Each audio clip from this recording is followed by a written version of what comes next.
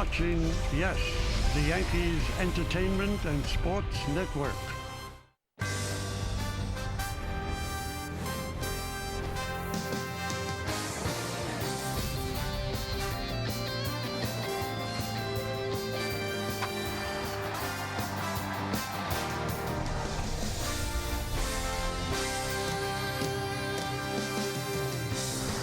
And the New York Yankees keep chugging along, winning when they have to win. The fans are turning out. A beautiful day here in New York. It wasn't beautiful for the Orioles as the Yankees knocked them out in a doubleheader yesterday. Today, the Yes Network presents New York Yankees baseball. It's the New York Yankees against the Baltimore Orioles in the fourth and final game of the series here at Yankee Stadium in the Bronx. Hello, everybody, and welcome to Yankees Baseball, along with Ken Singleton and Paul O'Neill. I'm Michael Kay. Double dip yesterday, day-night doubleheader. First game, Yankees won 8-3. Second game, they won 17-3. But after the first inning, it was no longer in doubt. The Yankees put up 12 runs. Paul, everybody got involved. 24 hits, the whole team got involved. But I tell you, the hottest hitter on this team since his homestand, Nick Swisher, hit his 13th and 14th home run of the season yesterday. 6 for 10 total in the doubleheader. But you get a little later in the game, Andrew Jones, and I'm going to have a while to talk about this one because it takes a while to come down off the starter sign in the back of the bullpen. One of the longer home runs I've seen in Yankee Stadium. So the Yankee offense really just came unhinged yesterday. Look at these numbers. 12 runs in the first inning, franchise record. 17 runs, that ties a season high. They had 24 hits, the most since '07. 8 players had 2 or more hits. 31st time they've done that since 1919. And oh yeah, Robinson Cano, first career 5-hit game. Lot of offense for the Yankees in the first inning alone. Let's take a look at the New York Lottery pitching matchup. Jake Arrieta will go for the O's, 10-7, 5.12. Freddie Garcia for the Yankees, 9-7, 3.23. Last time out, Kenny, Freddie pitched very well. Yeah, he's very strong against his former team, the Seattle Mariners. This was back on the 25th. And Freddie worked a season-high 7 2/3. He had that splitter working. He's done a very good job of keeping the ball down. He had 5 strikeouts in this game. In fact, Freddie Garcia has not given up a home run since June the 7th. He's done a great job of keeping the ball downstairs. Well, the Yankees will try to continue their dominance against the American League East. Now, Boston, they've struggled in this. Obviously, nothing to say about that. But the other team, they've done well. We'll talk with Kenny about that when we come back next, right here on Yes. We'll take you anywhere. Dial 7 Car and Limousine Service. The best ride in town. Call 212-777-7777. Whether traveling for business or pleasure, let Dial 7 take you to or from the airport in style. Book online and save. Or call Dial 7 today. Dial 7 212-777-7777. Dial 7. Don't leave town without us. Bedbugs don't care about your antiques or recent renovations. Most elimination methods mean damage that lasts after the pests are gone. Wipe out the problem and protect the things you love with Bell Environmental. Our instant freeze technology kills bedbugs and eggs on contact without compromising the safety of your family and fine furnishings. No fumes, no chemicals, no mess. Instant freeze won't damage delicate surfaces and leaves your space safe to reoccupy immediately. Roscoe, our bedbug sniffing dog, tracks down bedbugs in every nook and cranny so you'll know for sure. Protect what matters. Call Bell Environmental today. The average car dealer can offer you 20 to 40 cars in their lot, deals with 2 or 3 banks. And then there's Major World! With an over 3,000 car inventory and over 60 banks to get you approved regardless of credit history, you'll find the perfect car and model regardless of budget, with cars starting at $29.95. Check out the huge selection of luxury brands waiting for you. And remember, at Major World, 1% is all you pay to drive it away. Call 1-800-MAJOR-AUTO or visit us 24/7 at MajorWorld.com.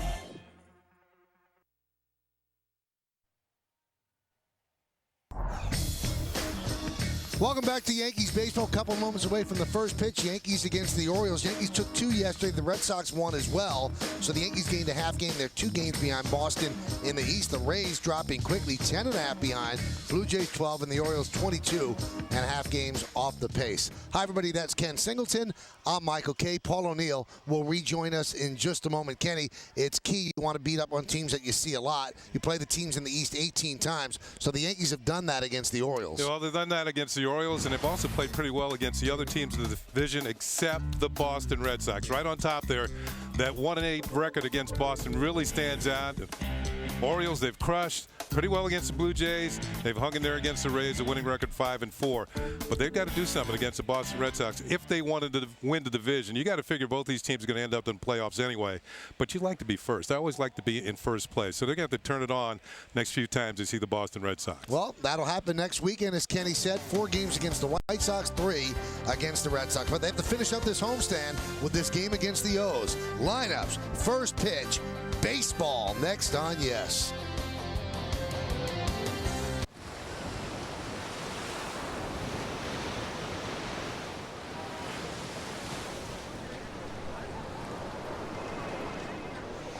Sorry, I couldn't get away.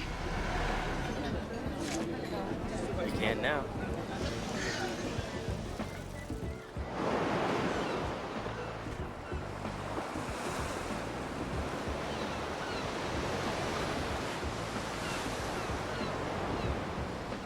The New York Yankees are great moments. There it goes! See ya! A long home run off the bat of Granderson. Fans, come out to Yankee Stadium on Tuesday, August 9th, when the Yankees take on the Angels. The first 18,000 guests 14 and younger will receive a Yankees back-to-school set, courtesy of P.C. Richard & Son. The New York Yankees, a proud tradition, a legendary history. 125 years ago, we invented the automobile. And 80,000 patents later, we're still reinventing it. It's no coincidence that the oldest car company has the youngest and freshest line in the luxury class, Mercedes-Benz. See your authorized Mercedes-Benz dealer for exceptional offers on the C-Class.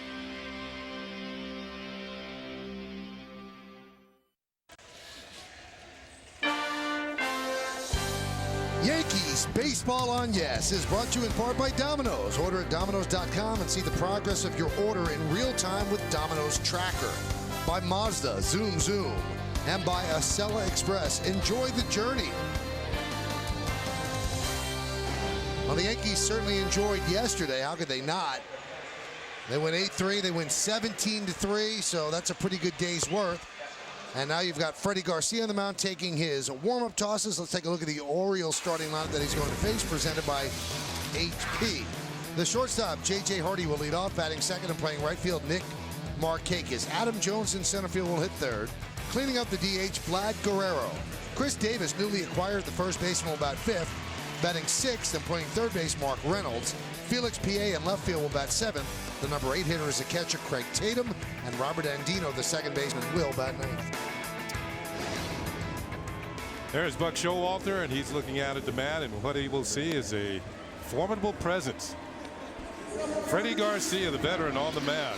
4-7 in his career against the Baltimore Orioles. His numbers are very good this year. 18 starts, 9-7, 3.23 ERA. All of those are excellent numbers. And a .265 opponent's batting average against. Let's check out our Jeep pitcher scouting report on Freddie Garcia. July 31st, 1998. Well, today's July 31st. The trade deadline will end at 4 o'clock Eastern time. Freddie was part of a July 31st deal. He was traded from the Houston organization along with Carlos Guillen and a player to be named later who turned out to be John Alama. And the deal was for Randy Johnson going to Houston. It's time to split. His splitter is his strikeout pitcher. And he is playoff tested. When you think in the future the Yankees get to the playoffs, you wonder how well Freddie Garcia might do. He is 6-2 in his career in playoff play. Well, there you have it. Good scouting report there by Ken Singleton. It's almost like they just held off the game to get through there. Gave a little extra time there. Well, let's do it right here as Garcia deals high, and we are underway. I always feel rushed when I'm doing it. They go right to the first pitch. J.J. Hardy has been held hitless in this series, 0 for 13. There's a strike. Home plate umpire is Jim Reynolds.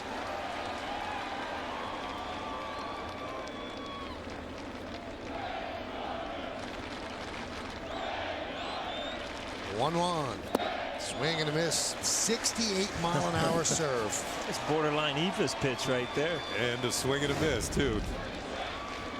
Wait. I can't wait. That's a curveball. That's not the split finger, and that's why you can take so much velocity off it. Hardy swings and misses. Why don't we take a look at the Yankee defense, brought to you by your Mercedes-Benz Tri-State dealer. In the outfield, Gardner, Granderson, and Swisher left to right. No, it's not Swisher, it's Jones, my bad. In the infield, Chavez, Jeter, Nunez, and Teixeira. Martin's behind the plate. You know what? I was right. Let's cross that out, Paul. It's Michael, Swisher. Don't ever doubt yourself. I doubted Michael. myself, and you know what? That's a bad move by me. Even gave him a nickname, Swish. Swish. I didn't have room for ER. There's Nick Markakis, and there's a strike. Markakis 4 hits in his last 24 at-bats.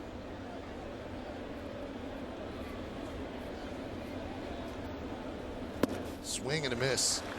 He's so free and easy, and I mean, changes speeds. He's not overpowering. He reinvented himself. You know, Kenny spoke about, you know, that trade from the Astros. Well, when the Mariners got him, he was a power pitcher, heavy sinker, threw really hard. But now it's a completely different guy out there as Markakis lines a single to right center. Markakis, to me, has swung the bat pretty well this series. He's used a lot of the field. He's hit a lot of balls at people. To a good start today. And Freddie Garcia seems to be take a lot of speed off, not a lot of fastballs to this young team. Michael, you were talking about that trade coming to Seattle. The next year, Freddie Garcia was runner-up the Rookie of the Year, won 17 games for the Mariners, so it turned out to be a pretty good deal for Seattle. Beautiful day, game time weather conditions by Bigelow Tea, 84 degrees. There's Adam Jones, and there's a strike. Now you go back and you try to pull from your memory guys that completely reinvented themselves, and the one guy that always jumps out at me is Frank Tanana. Hard throwing left-hander, and you know, hurt his arm and became a junk baller, and an effective junk baller for years with the Detroit Tigers. Usually that happens with a left-hander. You very rarely see a right-hander pitch this way. If he was left-handed, we'd call him a crafty lefty. I guess we'd call him a crafty righty. You're thinking along the lines of a Jamie Moyer or something like that? Was Jamie Moyer ever overpowering? No. No, Yeah, right? I mean, he was mid to high 80s at his best days, and you know, then he got down to actually the mid to lower 80s with the fastball. But you know, changeup, he always worked off his changeup.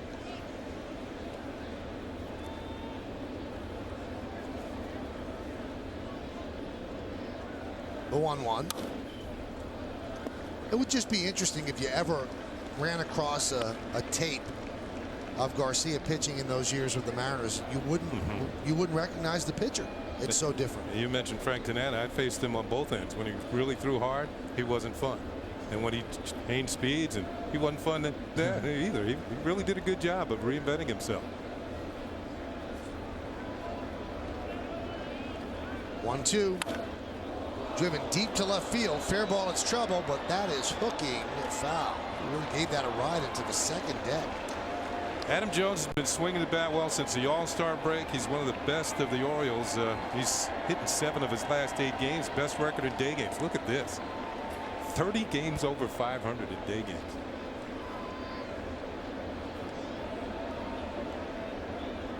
By the way, Verlander, who has the best record, is facing Jared Weaver in Detroit today. That's a nice matchup. That's a hot ticket. 1-2. Swing and a foul tip.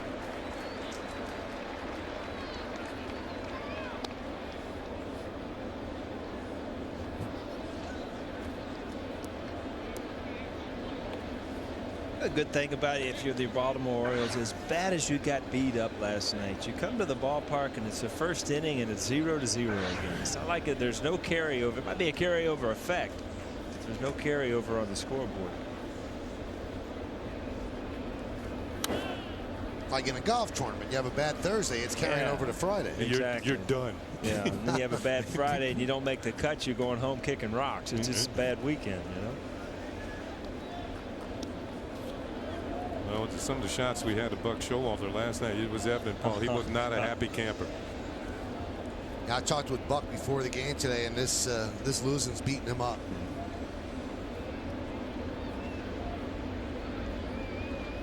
The 1-2, swing and a miss. Adam Jones strikes out. IOTV offers incredible HD picture and sound. Get the best in HD free. IOTV is the official HD service provider of Yankees baseball on Yes. That was a nasty splitter that got Adam Jones.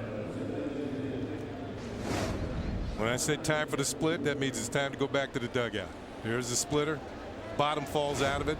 Adam Jones back to the dugout. What are the chances here, Mike? Swinging at the first pitch? I say yes. Yeah, Kenny? Yeah. Paul? I think he's going to bounce one, so I say no.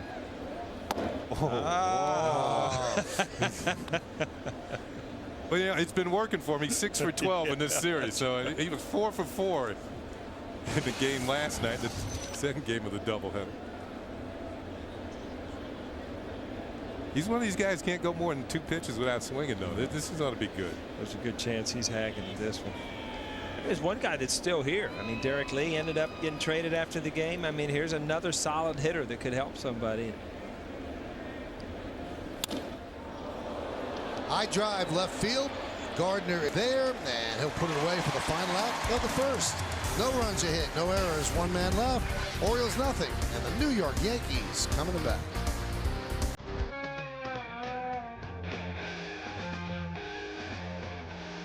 School is now in jam session.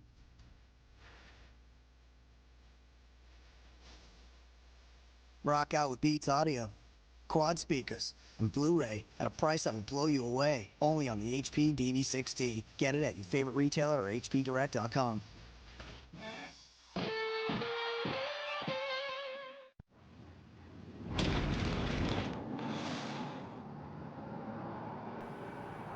Every cigarette is doing you damage.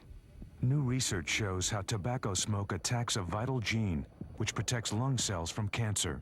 1 damaged cell is all it takes to start lung cancer growing. Every cigarette is doing you damage. So the sooner you quit, the better you'll be. We go to the bottom of the first inning. The Orioles do not score in the top of the inning. Let's take a look at the Yankees starting lineup, which is presented by HP.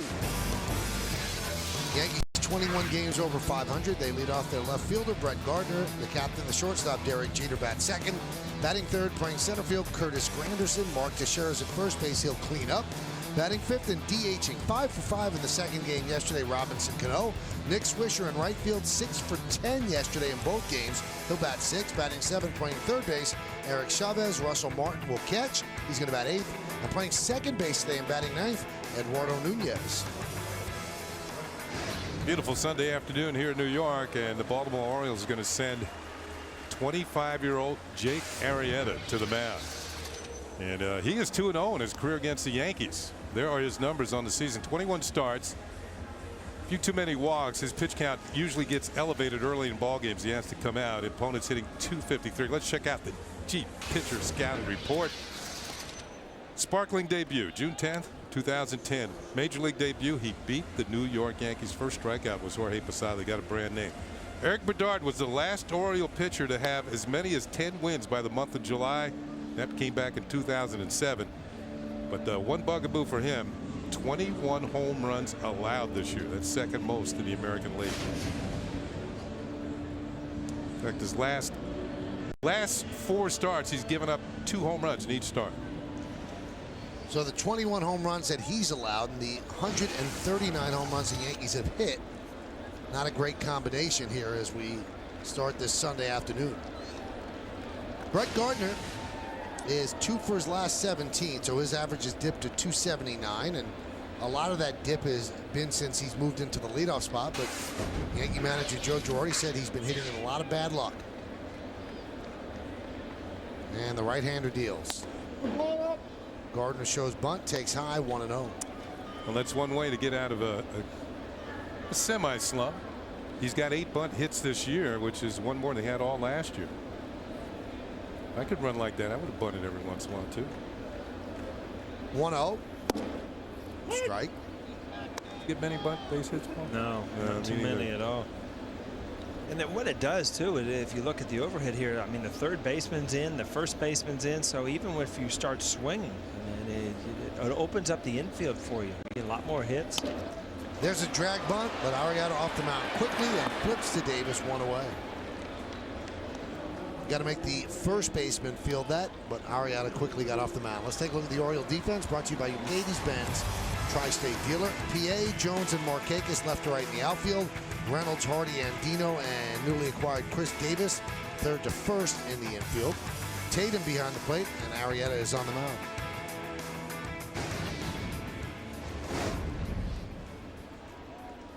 Here's a look at the bunt. Didn't quite get it past the pitcher or close enough to the line where the pitcher had to come further to get the ball. So that relatively easy out for Jake Arrieta and the Orioles. And Chris Davis did a good job there by reading the pitcher. I mean, he held his ground, saw that the pitcher was going to make the play, so he went back to first. First baseman commits too early to getting that ball, and then he has to flip it to the pitcher. That's what makes it a tough play. Chris Davis yesterday was property of the Texas Rangers. So midway through yesterday afternoon, learned he was traded to the Baltimore Orioles. Be weird. Gotta be weird to put on a new uniform. You don't know anybody. You're already out there starting a day game in Yankee Stadium. Coach Uehara went to the Texas Rangers and was very down, very emotional when told by Buck Showalter that he had been traded. He really liked pitching here, and he knew that Showalter took care of him, wanted to use him, not to use him too much, because he has a little bit of a balky right elbow. And if you use him for over 15 pitches and back-to-back days, it's a very fragile existence. And also, one thing that's going to be interesting, he doesn't really like pitching in hot weather, and he might be going to the wrong place. Grounded to third. Reynolds with the short hop gets Jeter for the second out.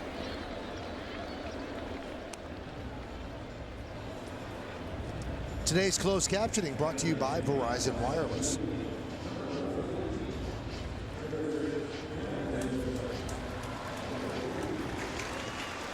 Check out the temperatures in Texas. Well, today it's only going to be 105.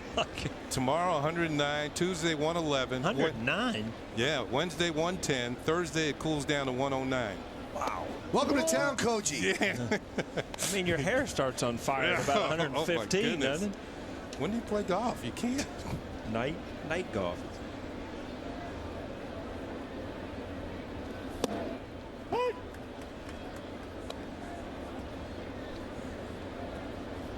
Welcome to town.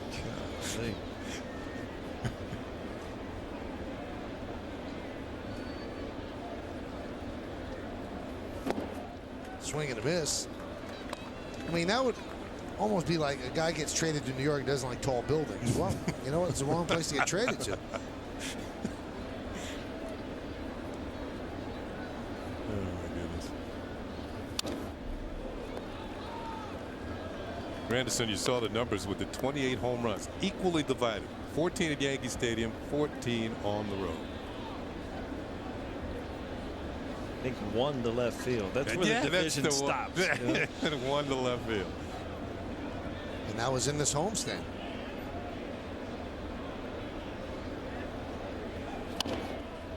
Grounded just over the mound, fielded by the shortstop Hardy, and Granderson beat it out. Well, you could see that unfolding that way. Yeah, once Arrieta didn't have a chance at it, it was almost equally divided between Andino and J.J. Hardy, and all of a sudden the race was on. And in this particular race, it's going to be Curtis Granderson who's going to win it. First base umpire is Mike DeMuro. Well, did he get it right? He did. He did. It was close. Hardy delivers. Yeah, he did. That was the best angle. Granderson safe at first.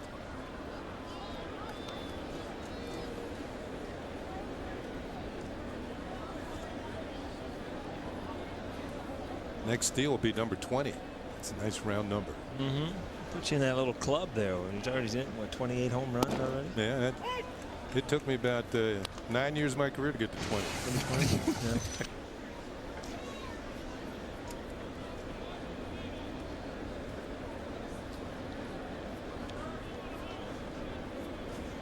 Hardy shades up the middle. Reynolds playing where the shortstop would normally play. The Orioles do not overshift, though, for Teixeira, as most teams do. where the second baseman would be in short right field and the shortstop would be on the second base side. Usually you see the shortstop right in there, but not with Baltimore. And that gets through the right side for a base hit.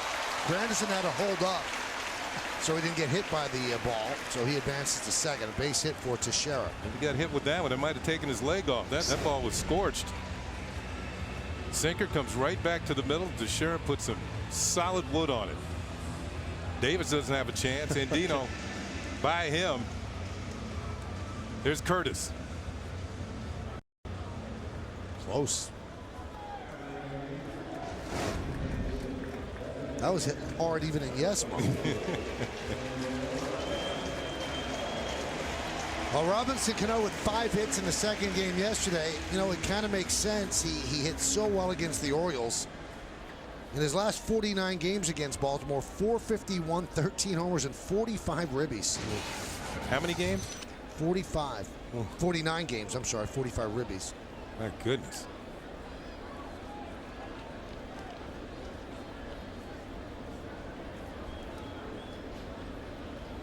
Cano yesterday became the first Yankee second baseman since I never knew this guy's name. Me neither. Del Pratt, August 23rd, 1920, to have a 5-hit, 5 RBI game.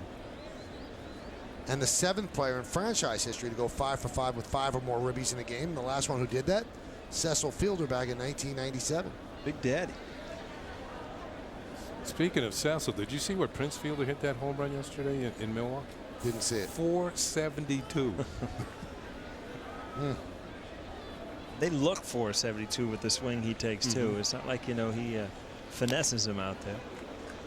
Hey, we were talking. It was a strange day for Robbie yesterday. To me, yeah. I even brought up at the end of the game, he just looked out of sync the first game, looked uncomfortable at the plate, almost thought that they might give him the day off the second game. He throws 5 hits in a row out there in game 2. Yeah, Buck Showalter was hoping they would have given him second game off. Robbie had 2 strikeouts, a walk, and fouled out in the first game. Now, how odd is that? Cano just went all the way to the dugout to change his batting gloves. Yeah, I think every once in a while the leather rips. And you got to get rid of it. I don't think Buck likes the idea.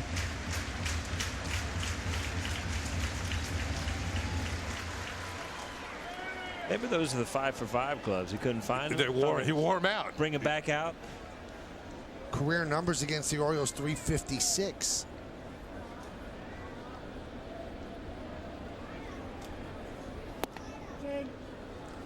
Count 2-1.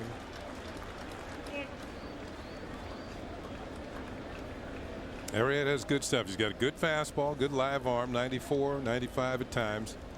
Good breaking ball, but he has a tendency to use too many pitches early in the ball game, and by the 5th inning, he's about ready to come out. One of the few Baltimore pitchers winning record, but also gets run support. Yeah. Every single scouting report through this thing, no run support, no run support. Well, they've scored him some runs. To be on a team this far under 500 and be 10-7, you feel like you're doing pretty good.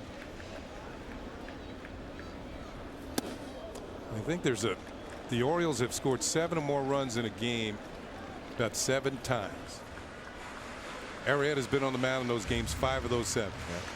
Good draw. Yeah. Maybe it's 9 runs in a game 7 times, and he's been on the mound 5 of those 7 times. That's how you get to the 10 wins with an ERA over 5.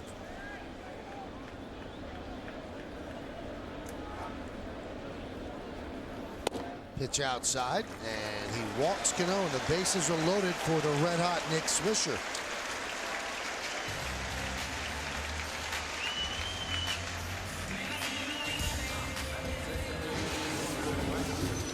Nick had some day yesterday. 2 games, 6 hits, and 10 at-bats. It's averaging out to 270.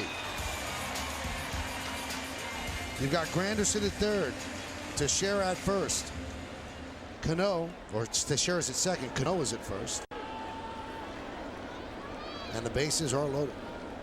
So Arrieta got the first 2 Yankees, Gardner and Jeter, and now he's got the bases loaded. Last 9 games, Swisher hitting .437. Grounded foul. Now check this out. This is the last 19 games. 23 for 63. 4 homers and 13 ribbies. 13 runs scored. And a .365 average.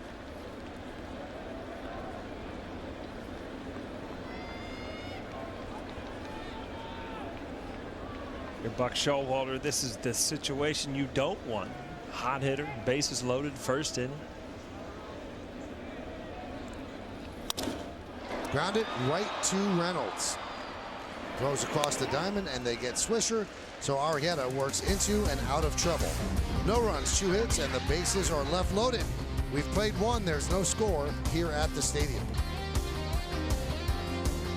When I was a young pup, I learned how to sniff out the pick of the pre-owned Lexus litter and how to be a woman or man's best friend when it came to finding the lowest prices. Now that I'm older, I look back on my pedigree and feel pride in the thousands of people who've lapped up the savings I've pointed them to. Like a dog with a bone, I won't stop until you find the model, year, and color you'll love or exchange it within 48 hours with our worry-free exchange policy. Don't get me wrong, working like a dog to hunt down the perfect pre-owned Lexus for you wasn't all hard work.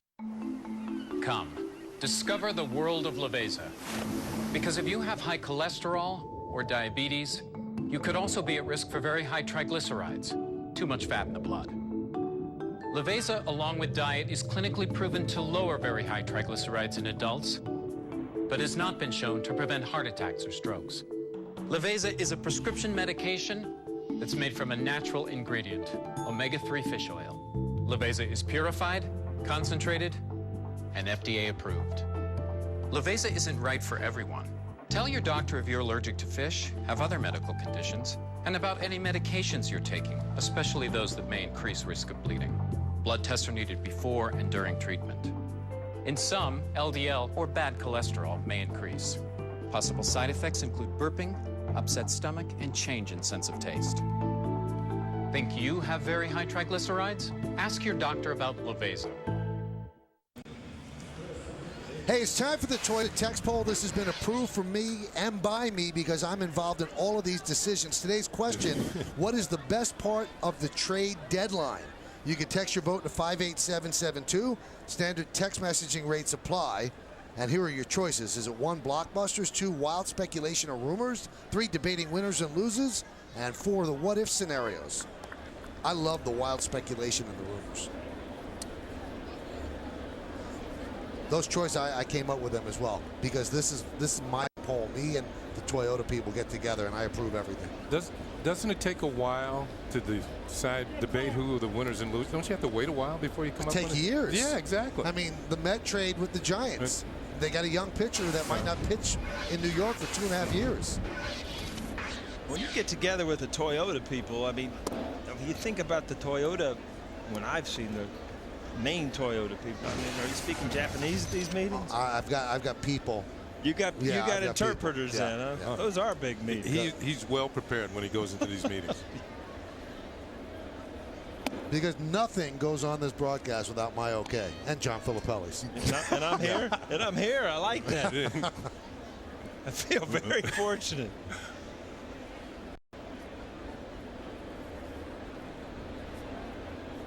Here's a 2-1.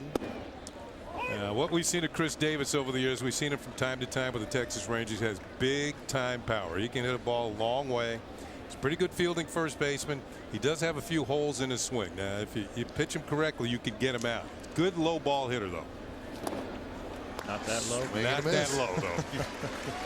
You know, one thing that's going to be interesting the way they build this lineup today, they have Davis and Reynolds back to back, and you see Davis strikes out. He strikes out about 33% of the time that he comes to the plate. So he strikes out. Reynolds is a guy who struck out 200 times in a year, and they're back to back in the lineup. That's a lot of no contact there.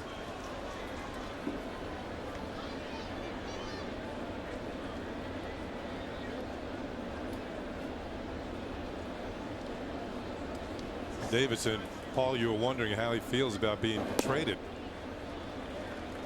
He's a native of Texas. He grew up, his favorite player was Pudge Rodriguez. It's got to be back tough. in the day, yeah. We always talk about how excited the players are going to the winning teams. Well, there is another side of the trade. Well, now he's playing, on the same network as Pudge Rodriguez of the Nationals. It's true. But one thing in his favor, he's going to get a chance to play. I mean, Mitch Moreland kind of took over the job in Texas at first. See Freddie Garcia consistently down, breaking balls, split fingers, down out of the zone. The Baltimore Orioles just keep wailing away at him. Michael, I will tell you right now, we're a little ahead of pace in Game 2 last night. Just a little bit, though. So kind of close. 2 strikeouts in a row, Davis and Reynolds, and they're going to learn to live with that. 4 strikeouts for Freddie Garcia. And he got him on the same pitch that he got Davis. A splitter in the dirt, comes up to the plate looking pretty good. But, you know, thigh high, maybe knee high. All of a sudden, it's in the dirt. Swung on and missed, strike 3. That's the splitter. Designed to look like a strike until it gets about 2 feet away from home plate. One of the tougher pitches as a hitter to pick up because the arm speed and the ball actually slips out of your the pitcher's fingers. You have to have big hands to be able to throw this pitch, and you don't pick up the spin on it very well like you do a slider or a breaking ball, so you can't gauge whether it's going to drop or hang, and that's why you see a lot of batters swing and split fingers in the dirt. Who had the best one you faced? Melito Perez had a true fork ball, and it really was like Scott Garrelts back in San Francisco as a guy came to mind, and that's kind of when that pitch became in fashion. He was as good as anybody. Jack Morris had a good one. That's the best one I faced. Jack Morris. Wasn't Roger Craig the guy who really caught all those Giants pitchers that pitch? And then a lot of them had arm problems. They were at the top of their game one year, and then they were all in the DL the next. PA grounds it foul, count 2-2.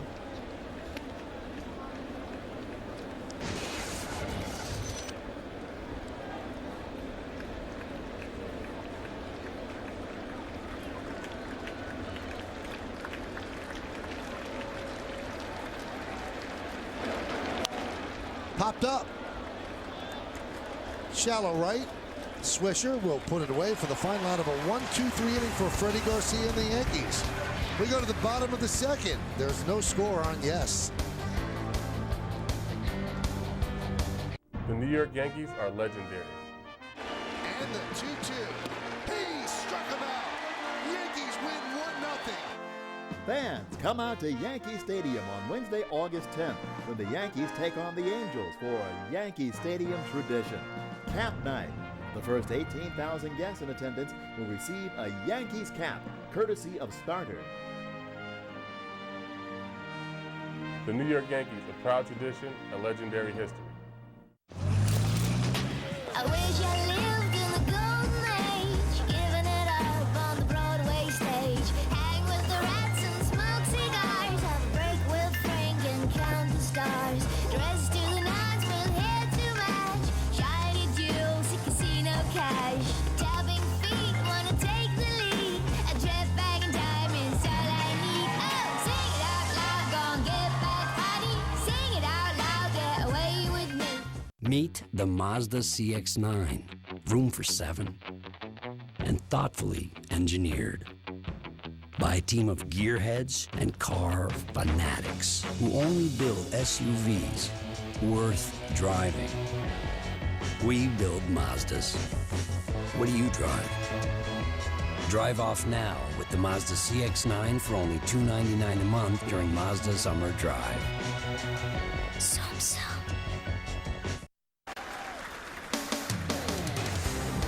Yankees Baseball on Yes is brought to you in part by Advanced Urology Centers of New York, the best care in the world right in your backyard.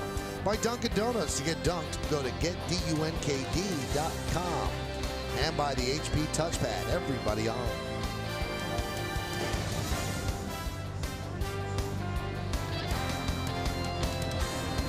About getting dunked the other day, Kenny. I mean, you weren't in the booth yet, but in the old carnival setting. And I saw on Hope Week the other day, I think it was Brian Cashman who got dunked. Yep. I think it was Jason Zillo who did it. Really? Yeah. A little frustration worked out there? You're going to have to get into that with them. No, okay. Jason Zillo, the media relations director for the Yankees, who really was the man who came up with Hope Week. Each year it's gotten better and better. Great job.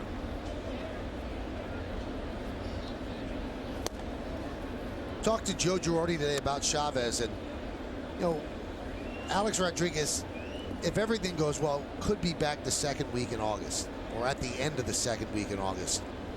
And I said, if there's 7 games in a week, how many times would you really want Chavez to play? He said 5. So that's pretty much more than he's committed to. He said, you know, we'll try to mix in Nunez to keep him healthy. But that's the key. You have to keep Chavez healthy. And that will be at third base, playing 5 times.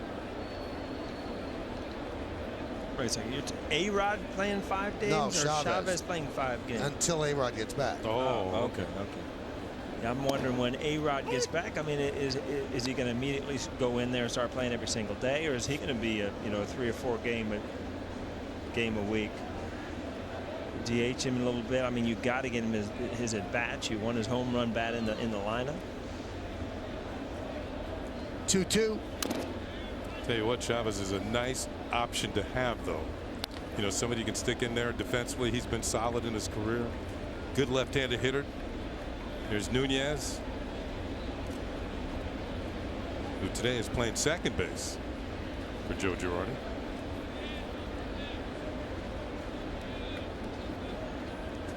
The 2-2. Swing and a miss, so Chavez strikes out.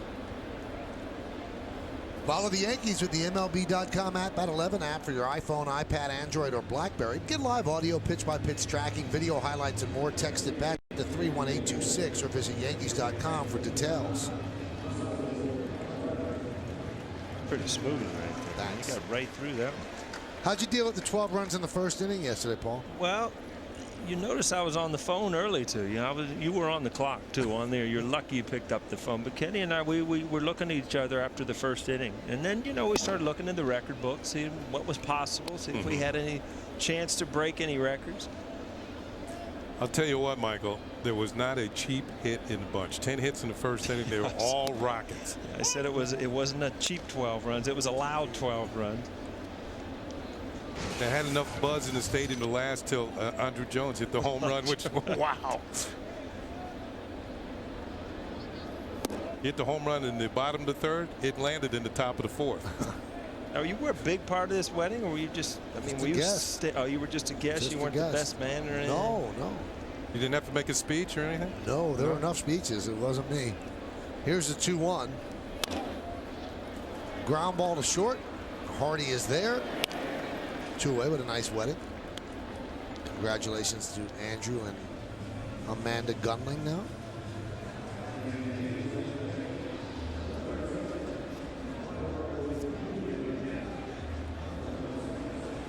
Trade deadline's coming up later this afternoon. At this point, the Yankees haven't done any move, but we'll see. The Red Sox acquired Michael Vilas. The Indians with the big blockbuster Ubaldo Jimenez.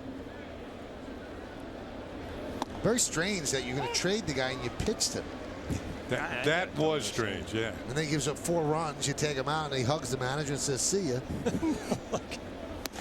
Where's Cleveland playing? For it, yeah. Jack Curry was a wild man yesterday. He was on all over. the stories. Man, his cell phone bill went way up yesterday. Hot shot up the middle, a base hit. Woo. During the game yesterday, Michael, we had 2 Oriole pitchers hit by line drives. Mike Gonzalez was knocked out of the game. This one. That breaking ball just doesn't have a lot of bite on it. Out over the plate. Nunez absolutely smokes it up the middle. By the time he got the glove up, the ball was by him. That shows you how quickly the ball can get back through the middle.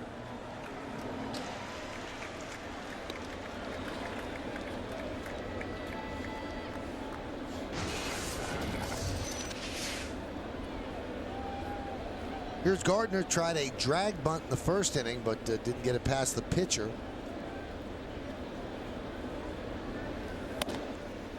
Pitch outside.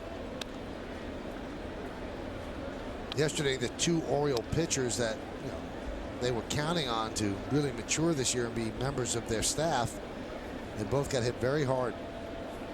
Tillman and Britton. Tillman came out and looked pretty good. I think he struck out like 4 of the first 5 hitters he faced, but then like the second time through. Figured out where he was? Oh, yeah. And, Britton's start started with striking Derek Jeter out. First little cutter inside, hard pitch. You think, wow, he's got pretty good stuff.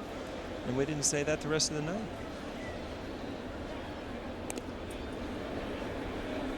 Derek had a lot of pressure on him the second time he came up in that inning. Because if he bangs into a double play, he makes all 3 outs. 3 outs. Yeah. What if that's ever been done? Probably. Everything's been done, right? Except for 12 runs in the first inning in New York. Served out to Hardy, and that'll do it. No runs a hit, no errors, and 1 man left on base. We've played 2 at the stadium. Yankees and the Orioles, 0-0. After Xing out the O's, the Bombers pack their bags for a 7-game road trip through Chicago and Boston. Tomorrow, Granderson and the Yanks go head-to-head with Canerco and the White Sox as these 2 teams look to make their move up the division standings. Yankees, White Sox. Complete coverage starts tomorrow at 7:30, only on Yes. Stanley! Somebody help!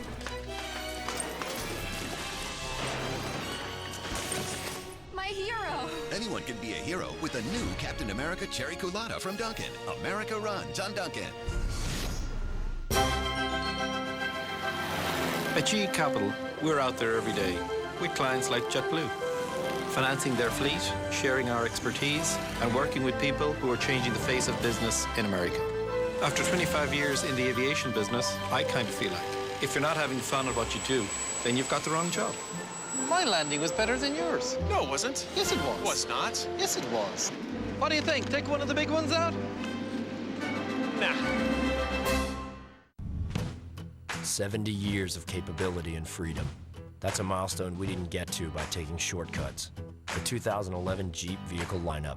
Remarkable 4x4 fuel economy, upgraded interiors, uncompromised craftsmanship and off-road capability. But here's one shortcut we think you should take. Get to the Chrysler, Jeep, Dodge, and Ram summer clearance event now. Sign and drive Jeep Wrangler Sport 4x4 with 0 down, 0 due at signing, and 0 first month's payment for well-qualified lessees. Hi, I'd like a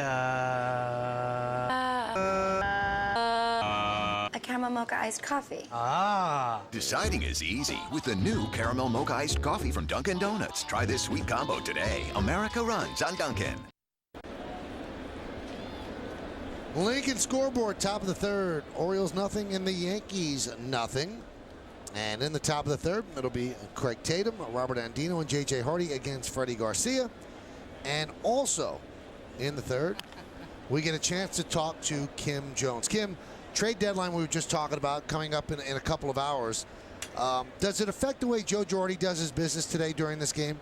Well, I asked Joe that before the game, Michael, because it is certainly conceivable the trade deadline comes and goes at 4 p.m. and the Yankees and Orioles are still playing this game. Joe said the only communication he would have today with General Manager Brian Cashman would be if he would have to lift a player from the game or stay away from using a player during the game. Certainly, obviously, he would get that communication, but then Joe laughed and said, like most things, you'll know before I do if the Yankees make a deal.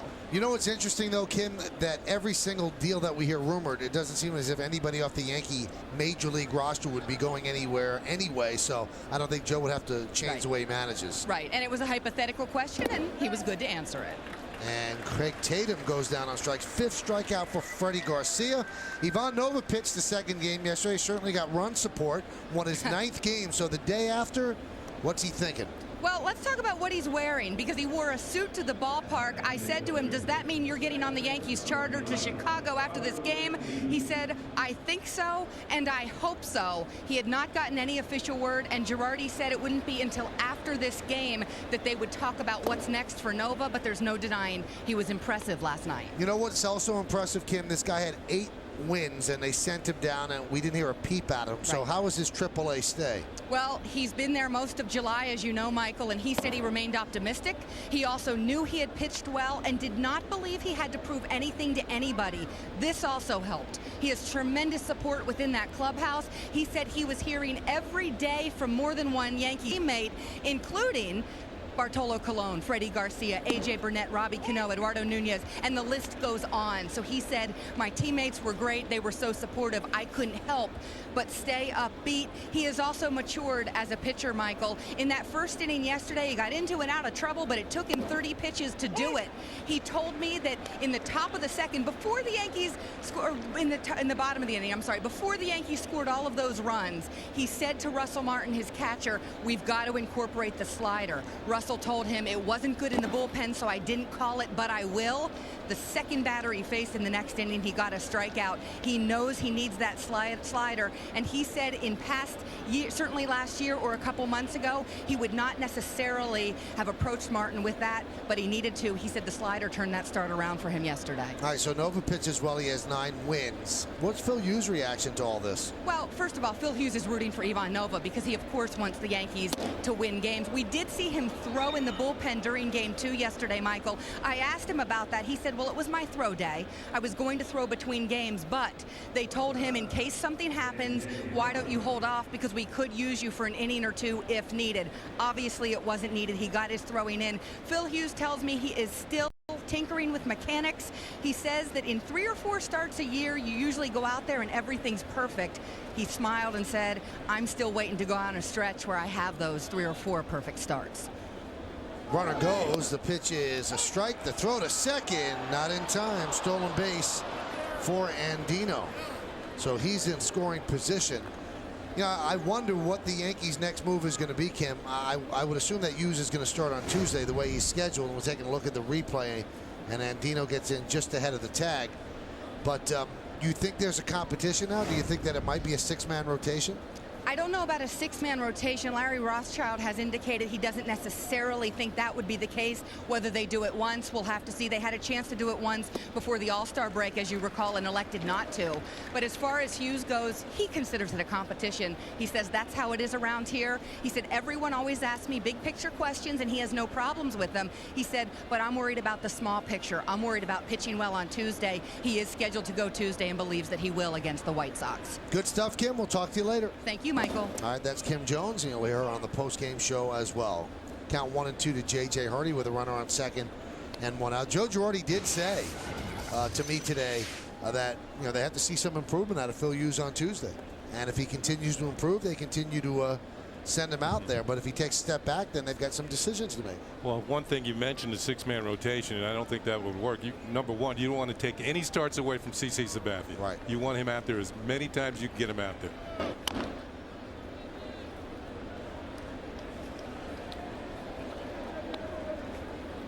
You notice a new thing going on with the Yankee pitchers, Paul? You got Hughes and you got Sabathia both holding bats in the dugout. And we saw that yesterday. They switched. We had CC game 1, and then we had Phil Hughes game 2. Now they both have bats. They're both trying to wheel the lumber.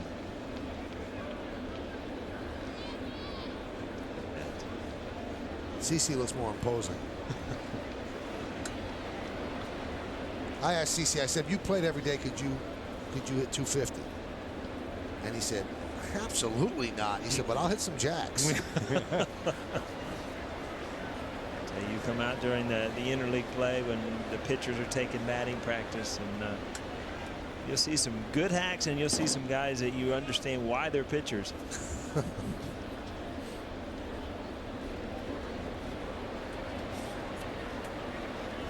All the hitters think they can pitch, and all the pitchers think they can hit. Paul's a guy who did both in high school. But you pitched in the big leagues 2 innings. Yeah, we went over that. Yeah, we talked about yesterday. They weren't my best stats.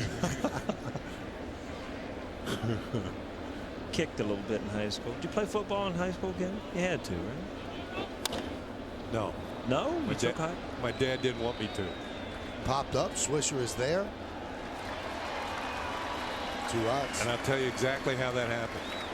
Where this new Yankee Stadium is, there was a tournament years ago, and I was playing in a tournament. My dad happened to be sitting in the stands, and happened to be sitting next to a scout for the St. Louis Cardinals. He didn't know that was my dad, and he heard the scout tell another scout, this kid has a chance.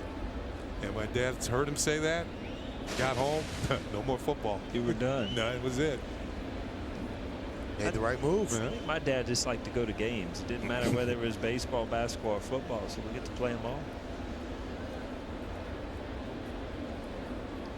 It was important in high school, though. For some reason in high school, if you didn't play football, you had to date one of the cheerleaders. You had to be on the team. I was right? thinking the same thing. Football players got all the girls. During football season. Then it changed to basketball. And then, well, baseball in high school, we didn't have cheerleaders, so it didn't matter. These cheerleaders in your high school, they don't sound like they were very much for commitment. Well, they just you fought hard for the homecoming dance, and then there was the problems. It went in seasons.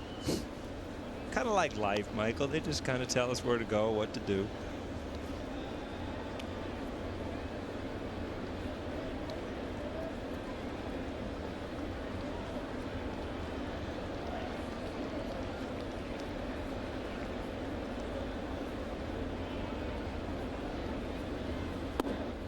There's a strike. Nick Markakis, this is a good matchup. You got Freddie Garcia, who likes to pitch in the day, and you got Nick Markakis, who loves to hit in the day. 32 day games this year. He's hitting .338. Overall, he's at .286.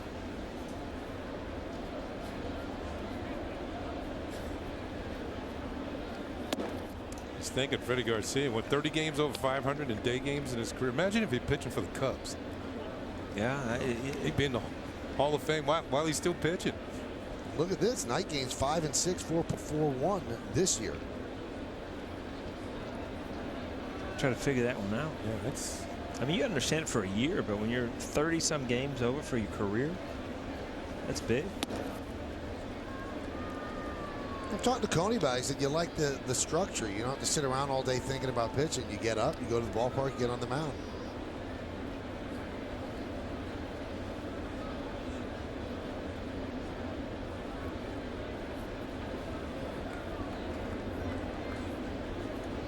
(3-1), and Markakis walks.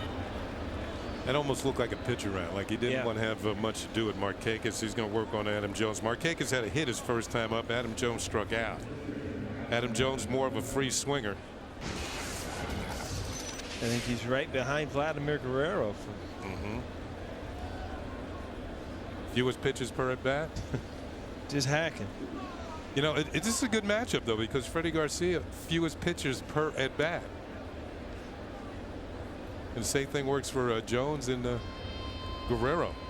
Things happen quick when these guys come up. First and second, 2 outs. Jones struck out in the first inning. Runner goes from second, steals third easily. Picked a decent pitch to go on, and he goes in standing up. So second stolen base of the inning for Andino. Surprised Markakis. He didn't follow him. You know, your job as a runner on first base is, you know, to really be looking over here towards see if he goes, and you see he didn't even budge, didn't pick it up.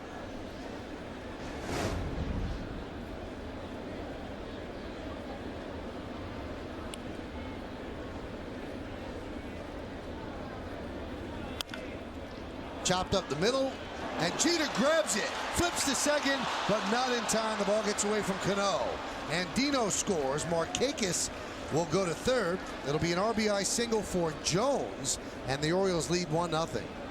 Oh, good try by Jeter. He knocks it down. He gets it in his glove, and he knows he's going to have no time whatsoever, and actually throws a bullet to Cano, just off target. Wouldn't have had him anyway, but worth a try. And that is Nunez at second, not Cano. Apologize. And Derek's going to get an error on the throw, allowing Markakis to move to third.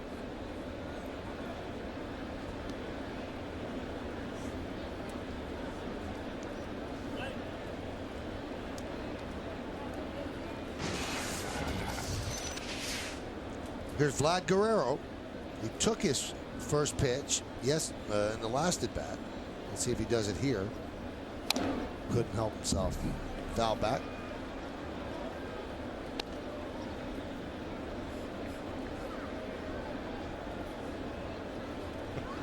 A swinging bat's a dangerous bat. That's his credo.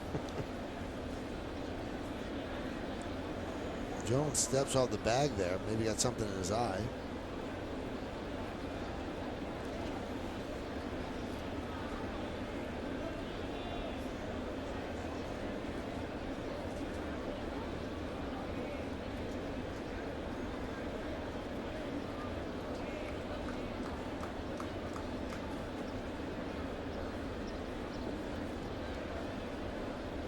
The 0-1.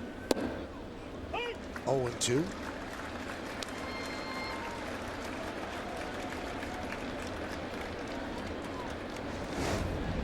See Guerrero kind of confused. I'm like, how could that ball be called a strike if I didn't swing at it?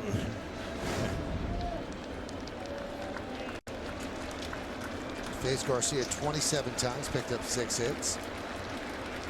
That's 222. If you don't have the slide rule out.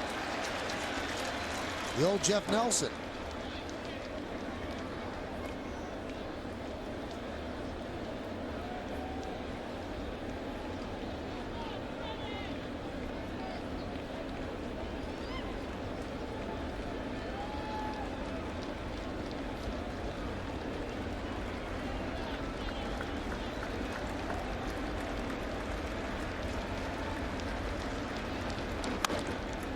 Grounded to third. Chavez goes across the diamond, and they'll get Guerrero, and that will do it. But the 2 walks hurt Garcia. 1 run, 1 hit, 1 error, and 2 men left. 1-0 Orioles, bottom of the 3rd.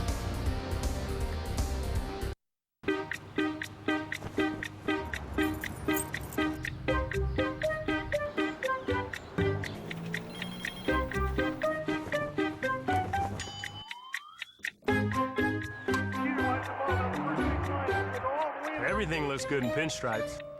So can you with the Yankees Edition Ford Focus. The Yankees Edition Focus. Register at your Tri-State Ford dealer or Yankees.com/Ford, and you could drive one home from the game on August 24th. Get to your Tri-State Ford dealer. The New York Yankees are legendary. That one's drilled deep to left field. See ya! 3,000! History with an exclamation point! Fans, come out to Yankee Stadium on Friday, August 12th, when the Yankees take on the Rays for a Yankee Stadium tradition, Cap Night. The first 18,000 guests, 21 and older, will receive a Yankees cap, courtesy of Budweiser. The New York Yankees, a proud tradition, a legendary history.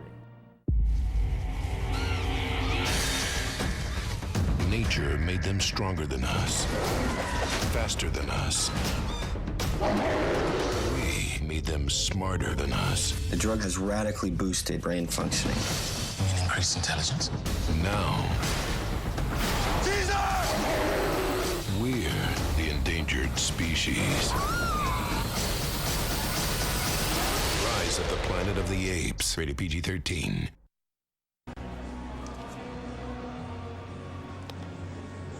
Derek Jeter will lead off here in the 3rd inning. Let's take a look at the HP Touchpad League leaders. And it's brought to you by HP Touchpad every on. Derek Jeter has the most hits against the Orioles than he has against any other opponent.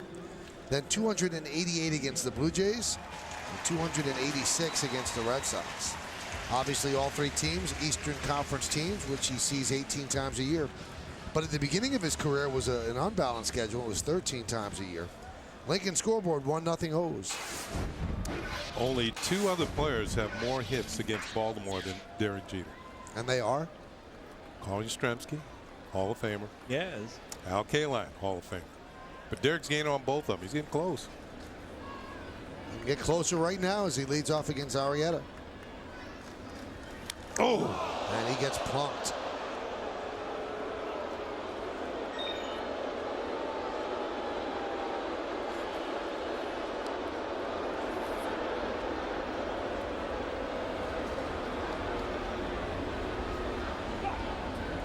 That didn't look good, and where it hit him, back of the hand, bad place to get hit as a hitter.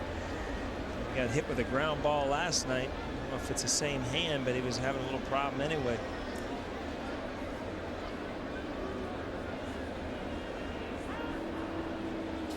You can see that Derek has some padding on the back of those gloves, but this might have actually got him in the fingers, which ball just running in, up and in. You can see immediately the grimace on his face. See, oh, right on the fingers. That cannot have felt good.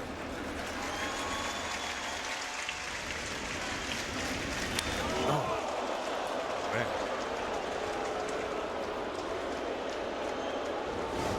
Some parts of the game you really miss when you're sitting up here, Kenny, and some parts you're just don't. glad you Yeah. don't have to worry about anymore.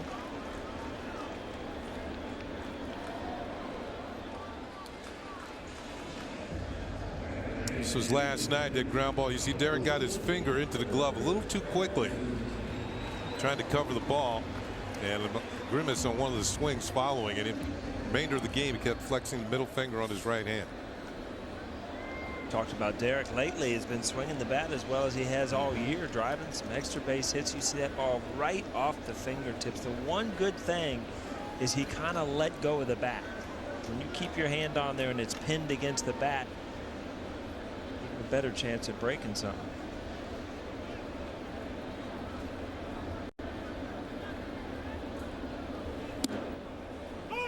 Strike to Granderson. Granderson with an infield single his first time up. Chopper over the mound, just behind second base.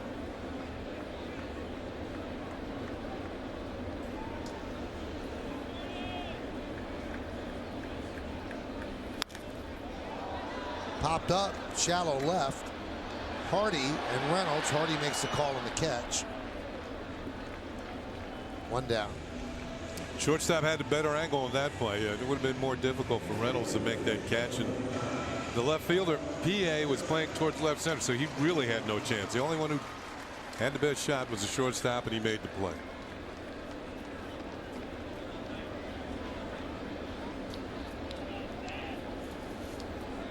Here's Mark Teixeira with a single to right in the first inning. 29 home runs this year. 18 of them have come with men on base. He has 4 home runs in his last 9 games. We talked about the breakdown with Granderson, 14 and 14. Teixeira, not quite as even. 20 of his 29 home runs are here at the stadium. Seems to love that right field porch out there, a little right center. I mean, he's hit some line drives in this homestand that have made it out there. Orioles up 1-0 on the bottom of the third.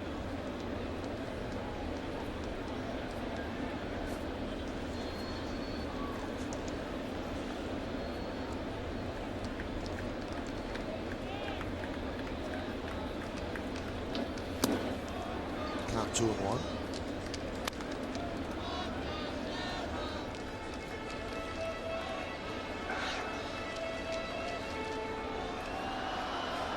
Big night last night. You see Robbie Cano up to 297. Ready to get over that 300 line. Can continue to stay hot.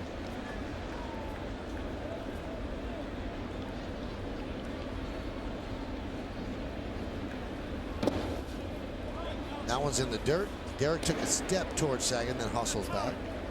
Marietta staying with that breaking ball down and in. Teixeira not biting.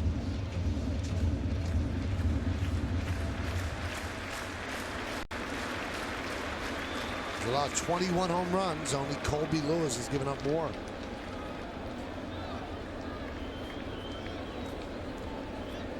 All 3 of those pitchers that you just saw, they pitch half their games in home run yielding ballparks. 3-1 and a walk to Teixeira. Moves Derek to second, brings up Cano.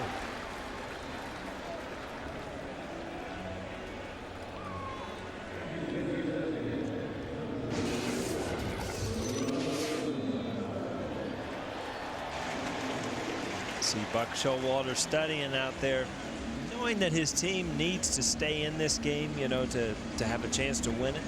A couple big innings by the Yankees, which this one could turn out to be. Well, you know, you're on a team right now that's used to losing. You put them down early in the game, chances are you are going to lose.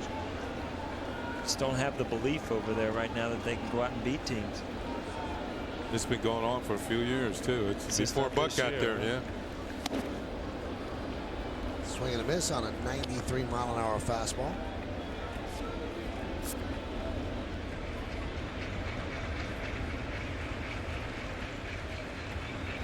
Been a lot of managerial changes.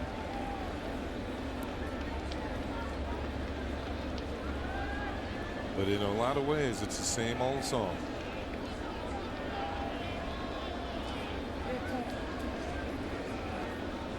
And that song's a little off key for many years. Same old song. Who sings that? Wasn't it the Four Tops? Four Tops? Years ago. I'm glad I got somebody up here I can before your ask, 'cause I time, look yeah. at Michael and he's like, is that a song? Just doesn't help me on the music end. Michael is a movies guy. I'm He gonna go to knows the his movies movies with him. backwards All and forwards. I'll put my iPod up against yours anytime. Really? Paul. Yeah. Oh, yeah. My workout iPod is strong. Mine's not. Neither am I. The 0-1. 0-2. I've learned that over the years. He is a movies guy except for one movie. The one that you gave me I haven't seen yet. Still, I'm not even going to mention it anymore. I'm cutting you loose as far as that's concerned. Kenny recommended One Flew Over the Cuckoo's Nest to me and actually got me the seen that DVD. yet? I've never seen it, no. Oh, Martini? Hit me. Hit me. The baseball scene in there is classic. Yeah, great. Michael's never seen that. He's got the DVD. Yeah. I bet he doesn't It's even in know where perfect shape. Yeah, I'm sure it is. But the plastic's not off of it yet. The basketball scene in there is fantastic too.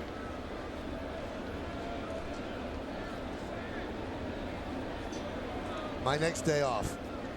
It's going to be a while. Man, you never have a day off. If you do, you're going to a wedding. Here's the 0-2 outside.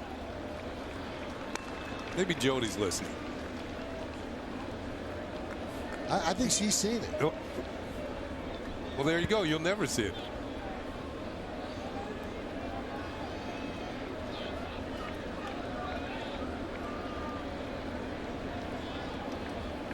Jeter's at second. Teixeira's at first. One man out. Bottom of the third inning. 2-2. Kenny, you talked about it early. I mean, he wastes so many pitches in these early innings that you never, I mean, not never, but you don't see him late in games. He just uses too much early in the game. Long innings, long counts. I think that'll come in maturity, you know, realizing how to get people out a little more economically. But at this point in his career, he's got a strong arm. There's no doubt about it. He throws well. You got to like his stuff.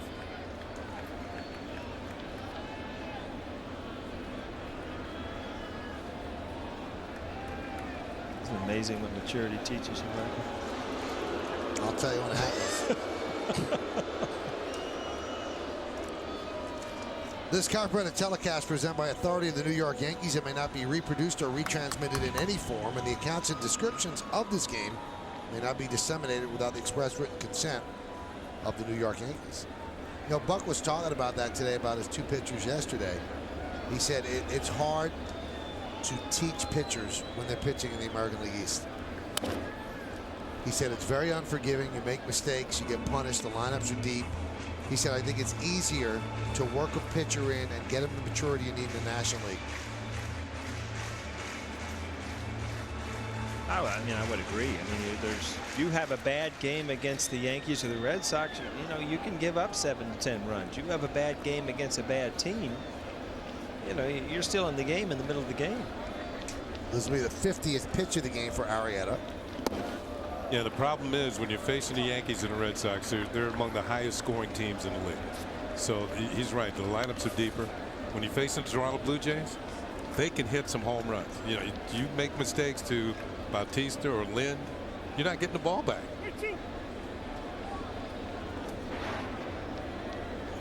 That's the breakdown on the 50 pitches. Not a particularly good ratio.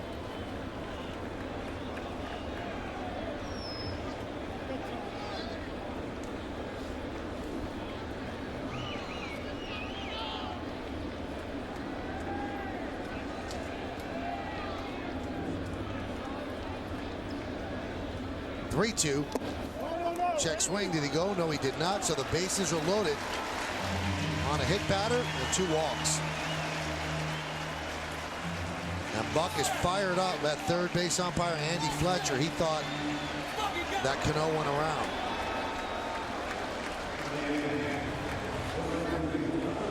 get a little closer so we can hear what he has to say. We get another look. He might have a beef. It's close.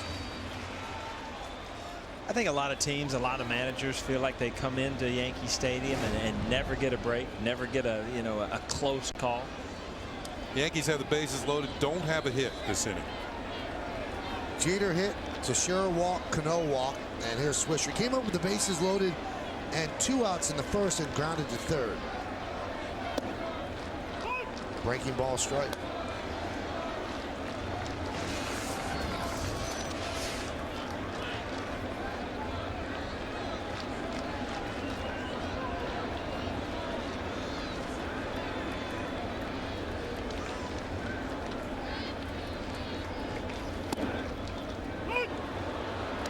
Count 0-2 quickly on Swisher. Of late, Swisher's been much better from the left side. Look what he did in his first 120 bats, 175. But in 123 at bats in June and July, 317 with much more production and power.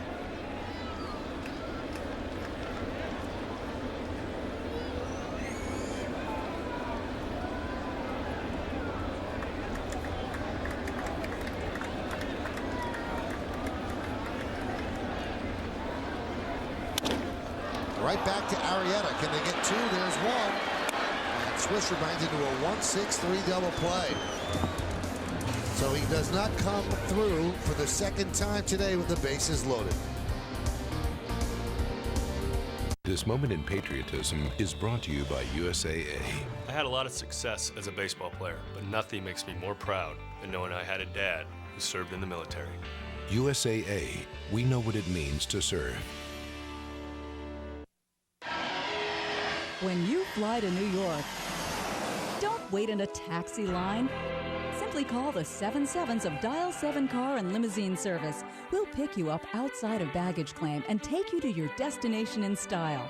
If you need more space, dial 7s for a minivan or limousine. We've got a bold new look, and we're the best ride in town. The 77s of Dial 7 Car and Limousine Service. 777-7777. The average car dealer can offer you 20 to 40 cars in their lot, deals with 2 or 3 banks. And then there's Major World! With an over 3,000 car inventory and over 60 banks to get you approved regardless of credit history, you'll find the perfect car and model regardless of budget, with cars starting at $29.95. Check out the huge selection of luxury brands waiting for you. And remember, at Major World, 1% is all you pay to drive it away. Call 1-800-MAJOR-AUTO or visit us 24/7 at MajorWorld.com. Dish Network claims they have more HD channels than DirecTV. But what Dish doesn't tell you is that 24 of their HD channels are only in high def, part of the time. So with Dish, when you turn on your flat screen, you might get HD, or you might not. DirecTV now has over 170 HD channels, all in high def, all the time. The most full-time HD channels. Another reason why 50 million people agree. Don't just watch TV, DirecTV. Well, it's time for the New York State Smokers Quit Line Quiz. In his final Major League Baseball season, Paul O'Neill stole a career-high 22 bases for the 0-1 Yankees. Which 3 teammates stole more that season? We will find out. Paul retired after that season as well. As we move along here in the 4th inning, I want to tell you about Dunkin' Donuts tuna salad sandwich. It's quite the catch. Hurry in and try one of an oven-toasted, freshly baked bagel made with delicious tuna, crunchy celery, and an original blend of herbs. You can also get any size of their freshly brewed iced tea for just 99 cents. Now that's a cool deal. America runs on Dunkin's. Applicable taxes, price, and participation may vary. Limited time offer. Chris Davis lofts one to left field. And Gardner makes the play. So here you go, Paul. Well, you got the iced tea. The funny thing about this is we got breakfast, we got lunch. I mean, we're all the way through the game right now. That's right. I mean, America runs on Dunkin' Donuts. I'm sure you do too. I'm sorry, man. Sorry. You took a game off. I love Dunkin' Donuts, so that doesn't hurt my feelings. Here's Mark Reynolds. I'd love to shove a donut down your throat right now. There's a strike. You know what? I'll help you. I'll just start eating one. How's that?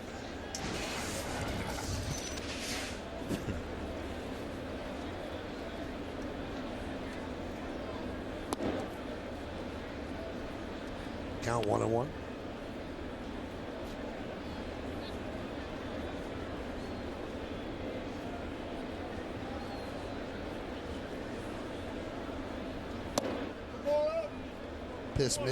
Pitch missed outside. A lot of things going on in that hat. Like retired numbers. Count 3-1. You know, Mark Reynolds, we talk about him striking out quite a bit, and that's true, but he's done very well at New York, both at Citi Field and here at Yankee Stadium. 6 games at Citi Field, 5 at Yankee Stadium. He's a .349 hitter with 12 runs batted in. Takes a strike. 6 home runs, but he's also struck out 18 times. So it's kind of all or nothing. But that's his game. That is his game.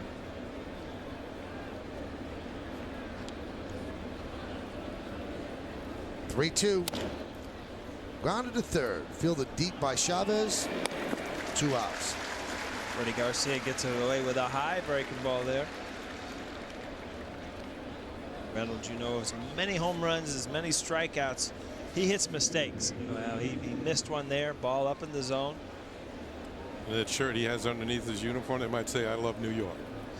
Those stats.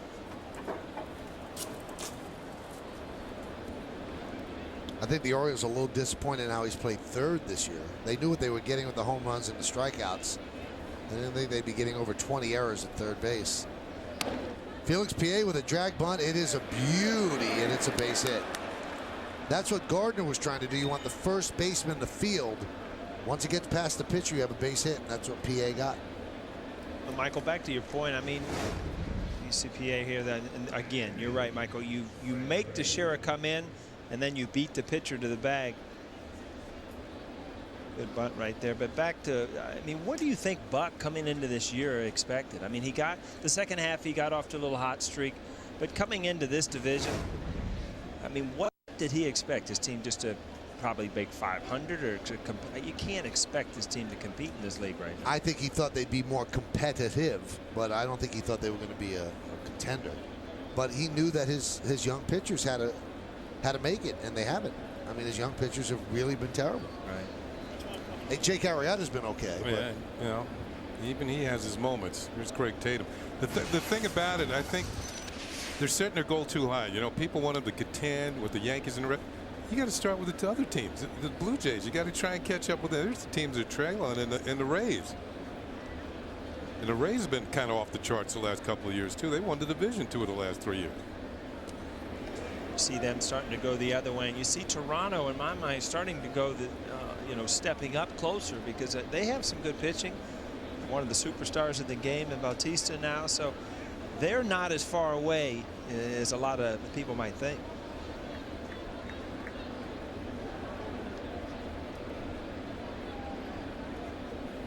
And at the moment, the Orioles are 10.5 games out of 4th place. Every other team in the division's over 500. This is a rough division. Yeah. You got to bring something to the table. You said many times, I mean, this is a homestand where the Yankees have got to make hay, and to this point they have, because the schedule is going to get tougher. PA tries to advance to second. A good throw by Martin, and Nunez applies the tag. That's not a caught stealing, but he is out at second. 2-4 in the dirt. Runner tries to advance, and Martin fires a strike to get PA.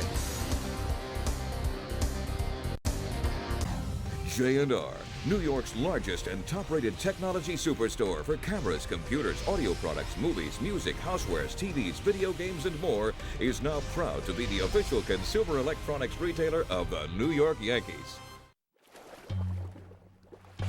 The sights, of summer. Don't blink. They go fast. Summer's best event from Cadillac. This summer, you do have a choice, and the time is now. Visit your Tri-State Cadillac dealer or CadillacTristate.com for this exceptional offer. Bring the power of the Optimum network to every corner of your home with the ultimate triple play from Optimum. The best TV, internet, and phone, plus a whole lot more.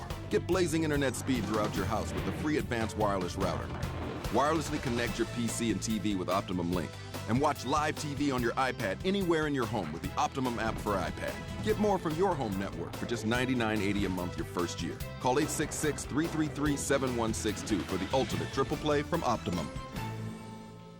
Hyundai has 4 cars that get 40 miles per gallon. What better place to get uncensored reactions than a gas station? 40 miles to the gallon. That's a good deal. The gas prices the way they are, it's awesome. They're really good-looking cars, too. You can't change gas prices, but you can change to the 40 mile per gallon Elantra. It comes with a trade-in value guarantee.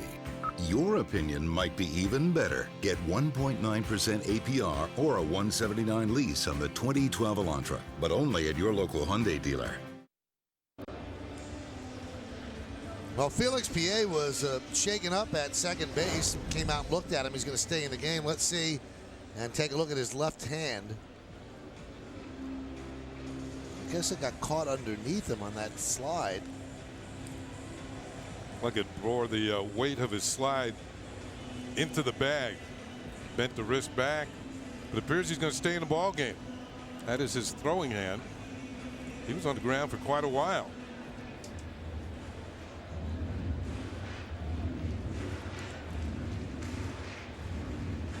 Where the wrist kind of bends right there.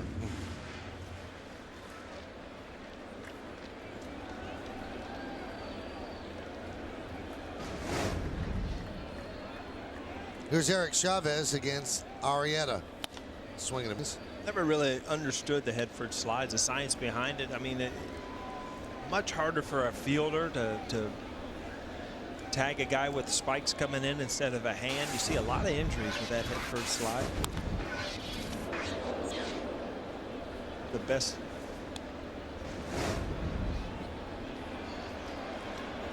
Looks like he's taken out on the dirt. I think it would have felt better if he was safe. Yeah, that usually happens out there. I can't understand.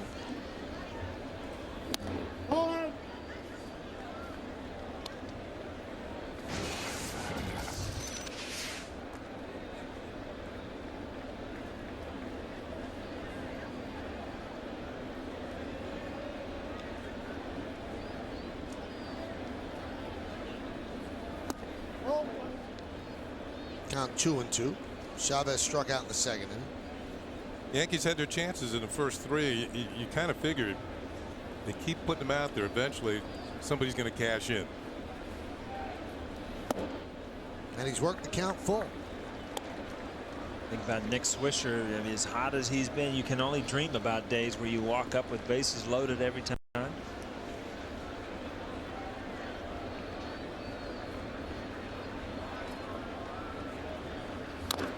Grounded foul. Yesterday, 6 for 10 in the doubleheader. Today, stranding base runners.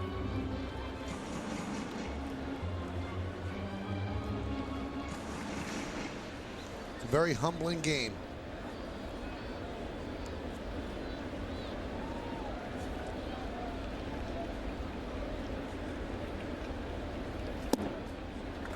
And Chavez works a walk. Now let's check out the answer to the New York State Smokers Quit Line quiz. It involved Paul O'Neill in his final big league season. Paul stole a career-high 22 bases for the Yankees. Which 3 teammates stole more that season? You were there, Paul. Who is it? Soriano, Knobloch, and Jeter. How'd you get that?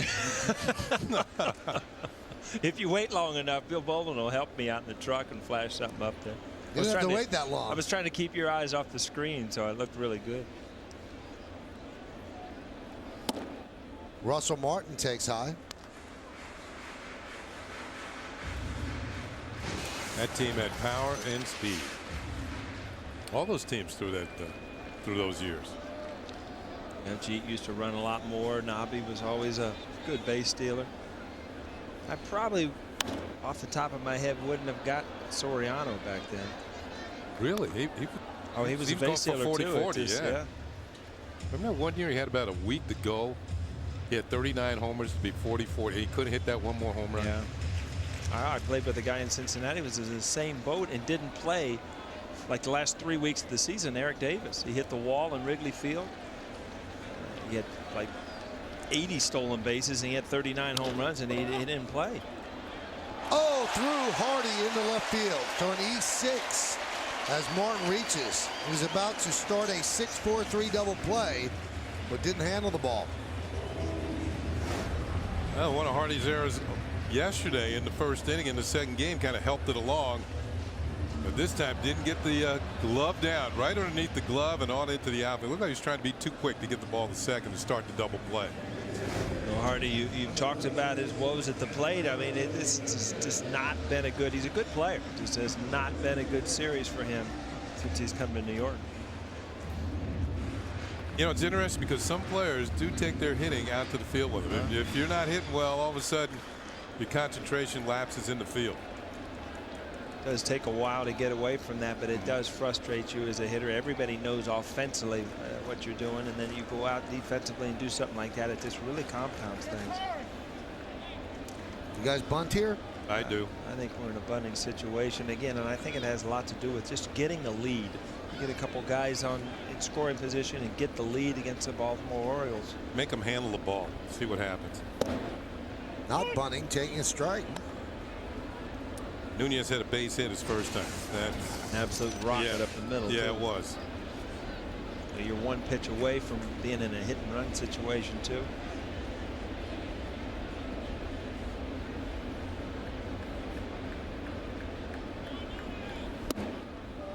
Another thing, he's kind of tough to double up because he runs very well. But he's taking a look, see if Joe Girardi has changed his mind here.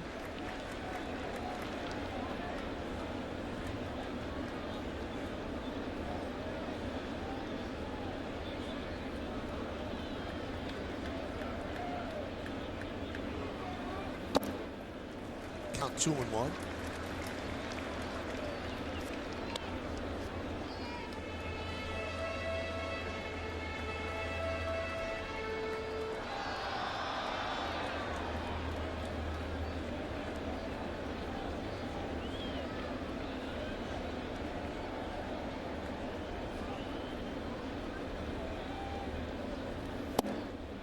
Now 3-1. Yankees are a pitch away from loading the bases for the third time today. Still nothing to show for it. Brett Gardner's on deck.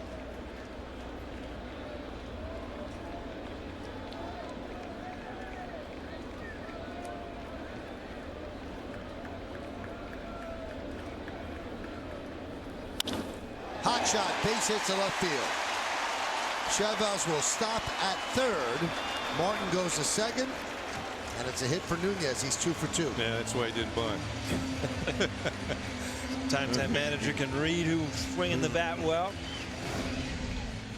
Got to count the 3-1. Look for something that you can really jump on with both feet, and Nunez does. Second solid hit of the ball game. Hit it so hard that Chavez really didn't have a chance to score from second. Robbie Thompson's going to throw out the stop sign real early. Sometimes managers like to put young players in position, see how they handle positions. Right there, Nunez does a good job. Well, again, bases loaded. Gardner, a .385 hitter, 5 for 13 with the bases loaded this season, 6 ribbies. He's 0 for 2 today.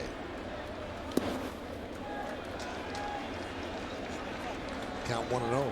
Michael, you just get the feeling that as many times as you give the Yankees opportunities to score a run, they're going to bust loose and have a couple big innings.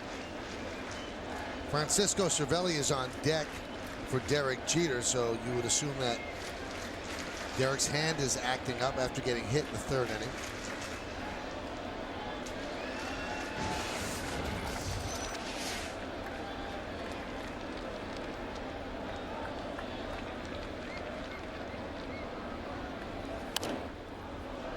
popped up and out of play.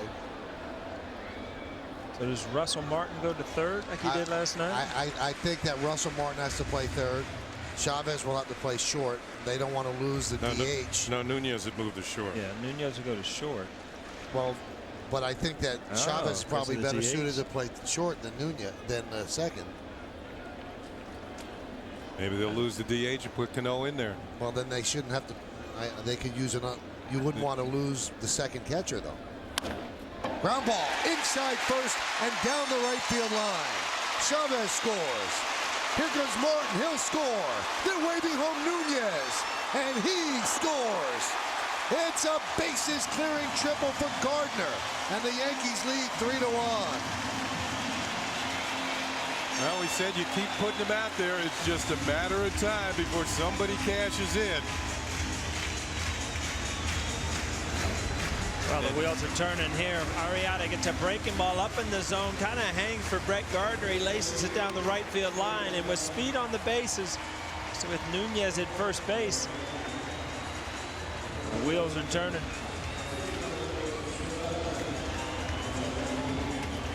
Man, he scored standing up on a ball hitting to the right field corner. That is impressive with the speed. I was going to say Markakis didn't fool around with that ball. He got it in quick. Still very easy. Nunez a score from first base. Hardy feeling awful. If he fields that ball, it might be a double play. Instead, now 3 runs in, still nobody out. And here's the pinch hitter, Cervelli, for Jeter, infield in. There's a strike. You know, when you watch that pitch and Jeet, you get hit on that finger. Throwing hand. Hands are very important to hitting. I mean, you kind of lose strength and being able to whip that bat. I hope it's nothing major.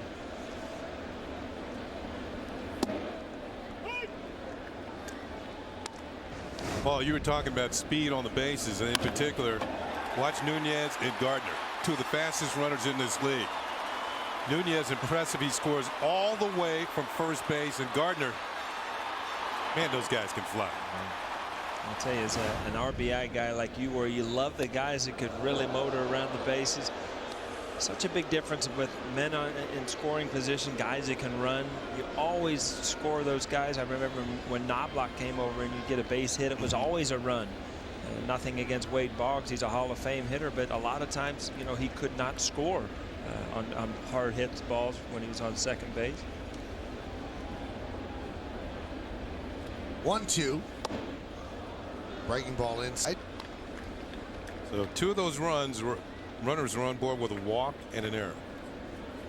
Then you follow it with a single and a triple, and you're in business. And a fielder who makes an error, then the other team scores. You just want to dig a hole and cover yourself up.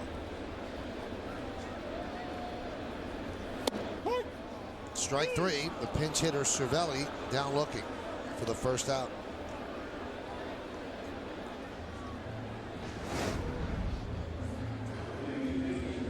Fastball out over the plate. Got the call just above the belt. Had to play. Cervelli just coming off the bench. Looks like that front hip. I mean, you don't feel quick. You don't feel like you can get to that ball inside. You kind of open up a little bit. Infield still in with 1 out, and the pitch to Granderson is a strike.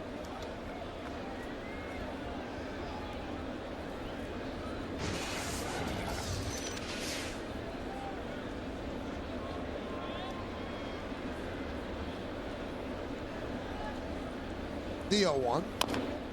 Dribbled slowly toward first. Davis fields. Tags the runner. Scoring is Gardner. And the Yankees now lead 4-1. Again, speed. I mean, Gardner probably going on contact. Scores on a ball where the first baseman's coming towards the plate. It's just a little one-hopper. You see Brett Gardner sliding in. You know, give Davis credit. He realized right away, I'm not getting the guy at third. So he'll go for the sure out. Get Granderson. Granderson gets himself a run batted in.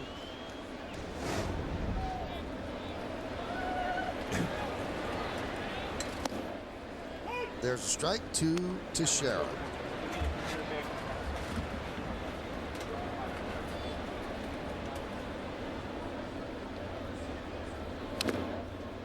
Count 0-2. So the Orioles lead 1-0 coming into the bottom of the 4th inning, but they've given up 4. Yankees have just done it.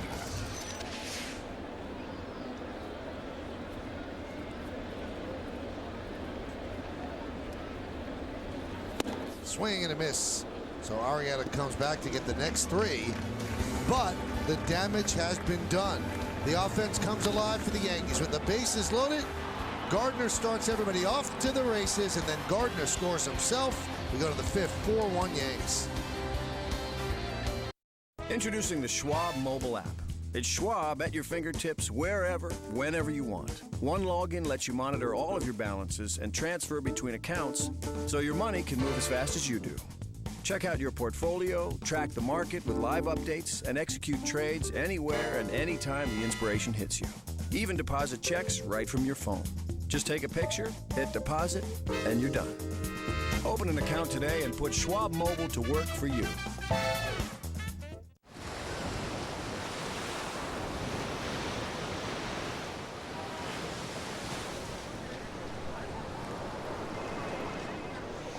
Sorry, I couldn't get away.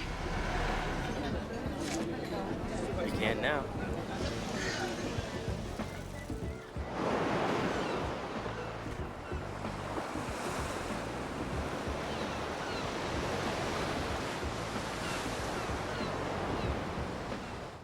Good night, gluttony. A farewell long awaited. Good night, stuffy. Good night, outdated. Good night, old luxury and all of your wares. Good night, bygones everywhere. Good morning, illumination. Good morning, innovation. Good morning, unequaled inspiration. The Audi A8, chosen by Car and Driver as the best luxury sedan in a recent comparison test.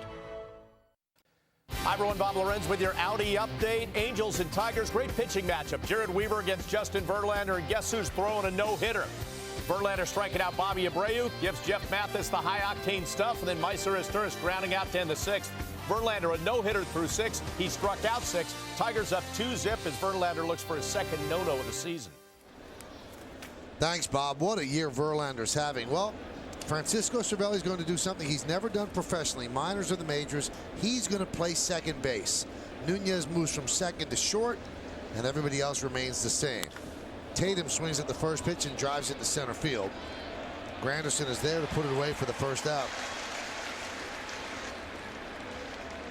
You ever play a position you're not accustomed to playing, Ken? Ooh, not really. Most of the time I was in the outfield. One time they considered playing me at third base. Didn't work out? No, well, Earl said, you want to play third? It was the last day of the season. He said, you want to play third? And I said, yeah, I'll play it. Then he thought again. He said, no, you'll probably get hurt and take you more than the offseason to recover. So he didn't play it. Now, if you're wondering why the Yankees are doing this, Derek Jeter got hit with a pitch on his fingers, his right finger, and stayed in the game for the next half inning of defense. But when his time came up at the plate, they pinch hit Cervelli for him. The Yankees don't have any backup infielders on the roster. I guess they could have gone with Posada, who actually was a second baseman in the minor leagues for the Yankees, but that was 15, 16 years ago, so they didn't want to go that route. And they've just got to patch it together. And Kenny was saying between innings, and it makes sense, they don't want to lose the DH now, but if it's a tight game in the late innings, they'll probably take Cano off the DH and then they'll lose it. But at this point, they'll try to get through with Cervelli at second. I mean, that's all well and good, and you're worrying about the machinations of right now as Andino swings and misses, but you also have to worry about Derek Jeter being hurt. Now let's check in once again with Bob Lorenz in the studio. Bob. Hey, Michael, in Chicago, Red Sox and White Sox. Red Sox trying to salvage a game in the series, and that is Jason Varitek in a scoreless game, going deep, a man aboard, so a 2-run shot. Red Sox up on that one 2-0. They're in the bottom of the 2nd. Michael. Thank you, Bob. And we'll hear from Bob a little later on again. And here's J.J. Hardy. J.J. Hardy in this series is 0 for 15. And now he's made a big error in the 4th inning, so this has not been a good weekend in New York for J.J. You see, Freddie Garcia is just, I mean, the breaking ball, the split finger out of the zone, and then he's able to pate with that fastball.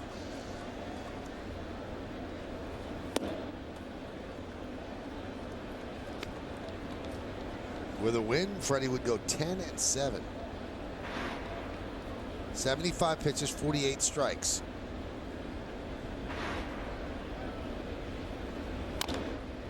Chopped slowly to short. Nunez charges. And a 1-2-3 inning for Freddie Garcia and the Yankees. We played 4.5 here in the Bronx. We're halfway through. Yankees 4 and the Orioles 1. Is it really necessary to brew Coors Light down as low as 34 degrees? Does it really matter if every beer is filtered cold, aged cold, and packaged cold? Do the mountains really need to turn blue when your beer's as cold as the Rockies? Is Rocky Mountain cold refreshment really that important? You be the judge. Frost brewed Coors Light, the world's most refreshing beer. Meet the Mazda 6. It's roomy, it's refined, and meticulously engineered in a wind tunnel. Because a car with class-leading aerodynamics is a car worth driving, and that's the only kind of car we build. We build Mazdas. What do you drive? Now, lease the Mazda 6 for only $199 a month during Mazda's Summer Drive.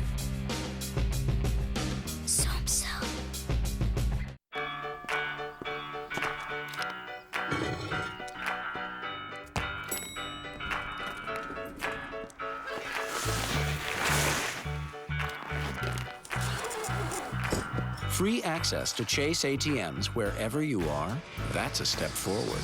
Chase customers can avoid ATM fees with the most ATM locations in New York and over 16,000 nationwide. Take a step forward and chase what matters. Jeter's destiny, Cano's derby, and CC's dominance. Today on the next WB Mason presents the Joe Girardi Show. The skipper recaps a memorable month of July and offers his personal reflections from Hope Week. Plus a preview of the next big battle with the Red Sox at Fenway.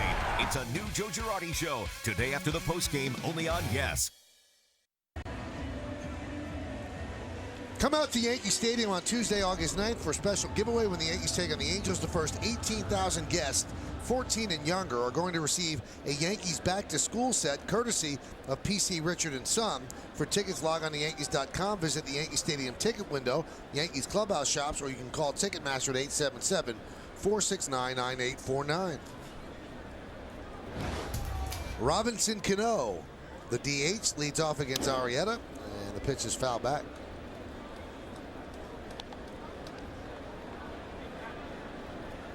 Arrieta has made a couple of starts against the Yankees this year.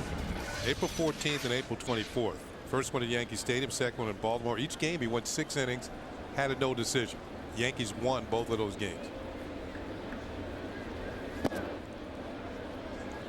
Now, we've been telling you about Cano being the DH. The Yankees are carrying a lot of pitchers. Remember, they have 6 starters now with Nova still up.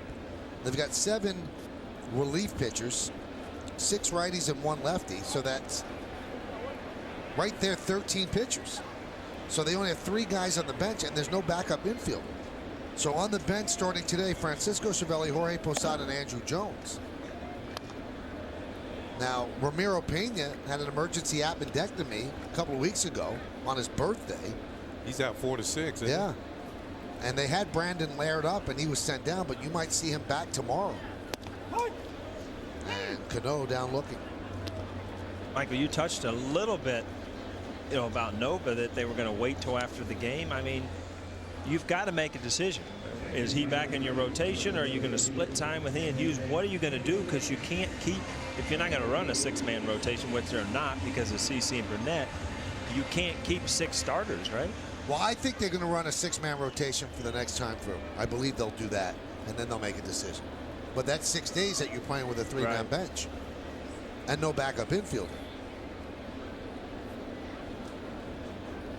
And it becomes even more vexing if, in fact, Derek is hurt. Now, that's the probable starters for the White Sox series. You've got Sabathia, Hughes, Burnett, and Colon in that order. You look at that series right there, and every series obviously is big to the New York Yankees are chasing the Red Sox, but huge series for the White Sox. I mean, they're trying to stay in that division there in the Central, and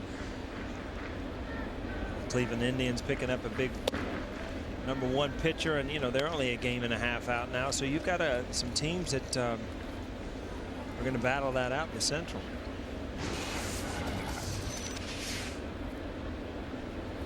Swisher 0 for 2 today after a 6 for 10 Saturday. Count 3-1.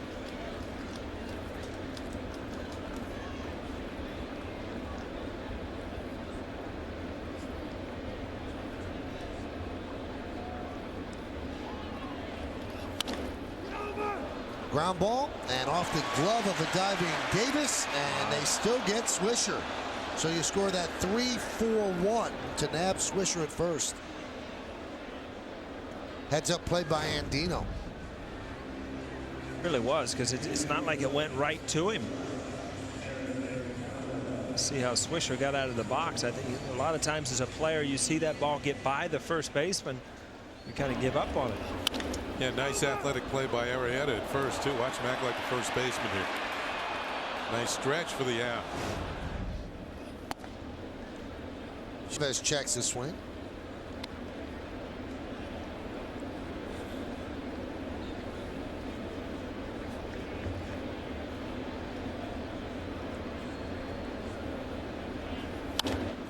Popped up. PA and Jones. And Jones calls him off for the final out of a 1-2-3 inning. We play 5 here at the stadium. Yankees 4 and the Orioles 1. In 5 days, our world becomes their planet. Rise of the Planet of the Apes. Here's tonight's starting lineup on Yes, the home of champions. When I was a young pup, I learned how to sniff out the pick of the pre-owned Lexus litter and how to be a woman or man's best friend when it came to finding the lowest prices. Now that I'm older, I look back on my pedigree and feel pride in the thousands of people who've lapped up the savings I've pointed them to. Like a dog with a bone, I won't stop until you find the model, year, and color you'll love, or exchange it within 48 hours with our worry-free exchange policy. Don't get me wrong, working like a dog to hunt down the perfect pre-owned Lexus for you wasn't all hard work.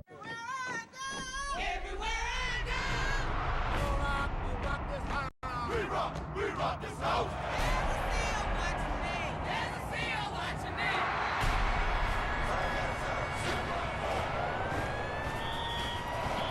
Turn around, face the west.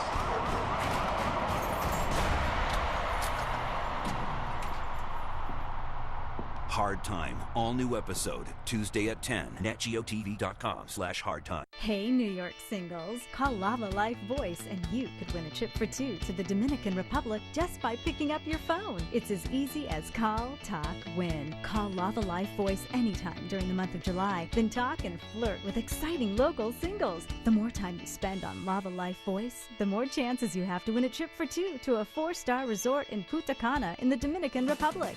And who knows, you just might find someone to take with you. Call Lava Life Voice now for your chance to win.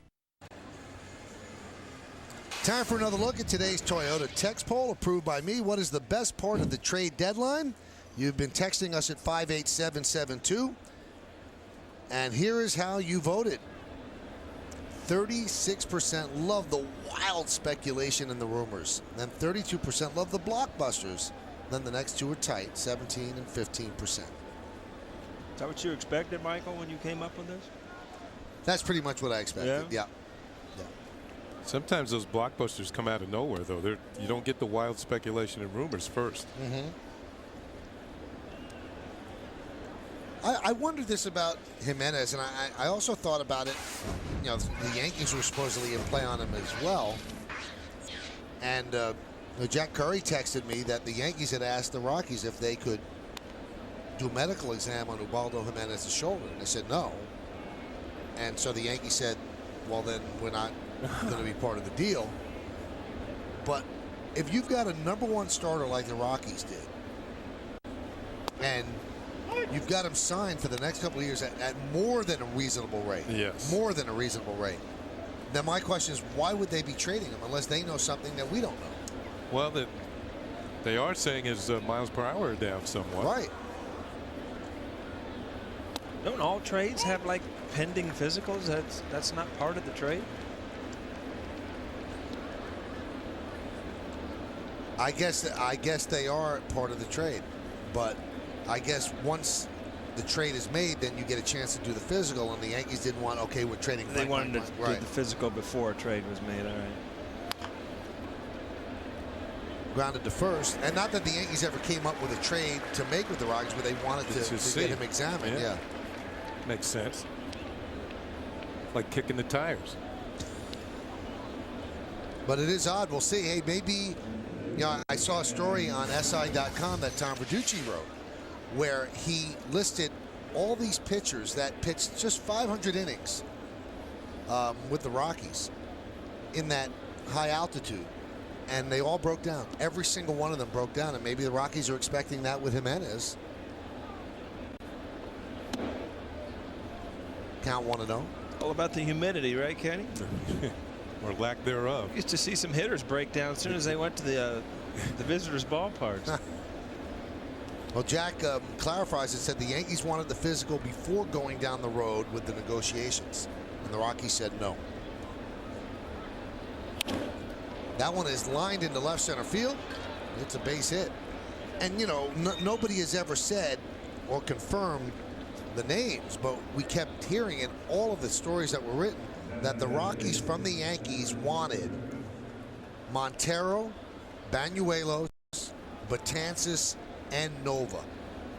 So they wanted their 3 best pitching prospects and their best catching prospect, and the Yankees said no. That's almost saying, like, can you give us your whole organization for a guy who might be suspect? Well, they said they wanted a Herschel Walker deal, like what the Cowboys made with the Vikings. Didn't quite work out for them either, no, did it? It worked out for the Cowboys great. Rebuilt their team. Pitch inside to Guerrero. Speaking of speculation, did you know you were going to get traded, Paul? Did you have any idea what was going to happen? There was a lot of rumors at the end of the year, and then as soon as we had a new GM that year come in, and there was a lot of rumors going on. And when the phone rang and I was traded, it wasn't a huge surprise.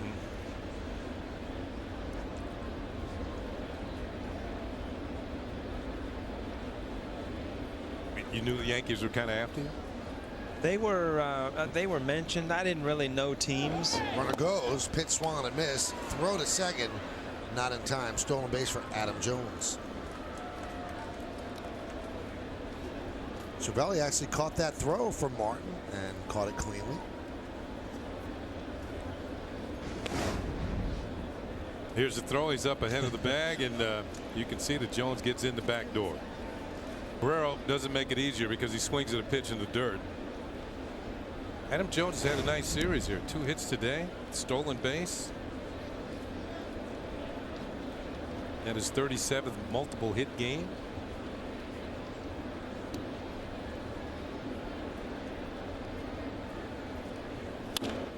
Lined into center field, a base hit, so that stolen base gets the Orioles a run as Guerrero picks up a ribby, and the Yankees lead 4-2. You notice that Guerrero hits a lot of balls hard, but he also hits a lot of balls off the end of the bat, and they go for hits. You see that ball off the end of the bat, and it has to do with the way his bat goes through the zone. He stays level through it, doesn't pull off pitches. So even if he hits it hard, he's got tremendous power, but when he doesn't hit it hard, he still throws it out there for a hit. See it as Paul calls it, right off the end of the bat. On the IOTV HD Super Shot.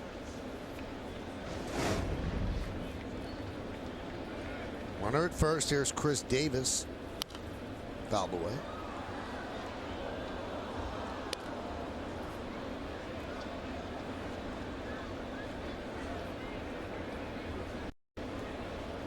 Well, it's about 3 o'clock here in New York, so there's an hour to go before the baseball trade deadline.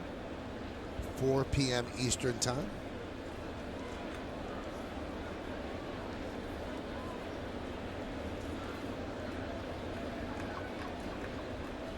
The 0-1.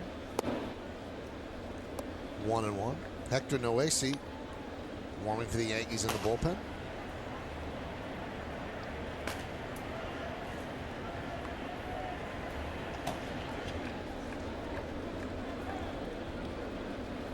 First inning, you look back at Freddie Garcia's actually missed with a couple fastballs up in the zone.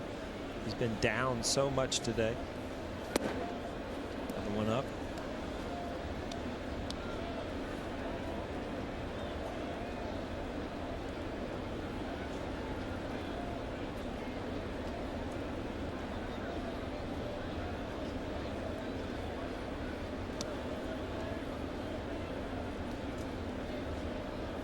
This will be the 90th pitch. And that's outside. 3-1. Davis came over from the Rangers with Tommy Hunter, who's going to be a starter. Well, it's about 3 o'clock here in New York, so there's an hour to go before the baseball trade deadline. 4 p.m. Eastern time.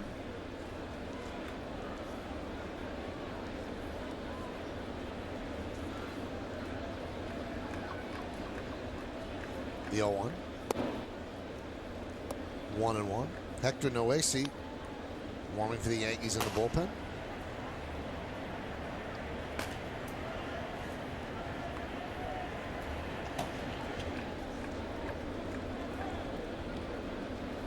First inning, you look back at Freddie Garcia has actually missed with a couple fastballs up in the zone. He's been down so much today. Another one up.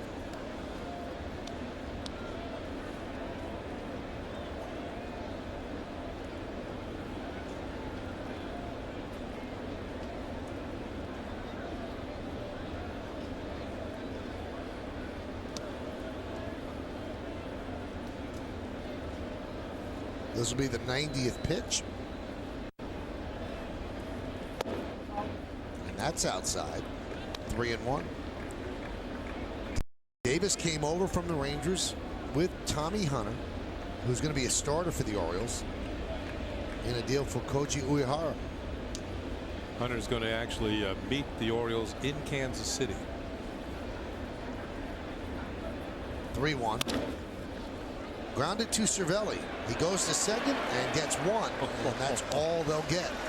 Let's check out one more thing with Bob Lorenz. Bob, what's up? Actually, a couple of things, Michael. Justin Verlander, top of the 7th. He walked a couple guys in this game, but gets Alberto Callaspo to lift one into foul territory. So his no-hitters through 7. Meantime, Rangers get reliever Mike Adams from the Padres for 2 minor league pitchers. Wow, so they get Mike Adams and Koji Uehara. Tell you what, Cervelli makes a decision here, and most guys out of position would just take the easy out.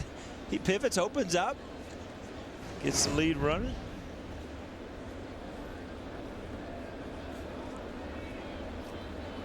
A lot of the catchers, a lot of the guys that aren't infielders will you know, during batting practice, take some ground balls just to get loose.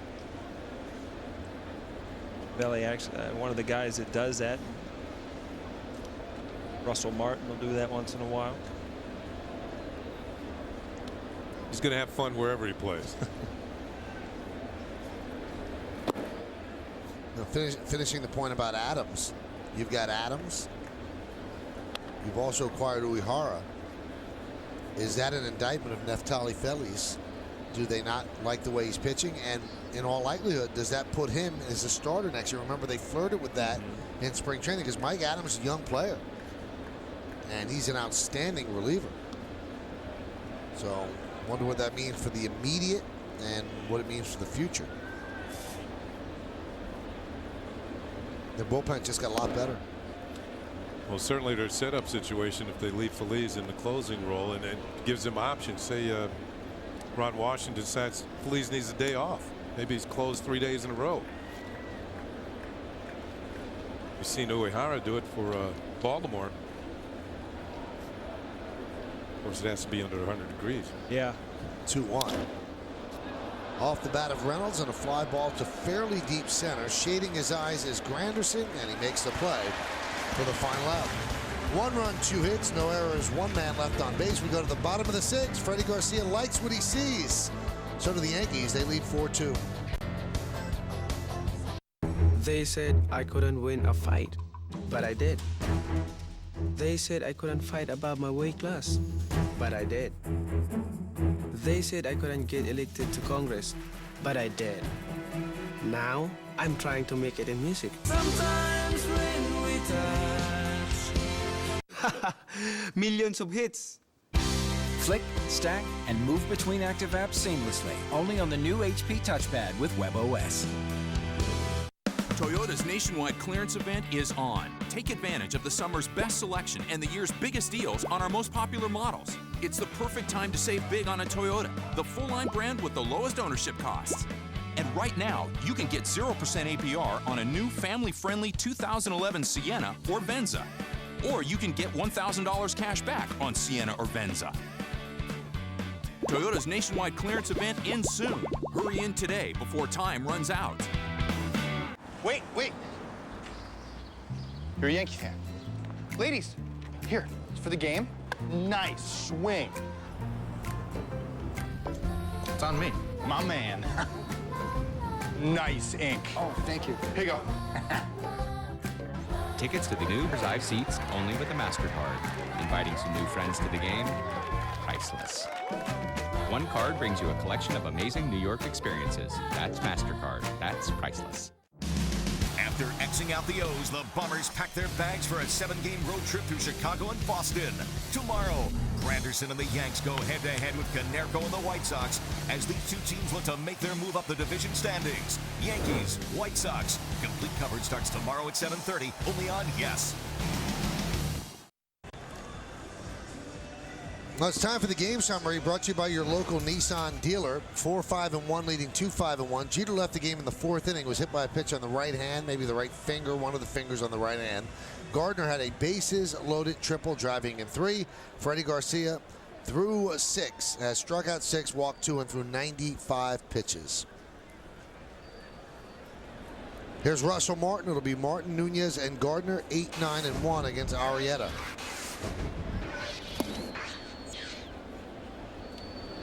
Count 1-0. You mentioned Derek Jeter leaving the game. You kind of hold your breath, hope that get good reports on him. It's amazing the amount of injuries that the Yankees have absorbed this year. They've had more players on the DL than any team, and big players as well. Soriano, Jabba Chamberlain, Alex Rodriguez. Count 1-2. Well, people have stepped up and done the job. Derek Jeter was on the DL as well with a calf injury. Training staff has worked overtime as well as the doctors. That X-ray machine must have been busy all summer long.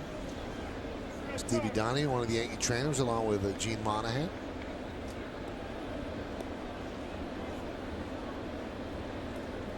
Stevie and Joe Girardi were having a long conversation last night when that game got out of hand. Like one of the few games this year where Joe Girardi didn't have to sit on every pitch. Yeah.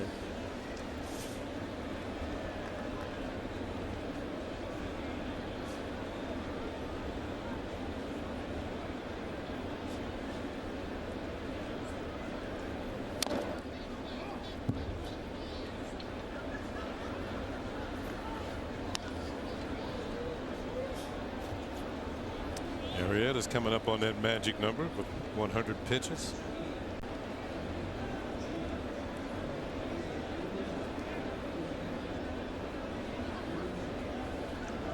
Two outside. Well, we get word on Derek Jeter. He has a bruised right middle finger. X-rays were negative, and he is listed as day-to-day. The 3-2 to Martin. Pop foul and out of play.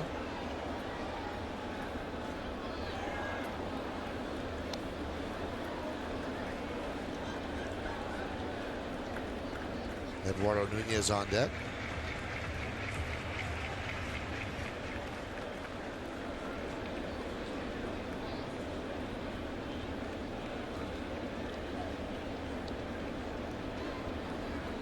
And the 3-2 again. Pitches high. So Martin works a walk. Why don't we check out tomorrow's starting pitchers, brought to you by Verizon Fios. Visit us online at verizon.com/getFios to get the best deals on Fios. The great CC Sabathia goes for the Yankees, looking to become the first big leaguer with 16 wins, and he'll go up against Jake Peavy, 4-4 with a 5.27.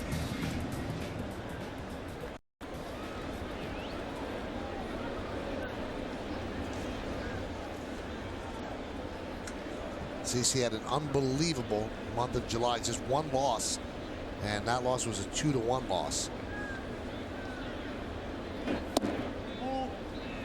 Being the second nicest city in this country, according to you tomorrow, right? For that game. New York first, Chicago second. By yourself? Jody going with you? Jody's got to work. Got in the way? Work got in the way.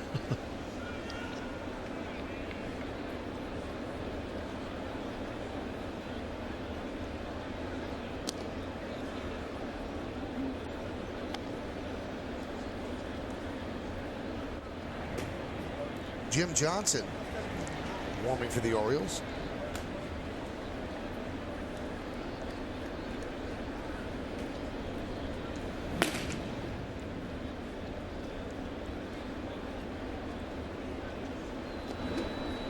Yankees lead this one 4-2.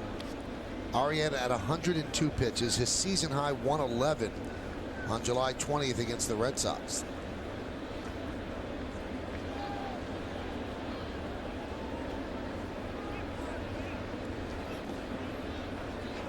Count 2-0. And Tatum goes out and talks with him. Yeah, this would be a good count. If you want to start Russell Martin here, Nunez has already hit 2 rockets when he got ahead on the count. Just try and make something happen. Increase a 2-run lead. Try and get runners on the corners. Yourself in a manager, you be a gambler's manager, kind of likes to run, or you kind of back. I mean, you played for the teams where Earl Weaver waited for the 3. There were no gambling on his teams. Yeah, none.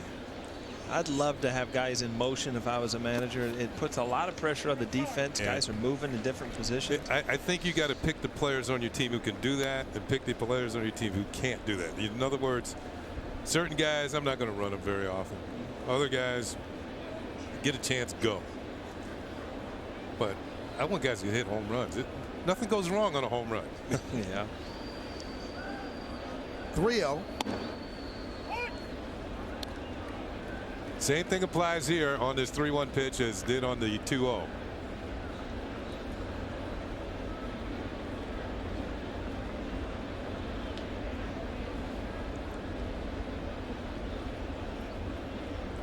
And the pitch. And he walked him, so 2 straight walks here to open up the 6th inning. And Arrieta seems like he's running out of gas. First and second, nobody out, and that's going to do it for him as Buck Showalter will signal for Jim Johnson. So Arrieta gave him a representative outing, but only lasted 5+ innings. He's trailing 4-2. Jim Johnson against Brett Gardner when we get back. The Kia Driven by Desire sales event. At Kia, we're driven to deliver better fuel efficiency, and we build some of the safest cars on the road. We're also driven to provide state-of-the-art design and innovative technology. And we're proud to be one of the fastest-growing car brands in the U.S. The Kia Driven by Desire sales event, with great deals on our entire award-winning lineup. And right now, lease the 2012 Sorento for $249 a month.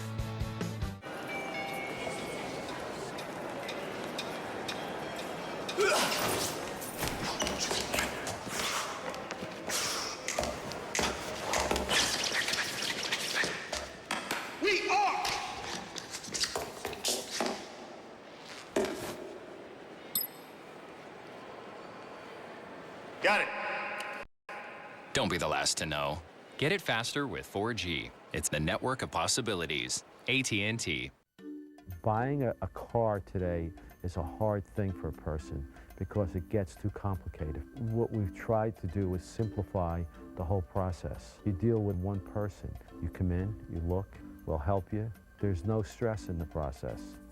There's no games, there's no tricks. It's done very openly and honestly. We have a philosophy here. You take care of your life, your business, your family, and we'll take care of your car.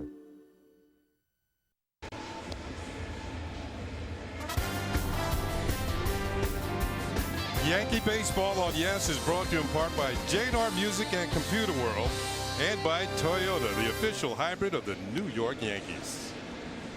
Well, you can see Arrieta starting to run out of gas just a little bit. Walked 2 batters here in the 6th inning. First and second, nobody out, and that's why Showalter makes a call to the bullpen, brought to you by AT&T. And he brings in hard-throwing Jim Johnson. Johnson is one of the keepers for the Orioles. 45 games, 2.55 ERA, 58 hits, 11 walks in 60 innings, 39 strikeouts. Now there are rumors about Johnson, but as Michael said, he's going anywhere except he might become a starting pitcher. They're thinking about giving him a few starts in September, and that would lead into next year that he would be a member of the rotation because he has 4 decent pitches, particularly his fastball, good movement on it, breaking balls very sharp, and an excellent changeup. I was talking to Buck Showalter about the thought process with that, and he said, well, if we do it, he said, I think it's harder to get starters than it is to piece together a bullpen. He said, so if you got a real good arm in the bullpen that could start, it might be the way to go. Pitch is low, 95 miles an hour, 1-0. 95 with movement. Yeah, you don't see a lot of that around the game, huh? And when you do, those guys are usually pretty good. A lot of decisions to be made in the offseason for Buck Showalter. That one is chopped toward Andino. He misses the tag, so the 2 runners move up. Second base umpire Tim Welke was right there. Andino tried to make the tag on Nunez going by, but Nunez eluded it. So Gardner's out 4-3. Oh, chop, and you're right, very close. Wow, just missed. Just missed it.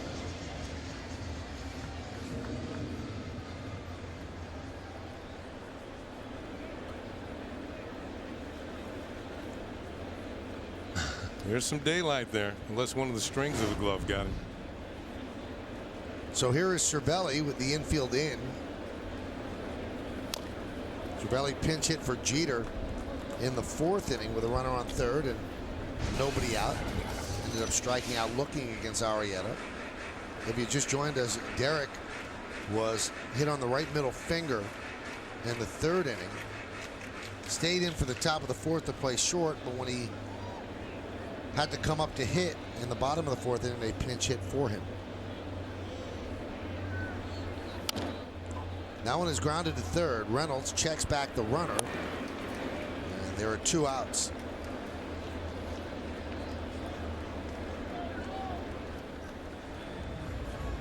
You see that heavy sinker. You see a lot of those balls chopped into the ground now.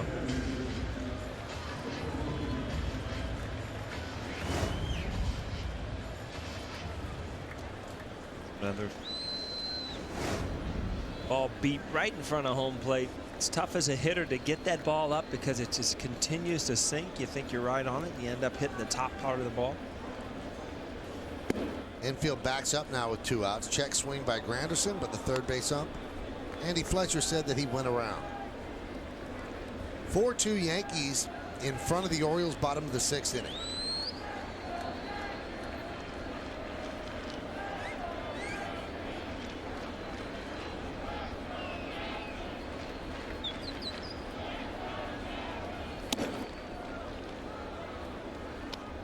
Count 1-1. 97.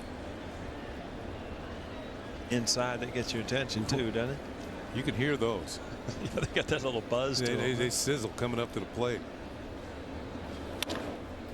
Grounded foul. But one thing that we do have to note, because we've seen it firsthand, Job used to throw 98 as a reliever. He started, it was a completely different story. Same thing with Phil Hughes. You could throw 97 for 1-2 innings, but when you got to pitch 6-7 innings, I don't know if you could hold that velocity. Very few can. Well, you have to learn to pace yourself. I mean, you can empty the tank as a reliever if you're only going to be in there for 1 inning. 1-2. 2-2. 98 miles an hour. Now, I heard that Johnson did some running with the starters, which is a whole different thing from a reliever. You know, reliever maybe 5 or 6 sprints before the game, get your legs going. Starters, they run for 15, maybe 20 minutes. Yeah, they put their miles in. Swing and a miss. Johnson comes on and does a good job. Retires the next 3 Yankees, and they strand 2. We go to the 7th. It's 4-2 Bombers. Yankee fans, experience the thrill of college football at Yankee Stadium. On November 12th, come out to see the Rutgers Scarlet Knights take on the Black Knights of Army. And on December 30th, be part of the College Bowl season when the Big East tackles the Big 12 in the 2nd annual New Era Pinstripe Bowl. Ticket packages for the 2-game series are now on sale at Yankees.com/football and at PinstripeBowl.com. Remember, purchase early and save. It's the moment when push squares off with shove. When can't be done stands toe-to-toe with must be done. Ram 1500. Available 390 horsepower, 20 miles per gallon highway, and an unsurpassed warranty. It's time to test our mettle. The Chrysler, Jeep, Dodge, and Ram Summer Clearance Event. Now during the summer clearance event, lease Ram 1500 for $299 a month for well-qualified lessees.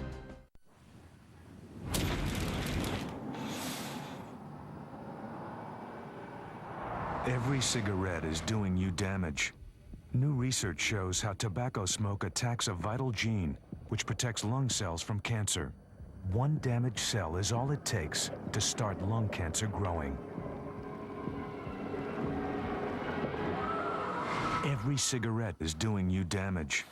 So the sooner you quit, the better you'll be. CBS FM 101.1 with your favorite songs from the 60s, the 70s, and the 80s.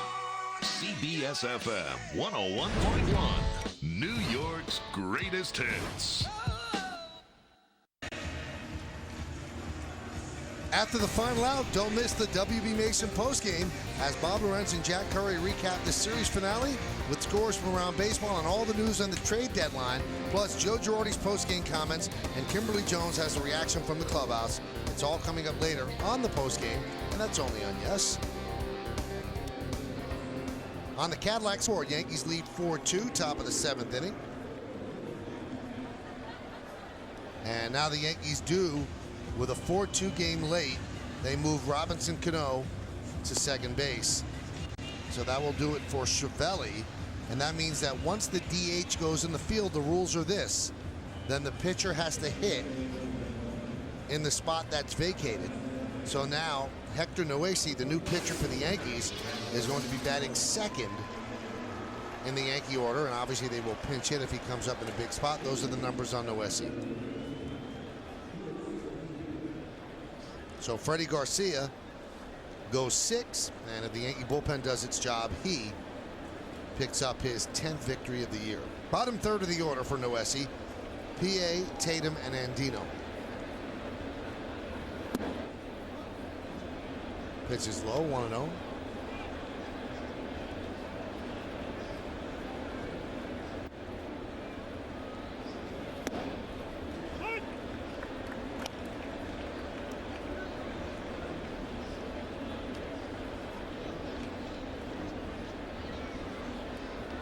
David Robertson getting ready in the Yankee bullpen. Count 2-1. Now, both Kenny and Paul were here for game 2. How did Soriano look when he came in? I thought his breaking ball was very tight. He made some good pitches. 1, 2, 3 innings, struck out 2 of the hitters. What was velocity? Was a little. It started down at like 89. He ended up at 92. But yeah, his breaking ball was his strikeout pitch last night. You know, you walk in the 9th inning of a 17-2 game or whatever it was, and it. But I think it was good to see him on the mound get about an inning under his belt.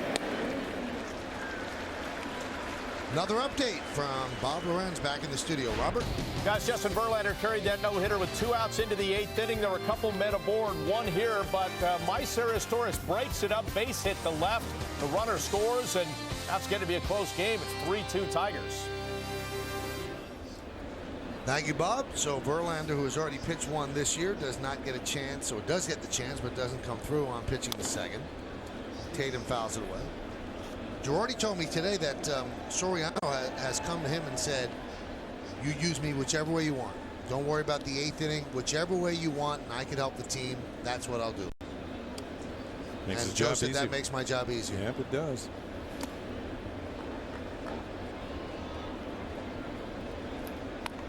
It's sort of like the same thing you tell Flip here. He'll do anything he wants you to do. That's not true.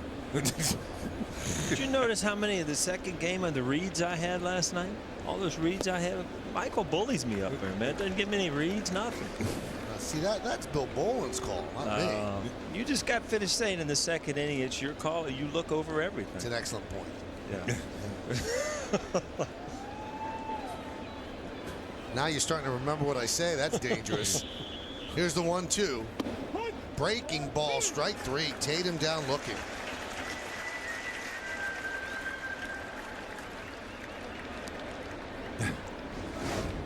I knew I shouldn't have said anything. Ooh, that was a nice one. Kind of dotted and then dropped into the zone. Watch the little dot up here. Just whoop, stop and then straight down. Noesi's first big league outing was against the Orioles at Camden Yards, and he seemed to get into a jam every single inning that he pitched in the extra innings, but ended up picking up the win. What's that 15-inning game? Yeah.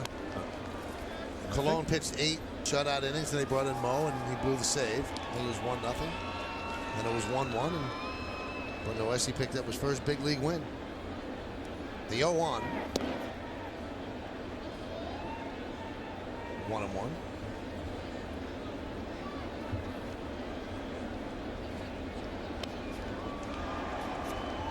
Then he took over the role as a long man, if I'm not mistaken, right, Michael? And sometimes the long man, if your starters are pitching well, and of course your short relievers are going well, the long man's like the Maytag repairman. So you don't really hear your name called very often.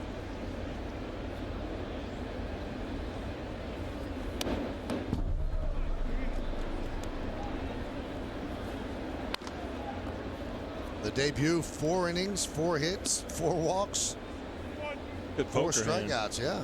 Got a full house, at least a full house there. 4s and 6s. Line drive into center field, a base hit for Andino.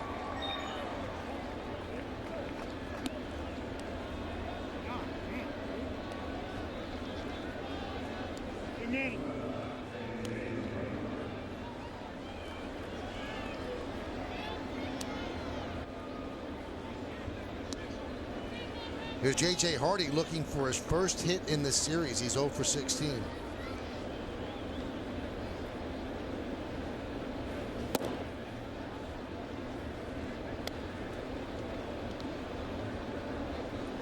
Every once in a while, you just cannot wait to leave a city. And I mean, he left Toronto not wanting to leave. Didn't he say he had 4 home runs in that series?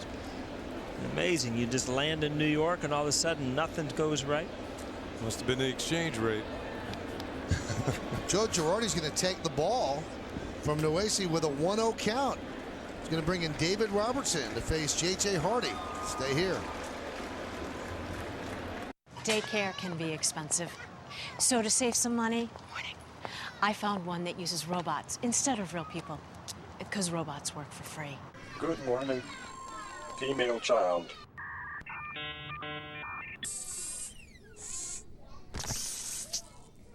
Floss? Maybe. There's an easier way to save. Get online. Go to geico.com. Get a quote. 15 minutes could save you 15% or more on car insurance. A leader gives more than anyone else.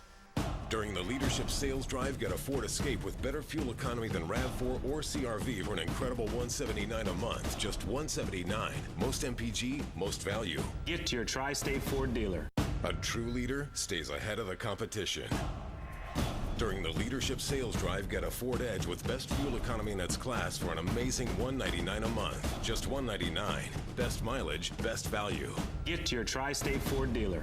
Everybody knows sleepers sit like a pile of rocks, and sleeping? Yuck! Not anymore. Introducing my new and improved Bobopedic Sleeper. Only $5.99 in single, full, or queen size.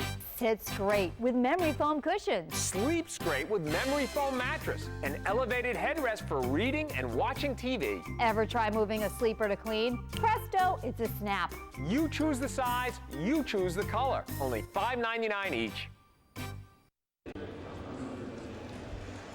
Yankees have a 4-2 lead, and the big blow in the game came off the bat of Brett Gardner, which is a Coors Light cold hard blast. Yeah, bases loaded. Gardner at the plate in the 4th inning, and all of a sudden the base is going to be unloaded. This shot is going to go into the corner, and it's going to start the merry-go-round running. And with Nunez at first base, a very speedy Yankee, He's going to score all the way from first. Look at Gardner. Turn second, set and sail for third. Looked like one of those relay races. Yankees scored 3 runs on that one hit. Gardner drove in 3. All right, so a little bit of a curious move as Girardi signals for Robertson with a 1-0 count. So you wonder, was Robertson not ready until that pitch was thrown, or did Joe say, you know what, falling behind the count against Hardy, who has 18 home runs, I don't want him to tie the game? It kind of reminds me of when he goes to Mo in the 8th inning with a couple of outs. You know, go for the 4-out save. He feels this is the time where the game needs to be saved, and he's going to go to a pitcher who's been more reliable for him. You know, Noese's done a good job, but Robertson has been lights out. 1-0. Foul back. Count 1-1.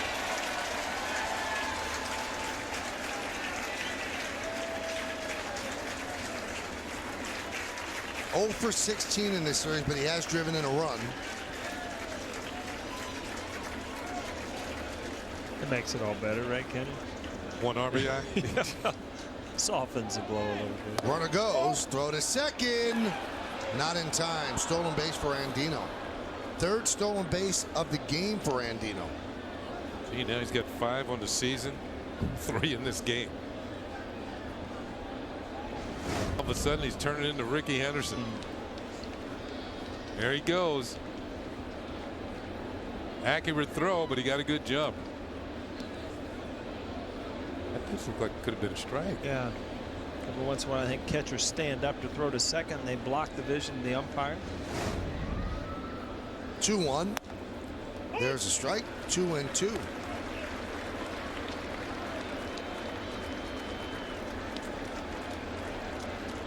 Robertson, an all-star this year. He has really blossomed. You've seen the maturation year to year, and he's really done a great job out of the bullpen. The 2-2. High fly ball, left field. Gardner battling the sun, makes the play for the final out of the 7th. No runs a hit, no errors, and 1 man left at the end of 6 1/2. Time for the 7th inning stretch. Yankees lead 4-2, but we're going to stay right here to honor America in the Bronx.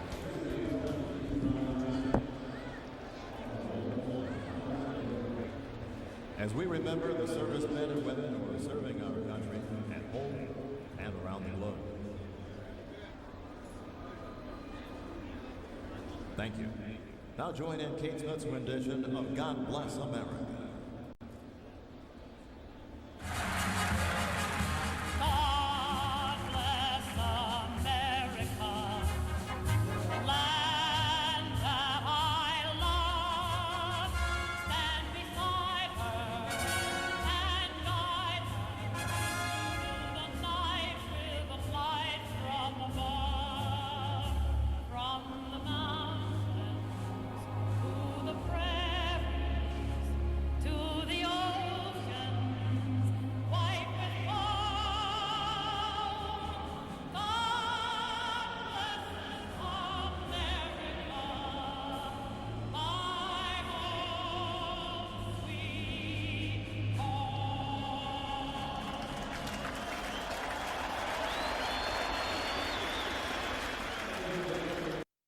Just as I feared. Cheap adhesive. Can I help you? We're low-price assurance detectives. You bought cheap store brand name badges, didn't you? But they said they were just as good as Avery badges. Just as good. It's never, never, never. Just as good. Next time, buy right from WB Mason and get Avery name badges that really stick. At a price you'll love. Who but WB Mason? Rough night, guys, huh? You said it. Don't be a wimp. Hands can get so sweaty. I smell like that guy's palms, man. A leader works hard to be number 1. During the leadership sales drive, get a Ford Fusion with fuel economy that can't be beat by Camry or Accord for $139 a month. Just $139. Unbeatable mileage, best deal. Get to your Tri-State Ford dealer. Leadership isn't given, it's earned. During the leadership sales drive, get a Ford Fusion ranked most dependable by J.D. Power for an amazing $139 a month. Just $139. Most dependable, most value. Get to your Tri-State Ford dealer. I'm Ron Bob Lorenz with a Tri-State Ford update. Back to Chicago for the Red Sox and White Sox. And in the bottom of the fourth inning, all tied at 2. That's Alexi Ramirez up the middle, sneaks through into center. Gordon Beckham comes in to score the go-ahead run. White Sox now leading 3-2 in the bottom half of the 6th. Jack Curry, Kim Jones, and I will see you on the postgame with all the latest on the trade deadline. Thank you, Bob. Beautiful day here at Yankee Stadium. And on the Cadillac scoreboard, Yankees lead 4-2. So Robertson comes on to retire Hardy. He'll probably pitch the 8th as well as Mark Teixeira leads off here in the bottom of the 7th. It'll be Teixeira, Cano, and Swisher against Jim Johnson. And that one is grounded sharply up the middle of base hit. Here's an instance where the not shifting helped Mark Teixeira. Usually there's somebody standing there. Most of the teams in the American League have somebody standing right where he's hit this shot. But against Baltimore, they don't do it. Usually there's somebody right over here. You know, this player's moved over here with a defensive posture. That ball is through.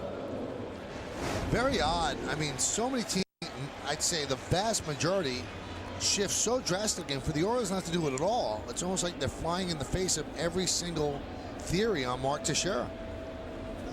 Teixeira will take it. He has 2 hits today.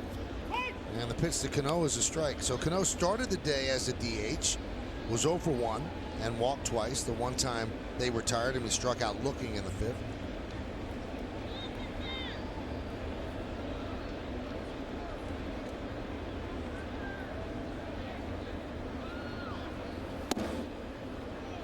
Count 1-1.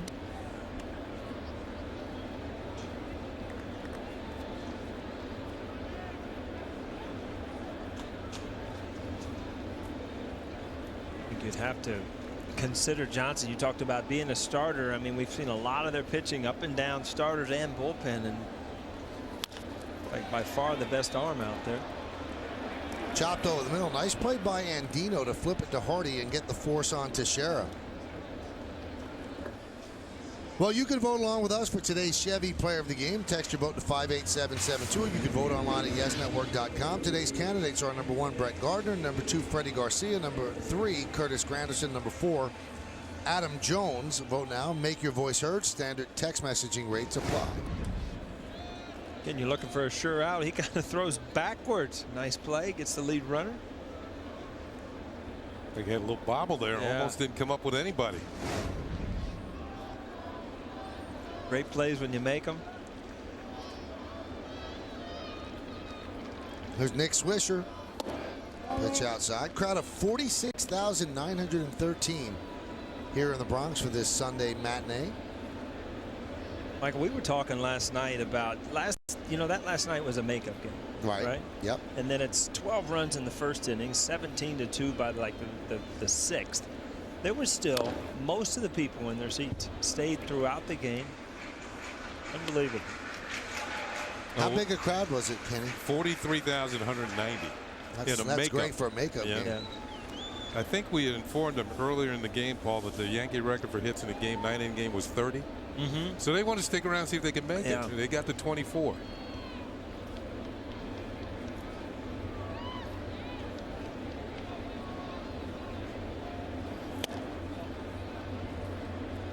All I know is on the way home last night, we were just getting on some kind of freeway, and there was a horrible accident. And the next thing I know, I'm looking at Aaron, my son, and we are driving backwards down the ramp. I've never done that before. I guess you can do that in New York. No, you're not allowed. Well, we drove back, and this ramp must have been about a quarter of a mile, but next thing you know, we were heading in a different direction. Runner goes. On the freeway without anything. Throw to second, and Cano gets himself a stolen base. Bobby Cano kind of sneak stealing there. This is going to be number 7 on the season for Cano. He's only been caught one time. Big power pitchers out of the bullpen, usually pretty slow to the plate.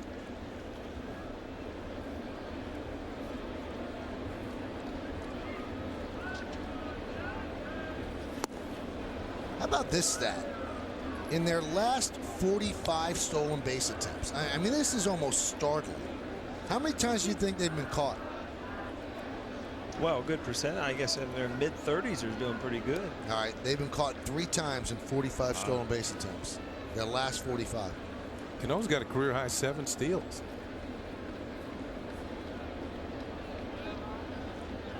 (3-2). Served into left field. It's a base hit. Cano rounds third. Now they hold him up late. And he's going to be in there at third. Ooh. Just in there.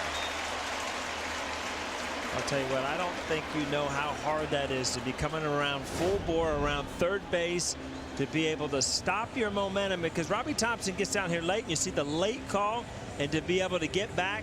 Good try by the Orioles. Great base running by Robbie Cano. You're right. To slam on the brakes, you're thinking scoring. He's got a good arm. And he makes a strong throw, cut off by Reynolds, and Cano just gets back.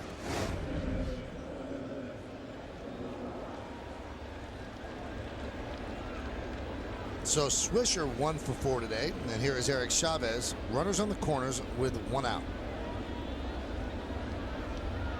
Johnson deals. High.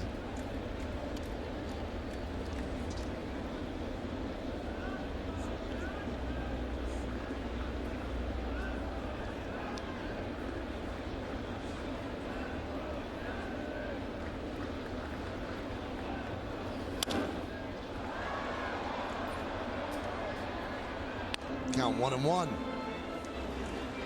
Yankees have missed some opportunities, particularly early in the game. They left 6 men on in the first 3 innings, and here's a chance to tack on. Give Joe Girardi and his bullpen a little bit more room to work with.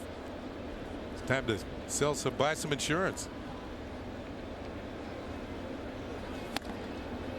Count 1-2. 96 miles an hour from Johnson.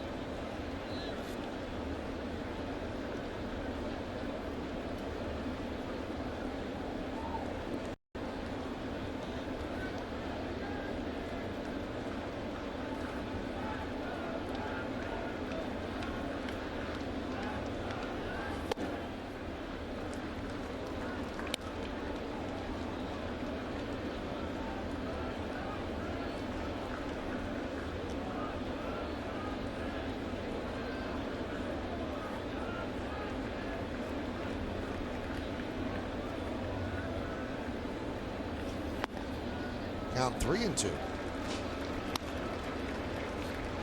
The Oriole pitchers have pitched behind all day.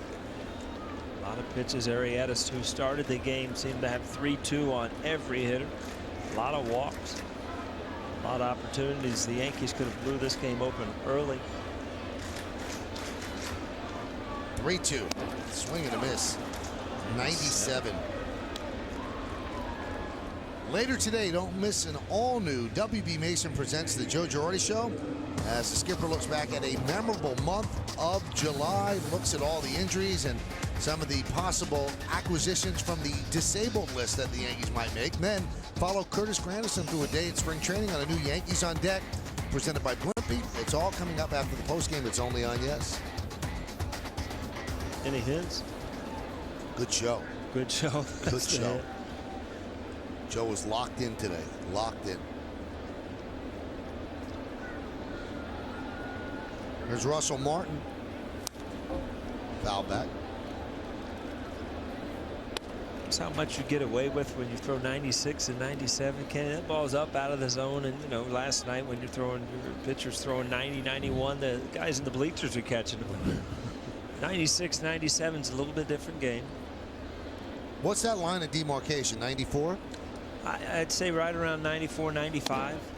And with movement, it's definitely 94, 95. You tell me, do you think the guns are different? I mean, back in the old days, you'd have some guys that threw 95, one guy topping out at 97. Now it seems like every team has a guy that's at 100. Now you got Chapman in Cincinnati throwing 105. So I'm not that I want to go back and really find out, but it seems like the velocity seems to just inching up every year. Well, you know what? Training methods are better. Oh, absolutely. Kids are having their arms taken care of more. People know you shouldn't be throwing breaking balls as a kid, and maybe we're seeing now more people throw harder because they're not getting hurt as kids. Pitch counts are kept down. Yep.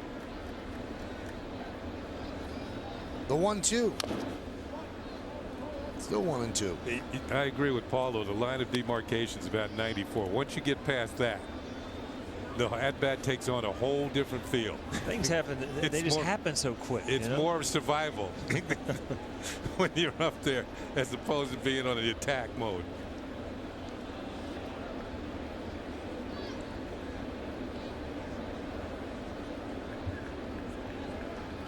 Swing and a miss at 95. So Johnson escapes trouble. No runs, 2 hits, and 2 men left. Let's go to the 8th. Yankees up 4-2.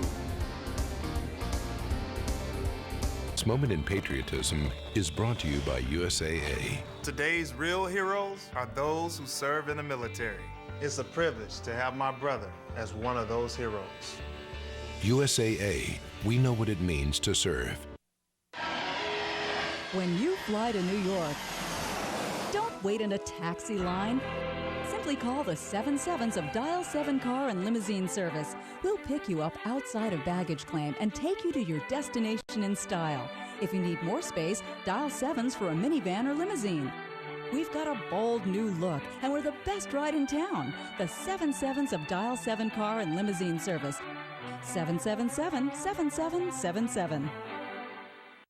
The average car dealer can offer you 20 to 40 cars in their lot, deals with 2 or 3 banks. And then there's Major World! With an over 3,000 car inventory and over 60 banks to get you approved regardless of credit history, you'll find the perfect car and model regardless of budget, with cars starting at $29.95. Check out the huge selection of luxury brands waiting for you. And remember, at Major World, 1% is all you pay, so drive it away. Call 1-800-MAJOR-AUTO or visit us 24/7 at MajorWorld.com.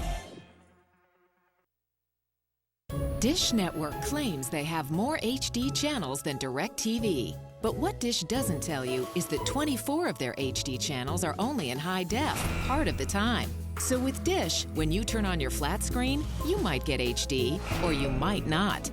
DirecTV now has over 170 HD channels, all in high def, all the time. The most full-time HD channels. Another reason why 50 million people agree. Don't just watch TV, DirecTV. 4-7-1 for the Yankees, 2-6-1 for the Orioles on the Hyundai scoreboard as we go to the top of the 8th inning. David Robertson came in, took over a 1-0 count from Hector Noesi and got J.J. Hardy to fly out to left field. So we got the final out of the 7th and now is starting the 8th. And if the Yankees don't erupt in the bottom of the 8th inning, we'll see Mariano Rivera in the 9th. And Robertson's going to face the heart of the Oriole order, 2, 3, and 4, Markakis, Jones, and Guerrero. Michael, you say the word erupt. It's the first time I've ever heard this. And we were just talking about between innings. Weaver was kicked out of the game Jared today. Weaver of the Angels. He had an eruption on the mound. He erupted on the mound. That's what we heard. That's how they stated it. He was taken out of the game and went. He got thrown. No, he got thrown out. Thrown out. Oh. Got a new term. Erupted on the mound.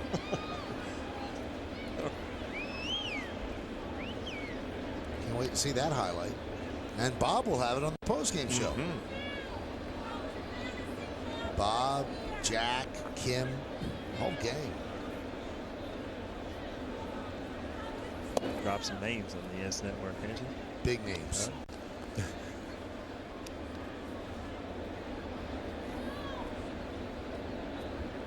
Markakis today is 1 for 2 with a walk.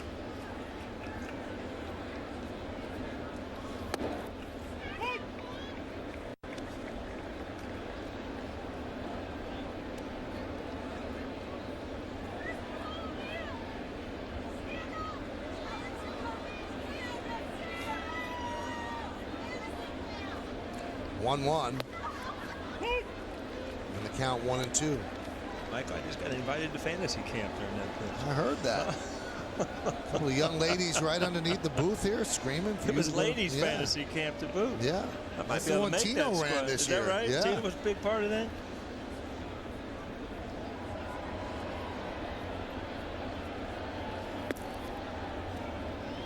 Tino's been getting grief from the ad that he cut that they kept running on the scoreboard because once the teammates see it, that's it. Oh yeah. So I mean, the beginning of the ad was, "Hello, ladies. I'm Tino."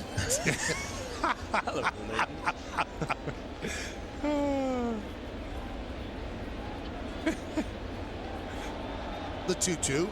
Swing and a miss. Strikeout of Markakis. Well, Robertson has the second best strikeout rate for any reliever in the league. I think it's Albuquerque of the Tigers. Only a little bit better. And Markakis gets the treatment. Hello, Newman.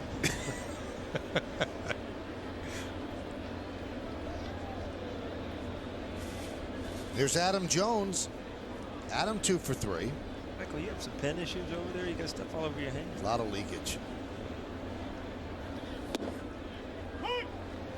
See, I've got to somehow be able to match you. You've done 10 games and not picked up a pen. Now you got pen all over you. I got pen all over me. You've got a better idea. Swing and a miss.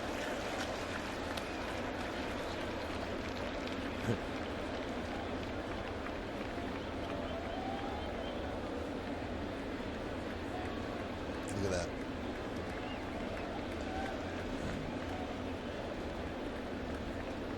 Got a lot of notes under that. The 0-2. But you sacrifice it for that kind of pristine scorecard. Look at that. Look at that, Paul. You see my all scorecard? The information. In front of me? Turn it the other way. Turn it the other way around so you can read it. This is Paul's scorecard. My scorecard right there.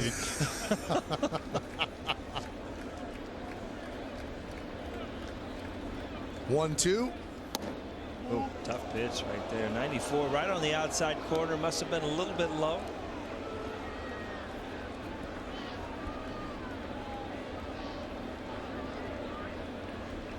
Oh, he's creeping up on Al Albuquerque. Just .04 away. He could get it maybe with this pitch. Wow. Oh, boy, that was a weak nice hand. call there, Michael. This wasn't exactly your best swing.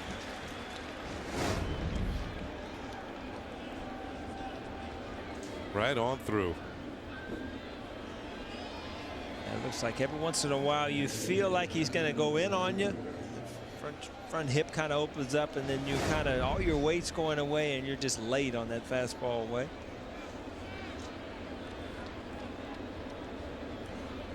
Here's Guerrero.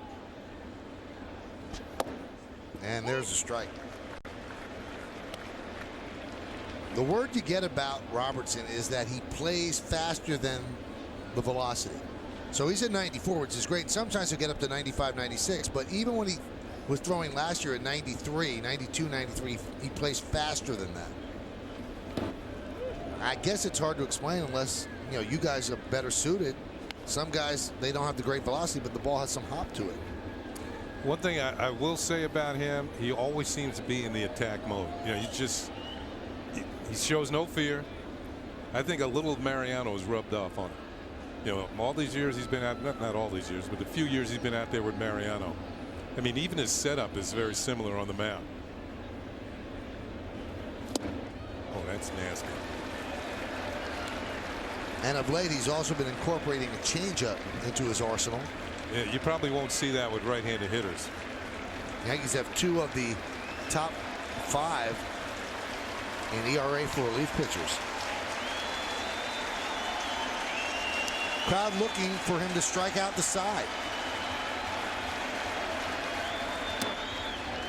Another breaking ball. This one away. 2-2.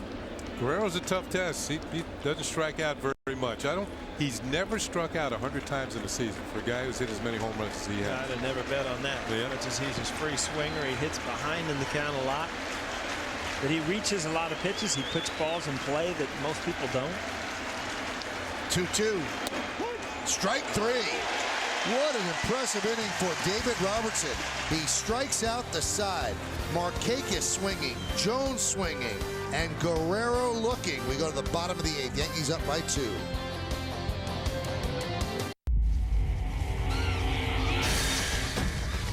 Nature made them stronger than us, faster than us. We made them smarter than us. The drug has radically boosted brain functioning. Increased intelligence. And now, Caesar! we're the endangered species. Rise of the Planet of the Apes. Rated PG-13. Come, discover the world of Leveza. Because if you have high cholesterol or diabetes, you could also be at risk for very high triglycerides, too much fat in the blood. Leveza, along with diet, is clinically proven to lower very high triglycerides in adults, but has not been shown to prevent heart attacks or strokes. Leveza is a prescription medication that's made from a natural ingredient, omega-3 fish oil. Leveza is purified, concentrated, and FDA approved. Leveza isn't right for everyone. Tell your doctor if you're allergic to fish, have other medical conditions, and about any medications you're taking, especially those that may increase risk of bleeding. Blood tests are needed before and during treatment. In some, LDL or bad cholesterol may increase. Possible side effects include burping, upset stomach, and change in sense of taste. Think you have very high triglycerides? Ask your doctor about Leveza. Trust WB Mason for the office supply brand you want at prices you'll love. Like Avery labels with TrueBlock technology to cover over previous markings and labels. For all your office needs, who but WB Mason? Well, we have dug up the video that has made life miserable for Tino. Here it is, Paul. Here's Tino talking to the ladies to go to the Yankee fantasy camp. Hey ladies, I'm Tino Martinez. Are you looking for a change in your workout? Are you looking for a change in your workout? Hey ladies. That's right. Grab some lumber and we're going to go out on the field. Hyundai scoreboard 4-2 Yankees lead. Tino. Are you watching Tino? I heard that woman's fantasy camp was great. I mean, I've actually been to a couple of the guys ones, and people have a ball. But the women's fantasy camp was supposedly off the charts great. I talked to Bucky Dent the other day, and Bucky was one of the instructors, and he said the women were fabulous. Oh, my. Kevin Gregg in for the O's, their third pitcher. 1-1. Very enthusiastic about instruction, how they learned some things about the game. You see, Michael, you've been to a, did you suit up or you were just down there like working? I was announcing. Oh, you never suited up? No. Yeah. I would imagine in those things, some guys go down for fun and some guys go down there and really take it serious. Some take it serious. The best story I could tell about it, I watched the fantasy game. You know, they play the game against the Yankee legends, and there's a Yankee legend, Mariano, getting ready, and Goose is on the mound. And he's laying it in there. A couple guys get hit, and they start trash talking. Next 9 pitches, he blew it by. Yeah. Nobody had a chance because you got into his head, and he got a little ticked off. The Hall of Famer. Here's a 2-2. Nunez fouls it away. Long run for Davis. Runs out of room.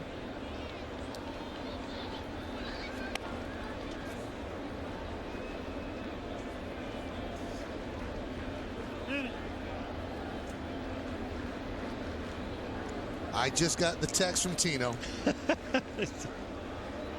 He said all the women wanted O'Neill there. Would have raised more money that way. Yeah. The 2-2. And Nunez down on strikes. Kevin Gregg. Right where Johnson left off.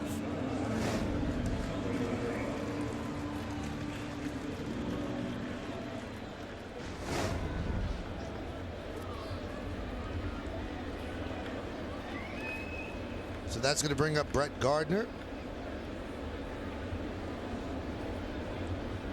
David Robertson is due up next because the Yankees lost their DH when Derek left the game.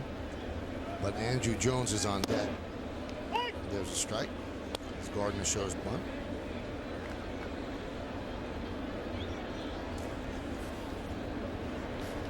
Mariano is about ready.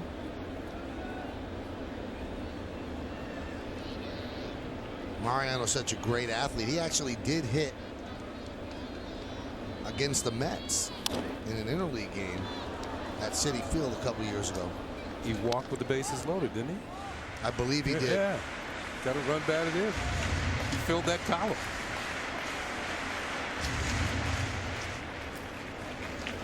In his younger days, he could run some balls down the outfield. He's one of our better center fielders in BP games. He still does that. That's how he gets his running in. Makes some great catches out there. The 0-2. Fouled off.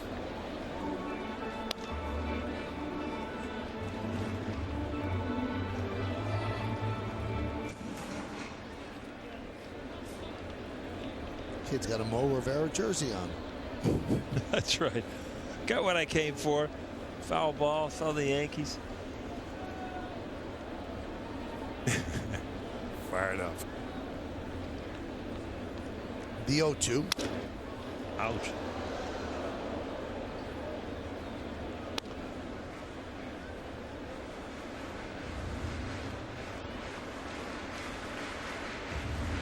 I think he broke his bat on that.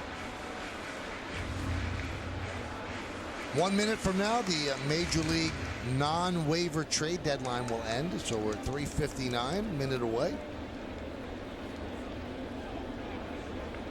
Now, some deals sometimes get announced after the deadline, as long as the deal has been made and the paperwork goes into Major League Baseball, but we might get the announcement later. But a minute left to make a deal. The 0-2.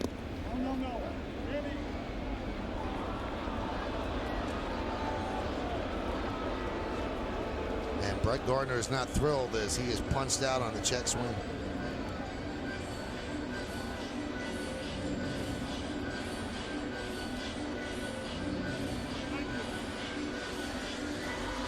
And it's over.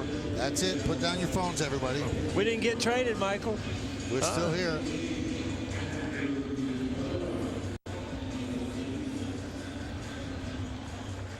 Hey, no, wait a minute. Didn't Ernie Harwell was part of a trade or something? He was actually the only announcer ever traded from the Atlanta Crackers. Okay. I think the Dodgers sent down a catcher, or sent a catcher down to the Atlanta Crackers for Ernie Harwell. Imagine the catcher going to the next team. Who would we get? You got an announcer. But back then, that's when announcers were important. Well, now we're not. Turned out to be a Hall of Fame announcer. Yeah, it was a good trade. It started potential. Yeah. We've had managers traded for players. Lou Piniella was traded for Randy Wynn when he left the Mariners to go to Tampa Bay. Wow.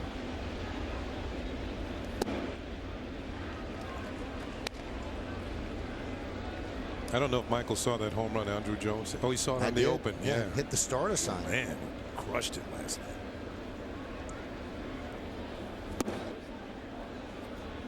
Does not check his swing, and the count 2-2. He hit it in the bottom of the third, and it landed in the top of the fourth. A long way. See that white mark there, Michael? That's it. Bottom left-hand corner right out there. That was Andrew Jones last night. Left a little divot in that sign out there. There it is. Yeah. Ouch. Woof.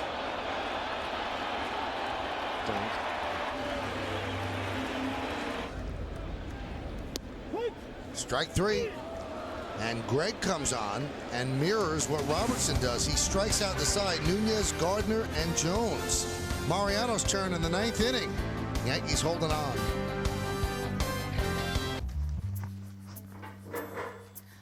McDonald's! The simple joy of knowing what they want. Like a 20-piece McNuggets for just $4.99.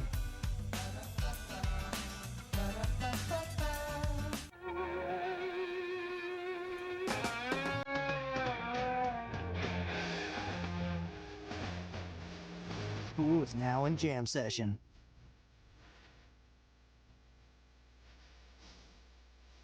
Rock out with Beats Audio.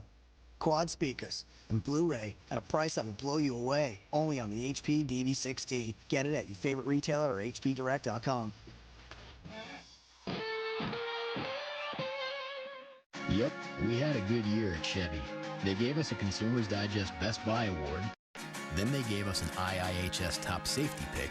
And you, well, you gave us your approval. So we thought, why not give a little back? The Chevy Model Year Wrap-Up. Get in on our greatest model year yet.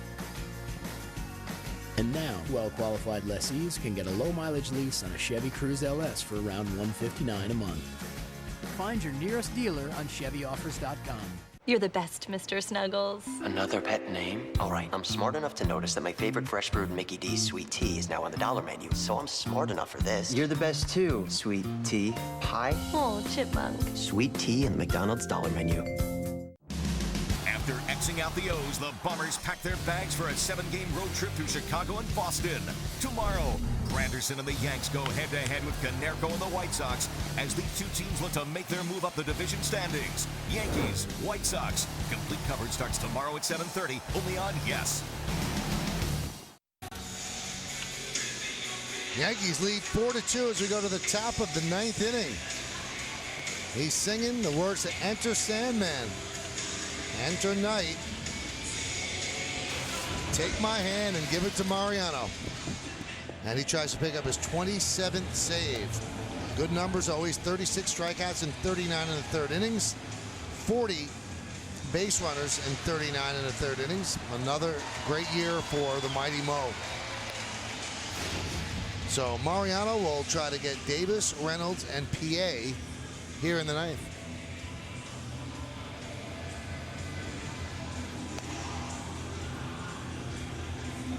So Chris Davis, who came over for the Orioles in a trade from the Texas Rangers, 0 for 3 in his Oriole debut.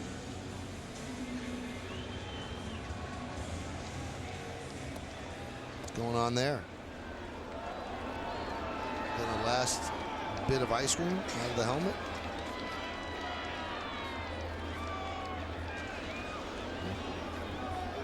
Oh, it's one of those fans. Don't put your fingers in. It's not He's working leaking right. there. There's Chris Davis. Fouls it away. Nice play by Willie Randolph. Yesterday he showed Willie up on the big board here at the stadium, and Willie got a nice round of applause from the Yankee fans. Willie got good hands today. Booted one the other day. We were very surprised up here. Willie's 3-year-old granddaughter, Savannah, was in the ballpark yesterday when they played the video, and she'd never seen her grandpa play. And they showed a lot of diving plays. So she turned to Willie's wife, Gretchen, her grandma, and she goes, "Why is Grandpa always falling down?"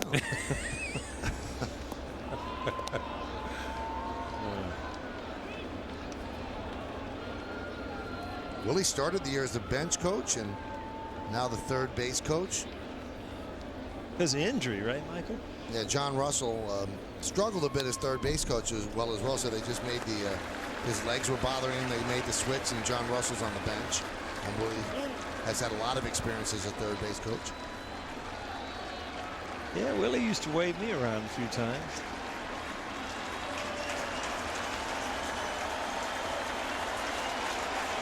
The 2-2. Looped out toward third, and a nice play by Chavez for the first out.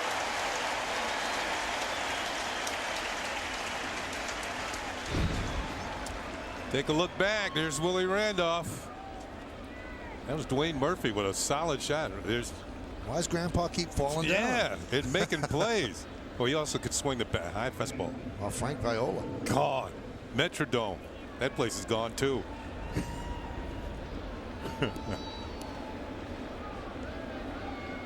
Good man. There's Mark Reynolds. And the pitch low, 1-0. They scored that a foul ball, so if you're keeping score at home, that's how you would put it in the book, foul ball.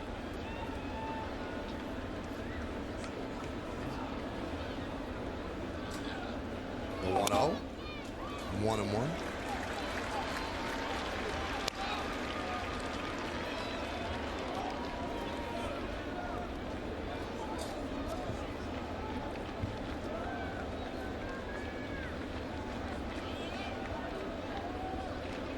White Sox have taken the lead over the Red Sox 3-2, bottom of the 6th inning. Tied them up 1-2. You see that two-seam fastball that Mo doesn't throw very often. Totally different direction than that cutter. Ties him up.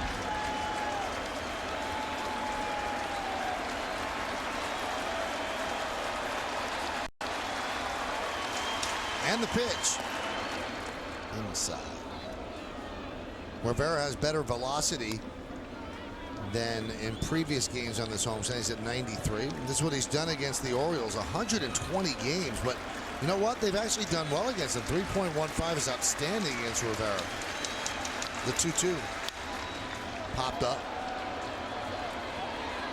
Cano called off by Swisher, and the O's are down to their final out.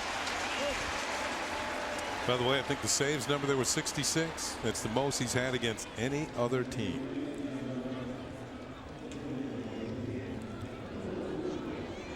Nolan Reimold is going to pinch hit for Felix PA.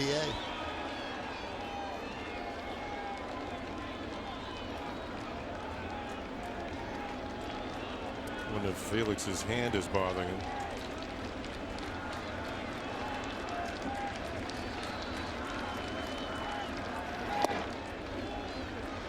Seemed like he hurt his hand trying to advance to second. Jammed the left hand on the slide. Stayed in the game, but or maybe Buck's just sending up the right-hander against Mariano's cutter.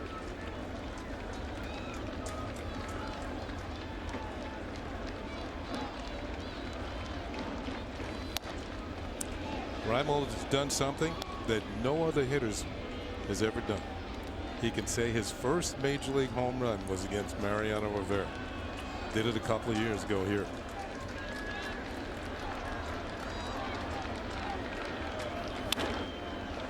Popped up. This is going to do it. Chavez calls everybody off, makes the play, and the Yankees win 4-2, and they go 7-3 on this 10-game homestand. So Freddie Garcia gets his 10th victory.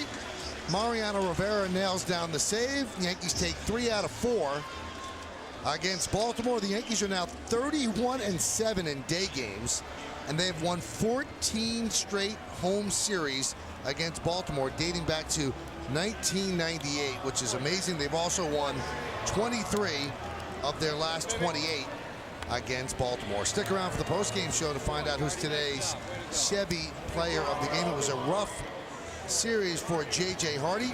0 for 17. He made a big error in the Yankees' 4-run fourth inning, and that's what held up.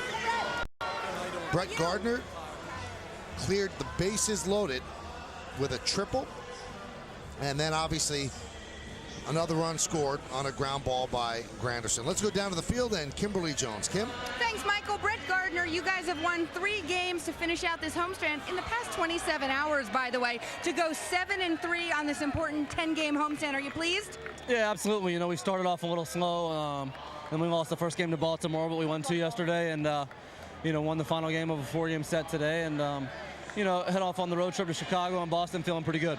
Big triple, the biggest hit in this game. We saw you go in the other way yesterday to pull that ball down the right field line today, using the whole field. You seeing the ball pretty well right now? Seeing the ball okay. Just got a breaking ball up and in, and he left it up a little bit, and I was able to put a good swing on it, and was fortunate to keep it fair and have Nunez running from first base. So Curtis did a good job of getting me in after that, and Freddie pitched great. That's all he needed, and as always, the bullpen came in and did their job. You're reading my mind on Nunez. You know speed as well as everyone. To score on that ball standing up says what about Nunez's speed? Oh, he can run for sure, you know, and he always runs the bases hard, and you know, gets good secondary leads and things like that, and sometimes it makes a difference. Could he give you a run for your money? Maybe so. You know, I don't know.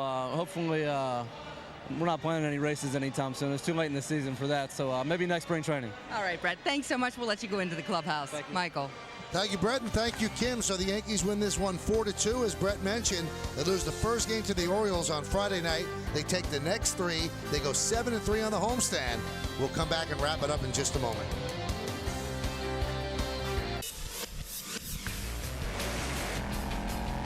"125 years ago, we invented the automobile. And 80,000 patents later, we're still reinventing it.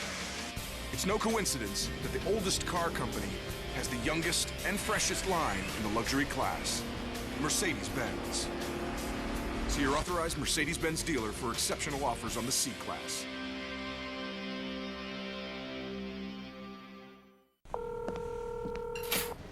Hi. Hon, we still on for dinner? Oh, I can't. You know I've got the bar exam. Well, good luck. Thank you. Okay, one more time. This bar means the Coors Light is cold, and this bar, the Coors Light is super cold? Congrats, you just passed the bar exam. Woo! Introducing new Super Cold Activation from Coors Light. With 2 stages, you'll know when your beer goes from cold to super cold. So, you're a lawyer? Huh? No. Frost Brewed Coors Light, the world's most refreshing beer. When you fly to New York, don't wait in a taxi line. Simply call the 77s of Dial 7 Car and Limousine Service. We'll pick you up outside of baggage claim and take you to your destination in style. If you need more space, dial 7s for a minivan or limousine. We've got a bold new look, and we're the best ride in town. The 77s of Dial 7 Car and Limousine Service. 777-7777.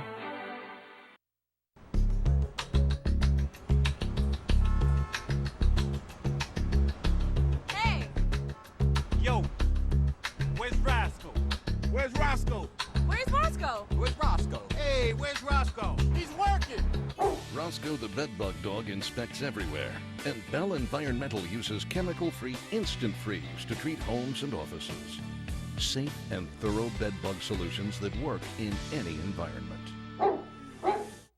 The average car dealer can offer you 20 to 40 cars in their lot, deals with 2 or 3 banks. And then there's Major World! With an over 3,000 car inventory and over 60 banks to get you approved regardless of credit history, you'll find the perfect car and model regardless of budget, with cars starting at $29.95. Check out the huge selection of luxury brands waiting for you. And remember, at Major World, 1% is all you pay to drive it away. Call 1-800-MAJOR-AUTO or visit us 24/7 at MajorWorld.com.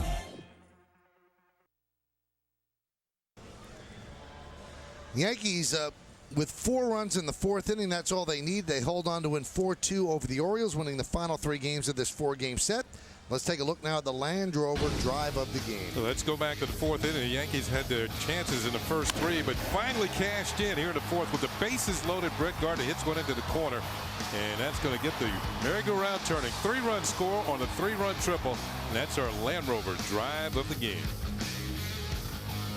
So Gardner with the big hit, and then he scores on Granderson's ground ball. That's all the scoring for the Yankees, but it was enough as Garcia, Noesi, Robertson, and Rivera made it hold up. 4-7-1, beating 2-6-1. Time of the game, 3:01. Garcia's 10th win. Arrieta his 8th loss. Rivera his 27th save. Garcia won 6 innings. Gardner had just that 1 hit and 5 at-bats. Made it count. Derek left the game in the 4th inning. Bruised right middle finger, and x-rays are negative. Yankees 31-7 in day games this season. That's the best in the major leagues. Coming up on the Yes Network, stay tuned for the WB Mason postgame show with Bob Lorenz, Jack Curry, and Kimberly Jones. Special thanks to senior producer Bill Boland, senior director Michael Cooney, vice president of operations Ed Delaney, our supervising producer Woody Fryman, and the executive producer of the Yes Network is Mr. John J. Filippelli. Join us again Monday for Yankees baseball as the Bombers take on the White Sox from U.S. Cellular Field in Chicago, Illinois. Coverage begins at 7:30 p.m. on the Yes Network. Once again, the final score, the New York Yankees 4 and the Baltimore Orioles 2. Let's go to Bob Lorenz and Jack Curry in our Yes Network studios.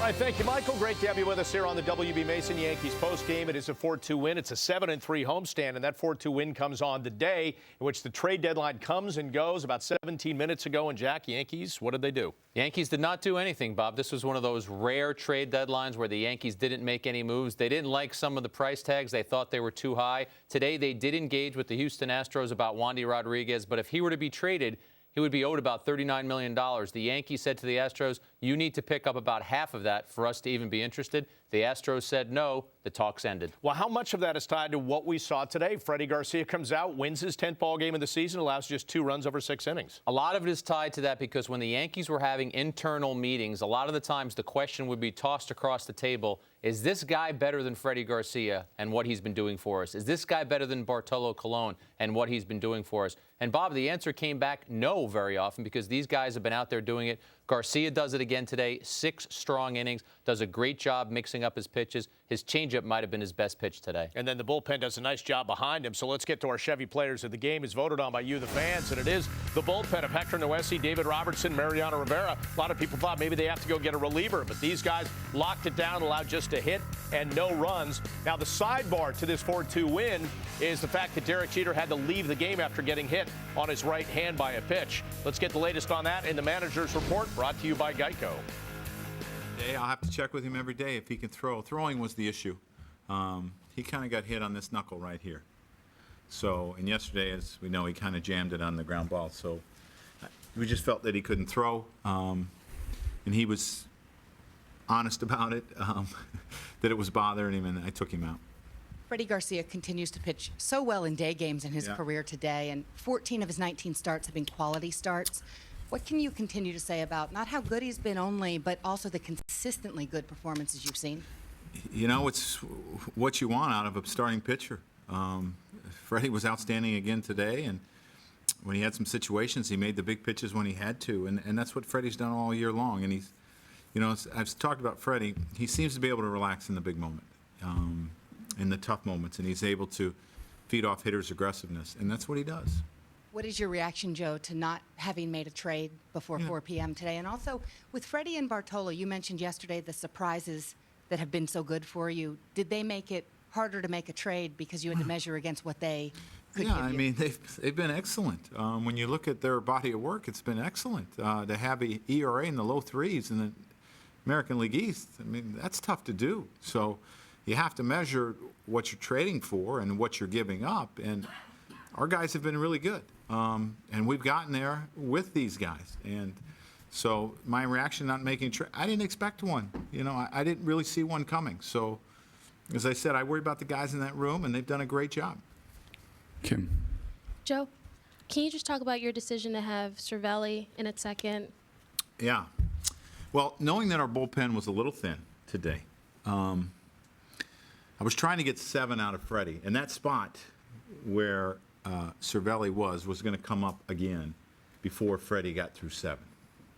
So in doing that, I didn't want to lose my DH and put Robbie out there. Could have went a couple different ways in that situation. When Gardy tripled, that was what I decided to do. You know, we talked about a couple different scenarios, but I really didn't want to lose that DH because I was hoping to get 7 out of Freddie. We ended up getting 6, which I'm very pleased with. But as I said, our bullpen was a little short today. And in the best case scenario, you don't want to necessarily use Noesi for 2 outs because he's your long man or the multiple inning guy if you get in that situation. But we had to do it just because of the way the game went. Who else? Kim. What goes into the decision to bring Robertson in with the 1-0 count on Hardy? That was just a little mix-up. I didn't hear Larry say that he was ready. So, I mean, and we gave Russell the throw over, and that didn't happen. So, but he was. We had told him 2 outs we'd bring you in, and noise. I just didn't hear him. So I screwed up. What did you think of Gardner's big triple down right field? And to clear the bases on that, how important is it that Nunez was the one on first there? Well, there's some of our guys wouldn't have scored, I can tell you that. And then the other thing is he does a great job on the base running, scoring on Curtis's ground ball. And the speed is what changed the game. Joe, you said you weren't expecting a move, but how surprised are you that one wasn't made just because this organization in the past, you know, typically does make something? I'm not really surprised. As I said, you know, I concentrate on the guys in the room, and I don't get too caught up in all the rumors. But I wasn't really surprised. Joe, do you envision the thing with Jeter not being more than a day, or do you think it could last? I don't expect it to be like about a week. I don't expect that. But could it be a day or 2? Yeah, I think it could be. It's possible. But we'll just see how he feels tomorrow. Kim and Sweeney. Joe, coming in, we asked you about, because this was the last really long remaining homestand and the importance of it, to win 3 since 1 p.m. yesterday and go 7-3 on what was an eventful homestand in a lot of ways. What does that, do you think, mean for your club? Well, it's important for our club because of where we are and what we're fighting for and where we're trying to get.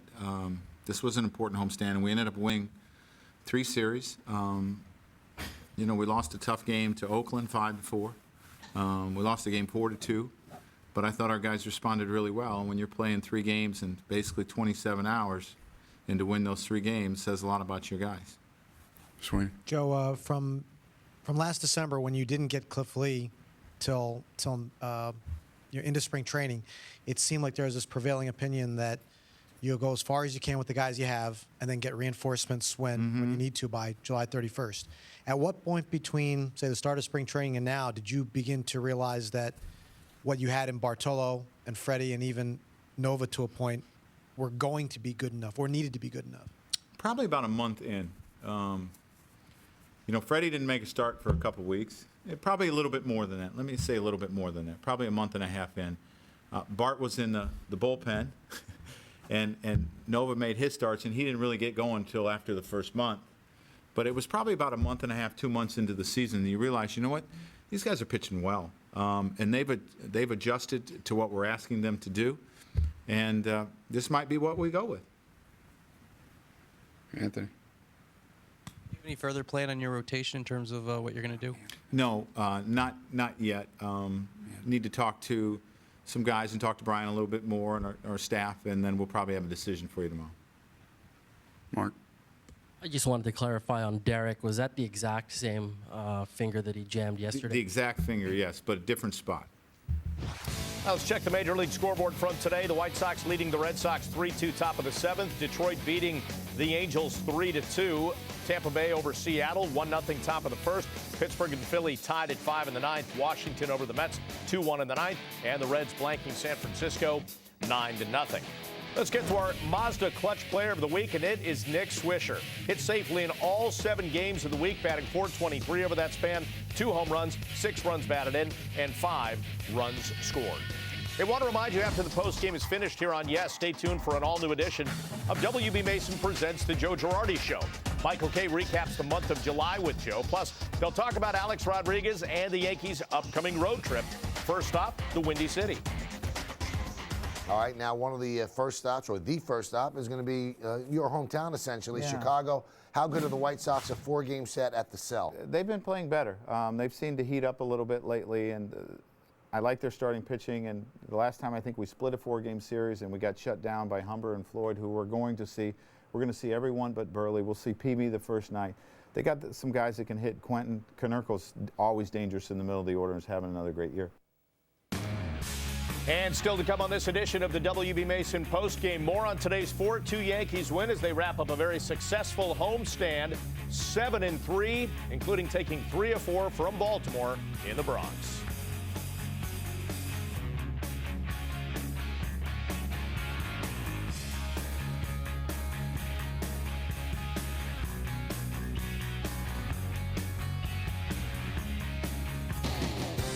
The Yankees postgame show on Yes is presented by WB Mason. For office furniture and supplies at amazingly low prices, who but WB Mason? In all my years fighting cheap store brand products, I've never seen anything like it. It's totally unreadable. Clearly they didn't use Avery labels with TrueBlock technology. Which hide previous labels and prevent smudging. They said these were just as good. Just as good. It's never, never, never. Just as good. Next time, buy right from WB Mason and get real Avery TrueBlock labels. At a price you'll love. Or who knows where your package might end up. Who but WB Mason? Yep, we had a good year at Chevy. They gave us a Consumer's Digest Best Buy Award, then they gave us an IIHS Top Safety Pick, and you gave us your approval. So we thought, why not give a little back? The Chevy Model Year Wrap-Up. Get in on our greatest model year yet. And now, well-qualified lessees can get a low-mileage lease on a Chevy Cruze LS for around $159 a month. Find your nearest dealer on ChevyOffers.com. Life is full of missed opportunities. Like the old flame you should have called.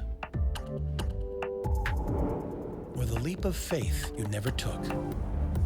But there's one opportunity that's too good to miss.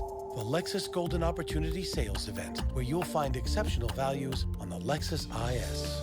Lease the 2011 IS 250 all-wheel drive for $339 a month for 36 months, with $39.14 due at signing. See your Lexus dealer.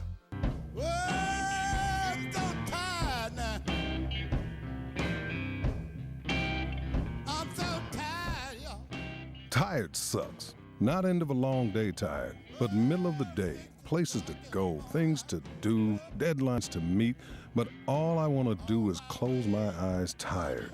5-Hour Energy fixes tired, fast. One shot, back to work, problem solved. 5-Hour Energy, fix the tired. How do you engineer excellence?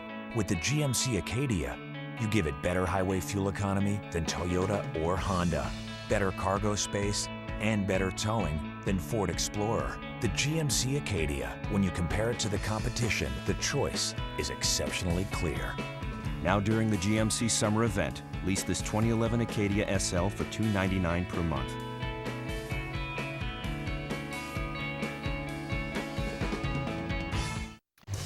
And we are back once again here on the WB Mason post game, and you'll see what the Yankees did over this homestand. 7-3, averaging about 7.5 runs a game, batting better than 300 as a team. That staff ERA of 3.70, limiting the O's today to just 2 runs in a 4-2 win. And as we continue here on the post game, let's get to the full game highlights now and show you how the Yankees got this win as they wrapped up this homestand. We'll start bottom of the first with the bases loaded. The highlights brought to you by Lincoln. Yankees threatening, but Jake Arrieta gets Nick Swisher to ground out to third and end that bases loaded threat. Still scoreless. Top of the third, 2 on, 2 out. Adam Jones hitting one up the middle off Freddie Garcia. Derek Jeter fields, tosses to Robbie Cano, but they can't get the out. It's a single plus an E6, 1-0 O's. Then bottom of the third, Derek Jeter, and you could hear that all over, Jack. Yeah, that did not look pleasant, and the way that Jeter reacted, you could tell that it wasn't pleasant. He gets hit in the same finger that he got hit on the night before with a ground ball. Ends up being a bruised middle finger. He later leaves the game with Francisco Cervelli pinch hitting for him in the 4th inning. Joe Girardi said he might miss a day or 2. So Nunez moved to short. Cervelli went into second. That same inning, bases loaded again for Swisher, and Arrieta gets him to hit into the 1-6-3 double play. On to the bottom of the 4th, the man on, Russell Martin, right at J.J. Hardy and right under his glove and through his legs. Both runners safe on Hardy's error, and that would prove costly because later in the 4th, bases loaded, Brett Gardner down the line in right and all the way to the corner. Chavez, Martin, and Nunez, who is on first, races around to score. Gardner's got his 6th triple of the season. It clears the bases, and the Yankees lead it 3-1. And at top of the 6th, the runner on second, Vladdy Guerrero, drops a base hit to center off Freddie Garcia. Adam Jones is in. Now the O's get back to within 4-2. And then the next batter, and Cervelli at second. Yeah, check out this second baseman. Look, getting the out at second base is for Francisco Cervelli. It's his first major league game at second. He had played 4 games at third. Next batter, Garcia gets Mark Reynolds to lift one out to center field for the final out of the inning, and that would end Garcia's day. 2 runs in 6 innings for Freddie. And then David Robertson went to work in a key 8th inning. And sometimes he just makes it look too easy, Bob. He starts out with Nick Markakis here. He gets him swinging at a fastball that tails away from him. After that, it's Adam Jones, blows another 94-mile-per-hour fastball past him. And then it's Vladimir Guerrero. That's on the black. That's 94. 68 strikeouts in 42 1/3 innings for Robertson. And then Mo wraps it up. Top of the 9th gets pinch hitter Nolan Reimold to pop out to third for the final out of the game. Save number 27 for Mariano in a 4-2 Yankees win. It's Garcia getting his 10th win of the season. Jake Arrieta dropping his 8th of the season in this 4-2 Yankees win. And, of course, everybody talking about the trade deadline coming and going and the Yankees not making any deals. And General Manager Brian Cashman addressed that a short time ago. Never got close, as far as I was concerned. I mean, you know, we've gone through the motions for a while now, but, as I've said for about 3 weeks now, I didn't think we would be able to find something off the marketplace better than what we were getting out of off the DL for the rotation in Colon and Hughes, and with Nova, obviously, at the time sitting at AAA. I didn't think we'd be able to upgrade for the rotation better than that, and I didn't think the trade market would provide anything better off for the reliever market than getting Soriano off the DL. And then obviously on the bench we were getting Chavez back, and obviously eventually Alex back. So I wasn't optimistic, and I, been very public, not interested really in moving a Banuelos, a Montero, a Romine, a Betanzas, those guys. No interest in moving Nova. So. When you enter a process like that, a lot of our high-end prospects are at the upper levels. So it's harder. I think it's also harder to get teams off of your high-end guys and get them to drop down when they're so close. So, I look forward to those guys, assisting us, with everything else we've had too. I think we've got good organizational depth, and it's showing. And so I was very comfortable with the position I've taken based on my conversations that I've had the last 3 weeks. Of the pitchers that did get traded, how involved were you in on those conversations? Very involved with it. I explored every opportunity. They just didn't lead to anything that was of comfort, from my perspective whatsoever. I didn't feel I got close on anything, so there was no. I think the positions that were presented to me were easy to say no on. So. Tyler. You've always been able to pull something off, even if it was a really minor move. I think we were saying every year since maybe starting in '99, you've done something in July. Does it feel strange sitting here now, not having any new parts? No, because I think that like at '98, I know I didn't do anything. I think 1 year we reacquired a Laritz, which was just a spare part. There was maybe the '09 year I got Chad Gaudin. I did something small just to reinforce. But our pitching depth is, I know it feels maybe by name and because the guys, that we've, have been blessed with what Colon, for instance, and Garcia have provided for us. I know it feels like we were in dire straits, but the reality and objectively is if you're looking at what these guys are doing and what collectively they're all doing, it's pretty good. And then if you look at also, the alternatives that we have sitting, all right, if someone gets hurt, while we're waiting on Hughes, you got Nova, and, we got Warren. I got two guys at AA that are eventually going to get up to AAA. I got Noah-C. We got a lot of depth, and we got a lot of different ways to go. So we're going to have to rely on that. And I'm very comfortable doing that, and I think that we're in a better, deeper position than maybe in those other years where I had to supplement a little bit more. So, you moved Betanzas up today to Banuelos. Banuelos is going to start August 2nd for Scranton. Could he be? Are the innings sufficient where could he be an option down the stretch if he shows something down there? We'll see. We'll see. It's time for him to take the next step, and.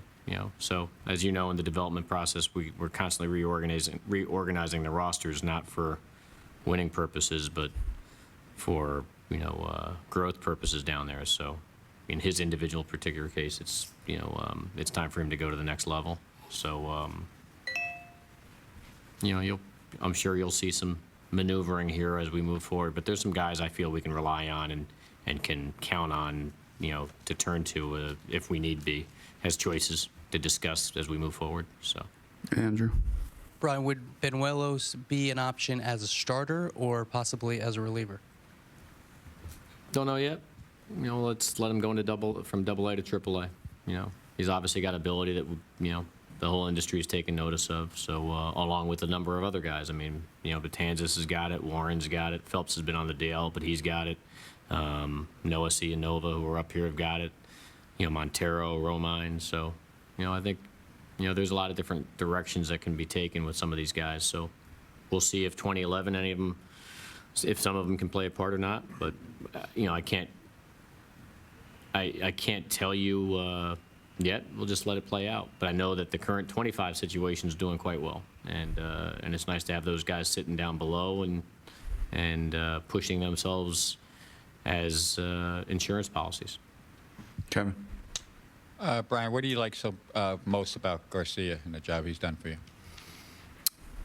He knows how to pitch. He's not afraid. Those are two obviously important aspects when you place yourself in this market. So, again, low expectations when we went into the winter with some of these low-risk guys, and they've provided some real high rewards for us, thankfully, and allowed us to, you know, get to the point where you got to take notice and say, hey, these guys are really doing the job. You know, hey, he doesn't want to lose a job. He hasn't put himself in a position to lose a job, to be honest. And a lot of times you're sitting in the meetings and you're discussing what's available and what you have to give up for what's available, and then you're like, oh, how much better is this, if at all, than what I've currently got in our rotation? Despite, you know, at times the anxiety people, the marketplace can create, you know, and always, you know, the demands that we have as an organization to always want the best you can possibly have. But at some point, you also have to, you know, reflect that what you got's pretty good. Kenny. Cash. Over here. Regarding Colon and Garcia, how do you measure their results this year? Obviously excellent, against the projections based on their innings counts of the past few years. I can't. Yeah. We're in no man's land. You know, it's not like I can, you know, project. So, but that's where, you know, the insurance policies, you know, you have to feel good about what Nova's doing. You have to feel good about, obviously, hoping to get Phil Hughes back to where he has been. You have to feel, you know, hopefully some of these high ceiling guys that are going to transition from AA to AAA will, you know, continue to take the, you know, the short-term steps. They're going to take the steps, whether they can do it in the short term or not. But Warren, I tell you, is a legitimate starter choice for us right now, you know, and as well. So, unfortunately, Phelps would have been if he didn't hit the DL. So, we'll see. I mean, we'll see. But I just feel like we're a lot deeper, and I'm willing, by the positions that I've taken here in the last 3 weeks, to rely more on that than go out and pay an enormous price on something that I'm not certain what it's going to provide. So. Eric. Brian, in the spring, you got a lot of attention when you said that you felt, as of then, in March, that Boston's roster was better than yours. Do you feel that way now? I haven't thought about it. I know that this particular team, this collection of guys that have done what they've done with a lot of adversity, and we've had some surprises, you know, that have come out of nowhere for us. So there's no doubt we've closed the gap, and we're one of the, you know, premier rosters in this game right now. And that is, you know, a credit to certain guys that have come in here and were hungry to take a job and reprove themselves, and they have, thankfully, you know, so to our benefit. So I look forward to, you know, racing down the Red Sox and trying to catch them and pass them and find any which way, whether it's the division title or the wild card, to secure an automatic bid in the postseason. That's the bottom line. However you get there, the way it sets up now doesn't necessarily matter as long as you get there. But these guys have showed an inner strength and a lot of talent, and they seem to know how to get wins, you know, as a group. So I'd like to take our chances and see where it goes. Tyler. What are your areas of concern right now? I mean, you're very happy with your roster, obviously, but that's the one thing. It's you know, you always want to improve on your pitching, but how realistic is it? You know, and doing so. I mean, that's why I've made the phone calls to 29 clubs, you know, and trying to see if we can pick off some of the talent that they might have and see if we can match up in a conversation, which in today's environment is even harder than it was. I mean, this is my 13th year as GM, and it's getting tougher to match up, it seems like, than it was in the past, but that's fine. I also think we're getting deeper, though, and we have a stronger system, you know, so I don't think we're in a position as we have been in years past where we might have had to go out and do something no matter what. Because, you know, it's nice to be in a position to say, well, we could do this, and it might make us better, or we could do this and stay in-house, and that might make us just as good, if not better. So, you know, I took that route. So I'm very comfortable. You know, I'm very comfortable with the process we took and the effort we've made and the discussions we had, and I'm very comfortable walking away from any of the opportunities that were presented my way. Some of these guys that we have going forward, just like, you know, turn the clock back to last year's trade deadline. Nunez or Nova was going to have to be in that trade deadline deal for Cliff Lee. You know, now, a year later, you know, these guys are playing a significant role and have a chance to as we move forward. And I feel that the next wave of guys have even higher ceilings than these guys. and those guys have good ceilings. So that's just an example, you know. But you got to make your calls. I made it. I made my recommendations, and I believe in our guys. And you know, I'm not blowing smoke. I think the trade deadline, me standing pat, you know, reinforces that. It's not like, hey, we're blowing smoke and trying to promote our guys. No, I believe in our guys. So I believed in them last winter. I mean, last trade deadline. I was willing to do certain things to one extent, but not all in at all cost. You know, I'm willing to do a deal, and as you've seen, you know, like with the Curtis Granderson deal, we'll pay a price, and the players will give. They're good, but you know, but at the same time, you know, it's got to be a workable deal for all sides. Wasn't in the cards, so I'm willing to go with what we got.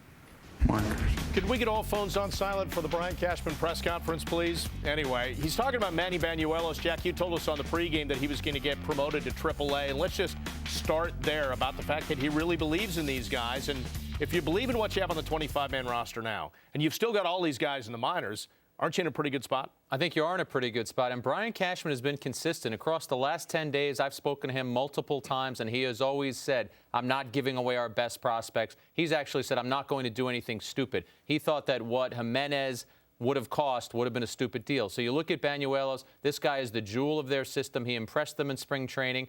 They're going to upgrade the kid, send him to AAA, and see what he can do. We just showed those numbers at AA, Bob. There is a concern. Fastball command is an issue, and the fact that he walks too many batters, averaging about 5 walks per 9 innings at AA. He has to tidy that up. He has to get better at that before the Yankees can even dream about him being able to be a major league guy. But you send him to AAA, you see what he can give you there, and then you have options. Do you bring him up as a possible rotation guy and move a Nova or a Hughes to the bullpen? Do you bring him up as a second lefty, which they haven't had all season long? The Yankees, by hanging on to these guys, now want to see what they can get out of them. But having heard everything you've heard today from Brian Cashman and others, and everything you've listened to over the course of the past probably a couple weeks, are you surprised, though, that, and having covered them as long as you have, that they didn't do anything? You're always a little surprised when the Yankees don't do anything because, as some of the questioners said to Cashman, it's been a long time since the Yankees haven't done at least something. But in this season, and the fact that their minor league system is richer, the Yankees' minor league system is ranked one of the top 5 in Major League Baseball. I understand their rationale and wanting to hang on to these guys.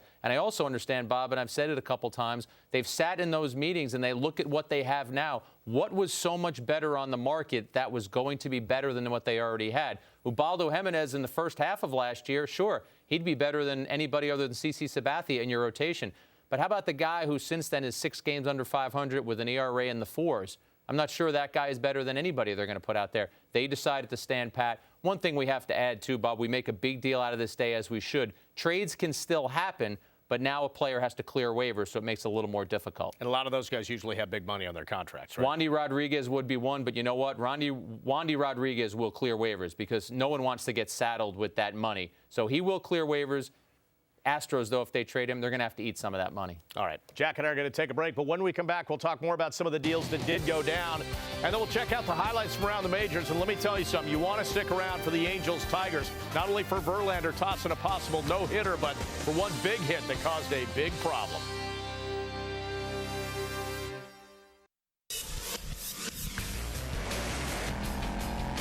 "125 years ago, we invented the automobile. And 80,000 patents later, we're still reinventing it. It's no coincidence that the oldest car company has the youngest and freshest line in the luxury class, Mercedes-Benz. See your authorized Mercedes-Benz dealer for exceptional offers on the C-Class. At Fridays, $12.99 gets you more than 3 full courses of great-tasting food. Sure, you'll start by choosing from a variety of Fridays' delicious appetizers, plenty of entrees, and a selection of decadent desserts. But it doesn't end there. Watching our bartenders mix up ultimate cocktails is a 4th course in itself. And what about course number 5? Sharing good times with new friends at the bar. Always ending the day better than it started? Course number 6. There's no telling where the courses might end. But let's start with those 3 delicious full courses for $12.99 and see where the night takes you. Could switching to Geico really save you 15% or more on car insurance? Do people use smartphones to do dumb things? Send. That is the weekend. Yeah, Doc. Allow me to crack the bubbly. Don't mind if I do. Is a gentleman with a bro stash invited to this party? Only if he's ready to rock.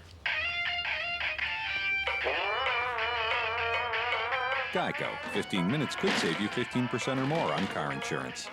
There I was, sleeping at my desk. I was snoring so loud I woke myself up. That's exactly when I had my mattress moment. I was tossing, turning, not sleeping well. So I went to the mattress gallery at Raymore and Flanagan. Their experts helped me find the right bed for me. They even delivered it the next day. Now everything's cool. Okay, I'm still snoring, but at least it's in my own bed. Raymore and Flanagan's Mattress Gallery. Dreams start here. Businesses need a reliable financial partner, one who can stay in sync with their moves. My job at GE Capital is to get Bobcat all the financial and business support they need. We provide financing for every Bobcat dealer in North America. Together, we've rolled out over 100,000 machines to small businesses all over the country, so they too can grow. GE Capital, we're there for Bobcat every step of the way. Every day, Hyundai passes countless tests. Now comes the real test. What drivers like you think. Uncensored. I can't believe this is a Hyundai. Pure luxury at an affordable price. We have infinity on the run. I think I'm gonna trade in my truck for this. Wow. This is a bad hombre right here. I want this car. But will we pass your test? Check out the Santa Fe and let us know what you think. Your opinion might be even better. Get a $269 lease on the 2011 Santa Fe. But only at your local Hyundai dealer. Great to have you back once again on the WB Mason post-game. Final score of our ball game today, the Yankees winning it 4-2, so they take 3 of 4 against the Orioles over the weekend, and of course 7-3 on the homestand. Jack and I were talking about trade possibilities for the Yankees that didn't come through before the trade deadline.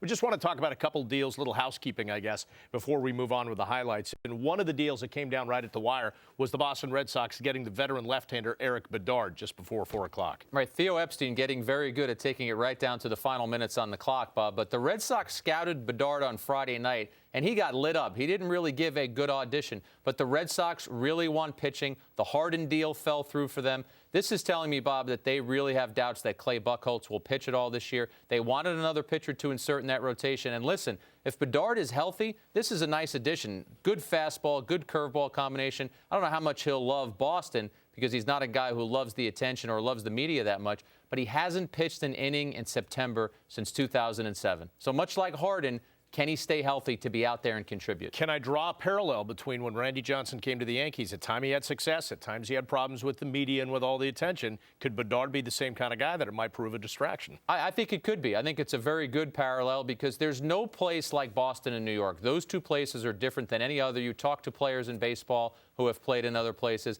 and he's going to this place not as the 25th man on the roster. He's going because they believe that he can help their rotation and maybe push them to the postseason.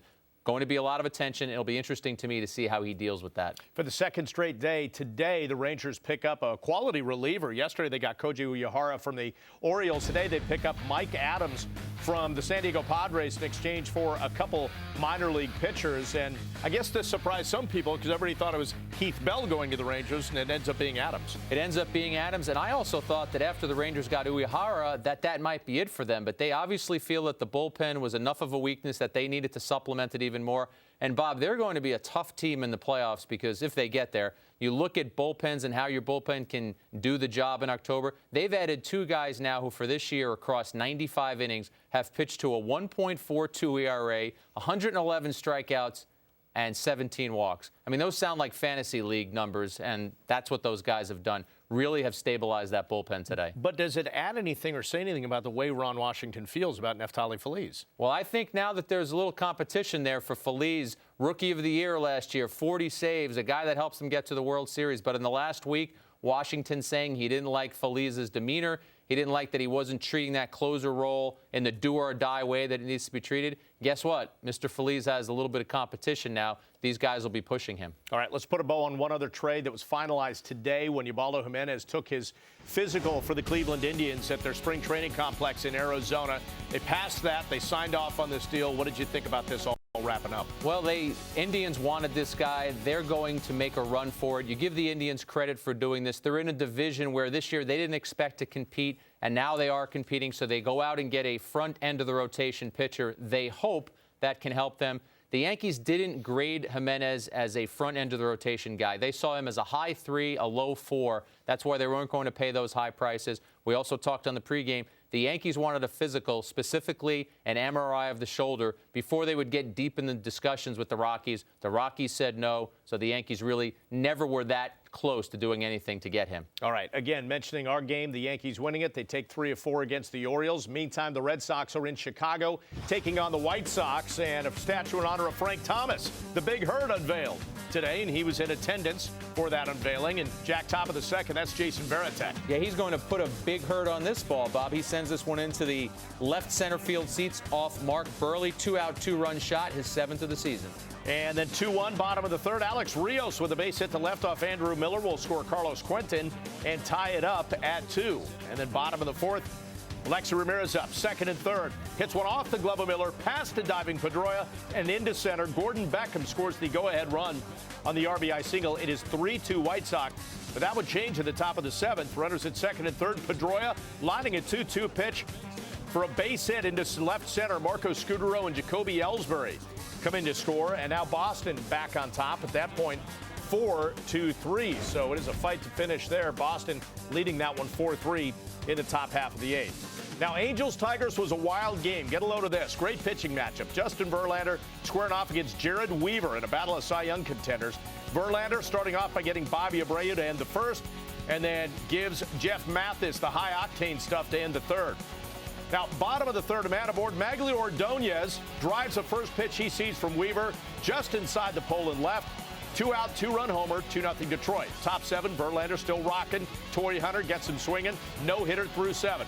On to the bottom of the 7th, Carlos Guillen off Weaver. 3-2 pitch into the seats and right with a bit of a pose, which, Jack, has an impact because the very next batter is Alex Avila. Yeah, Weaver's going to send a little message here. He just fires this ball over the head of Alex Avila, and he gets ejected immediately. But you want to know why he was throwing that ball over the head? Watch Carlos Guillen here. Is he at a disco? I mean, he is just going to do a little dance, a little celebration. There's some bad blood there between those two teams and those two players. Weaver is still barking out there at Guillen as he heads to the dugout. I haven't seen a blatant home run walk like that in a while. Anyway, 3-1 Tigers, top of the 8th. Verlander, the no-hitter, broken up by Maiceres Torres, and the run scores. So now it's getting tight. It's a 3-2 game. Next batter, Verlander recovers, gets Hunter swinging to avoid further damage. And then on to the top of the 9th, Jose Valverde in for the save, and he gets Eric Ibar to pop one out to third base and end the game. So Verlander wins the duel against Weaver. 3-2 is the final. The Angels getting just that one hit off Justin Verlander. And boy, he's flirted with no-hitters several times this season. Booked one on May 7th when he did it against Toronto. And then today, just the one hit over 9. So a tremendous outing for Verlander today. Let's take a look at the updated standings in the American League East and Wild Card, brought to you by your Tri-State Ford dealer. With the Red Sox in limbo right now, the Yankees a game and a half back in the division and 6.5 up on the Angels. And I'm still trying to figure out, I'm not sure where the bad blood comes from. I'm going to dig into that a little more. But, boy, the Angels and Tigers going at it. And I don't know if it's just more than, hey, our guy's better than your guy, and they're both in the hunt for the Cy Young. Right, and they're two teams that don't face each other too often. They're not in the same division. But Guillen wouldn't do that, I don't think, unless he saw something in Weaver, or maybe he saw Weaver celebrating. But when you do that, you have to expect repercussions. It's a different game now, and the players have the same agents, and they hug around the batting cage. But there are still certain lines that you don't cross. And, I mean, Bob, for him to do that little dance down the baseline and also sort of yell something out at Weaver, there are going to be players and pitchers who will tell you there's going to be something coming back at you after that happens. Especially when you consider the pitchers. Weaver and Verlander, both vocal guys, intense guys. Absolutely agree with you. All right, let's get two more highlights. Pirates and Phillies now. They didn't have to cross state borders to get to this one. Bottom of the 5th. Is that what you had for lunch, by the way, a little cheesesteak? 2-1 Pirates. Jimmy Rollins base hit to right off Jeff Karstens. Brian Schneider and Michael Martinez scoring on the 2-run single, and that gives the Phillies the lead 3-2. At top of the 6th, the man aboard for Lyle Overbay facing Vance Worley, and he goes yard to right. Go-ahead 2-run homer, and it's 4-3 Pirates. Top of the 7th, runner on second, Garrett Jones. Gapper to right center off Brad Lidge. Eric Fryer scores on the 2-out RBI double. Pittsburgh extending its lead to 5-3, but then Jack bottom of the 8th. Phillies come back. Yeah, Raul Ibanez, he's going to earn himself a cheesesteak right here, Bob. He hits this one to left center off Karstens. game-tying 2-run homer, his second of the day and 16th of the season, knotted at 5. And how about Lyle Overbay going deep, too? Wants to hang on to that job at first since they picked up Derek Lee. All right, even at 5, bottom of the 10th. Now, Mets-Nationals, big finish, tied at 2, bottom of the 9th. Runners at 2nd and 3rd, and Ian Desmond, chopper over the mound off Bobby Parnell. Rick Ankiel slides in safely. That's your game-winning run as the Nationals win it 3-2. All right, so big finish there and a busy day of baseball, and I kind of like that Pirates-Phillies series. Those guys, 2 teams going back and forth. Very intense, and the Phillies, as I watch them every night, Bob, and the things that they do, they just look like a team that they're playing so hard, but you know, with all the talent that they've assembled, they have to be peeking ahead to that postseason. And what Ruben Amaro has done at the deadline again and getting Pence, they're trying to win it. They know how hard it is to keep a team together. They have free agents after this year. I know Jimmy Rollins is a guy who won't be there in a year. Every time I see the Phillies, I think ahead to October. All right, want to remind you that in case you missed any part of our Yankees-Orioles recap, you can view a condensed version by visiting YesNetwork.com and clicking on Post Game Plus presented by Bigelow Tea. You can check out the top plays from today's game and hear from Brian Cashman on the trade deadline, coming and going without the Yankees making a move. All right, we'll take a break. Picked up his 10th win of the season today as he beat the Orioles.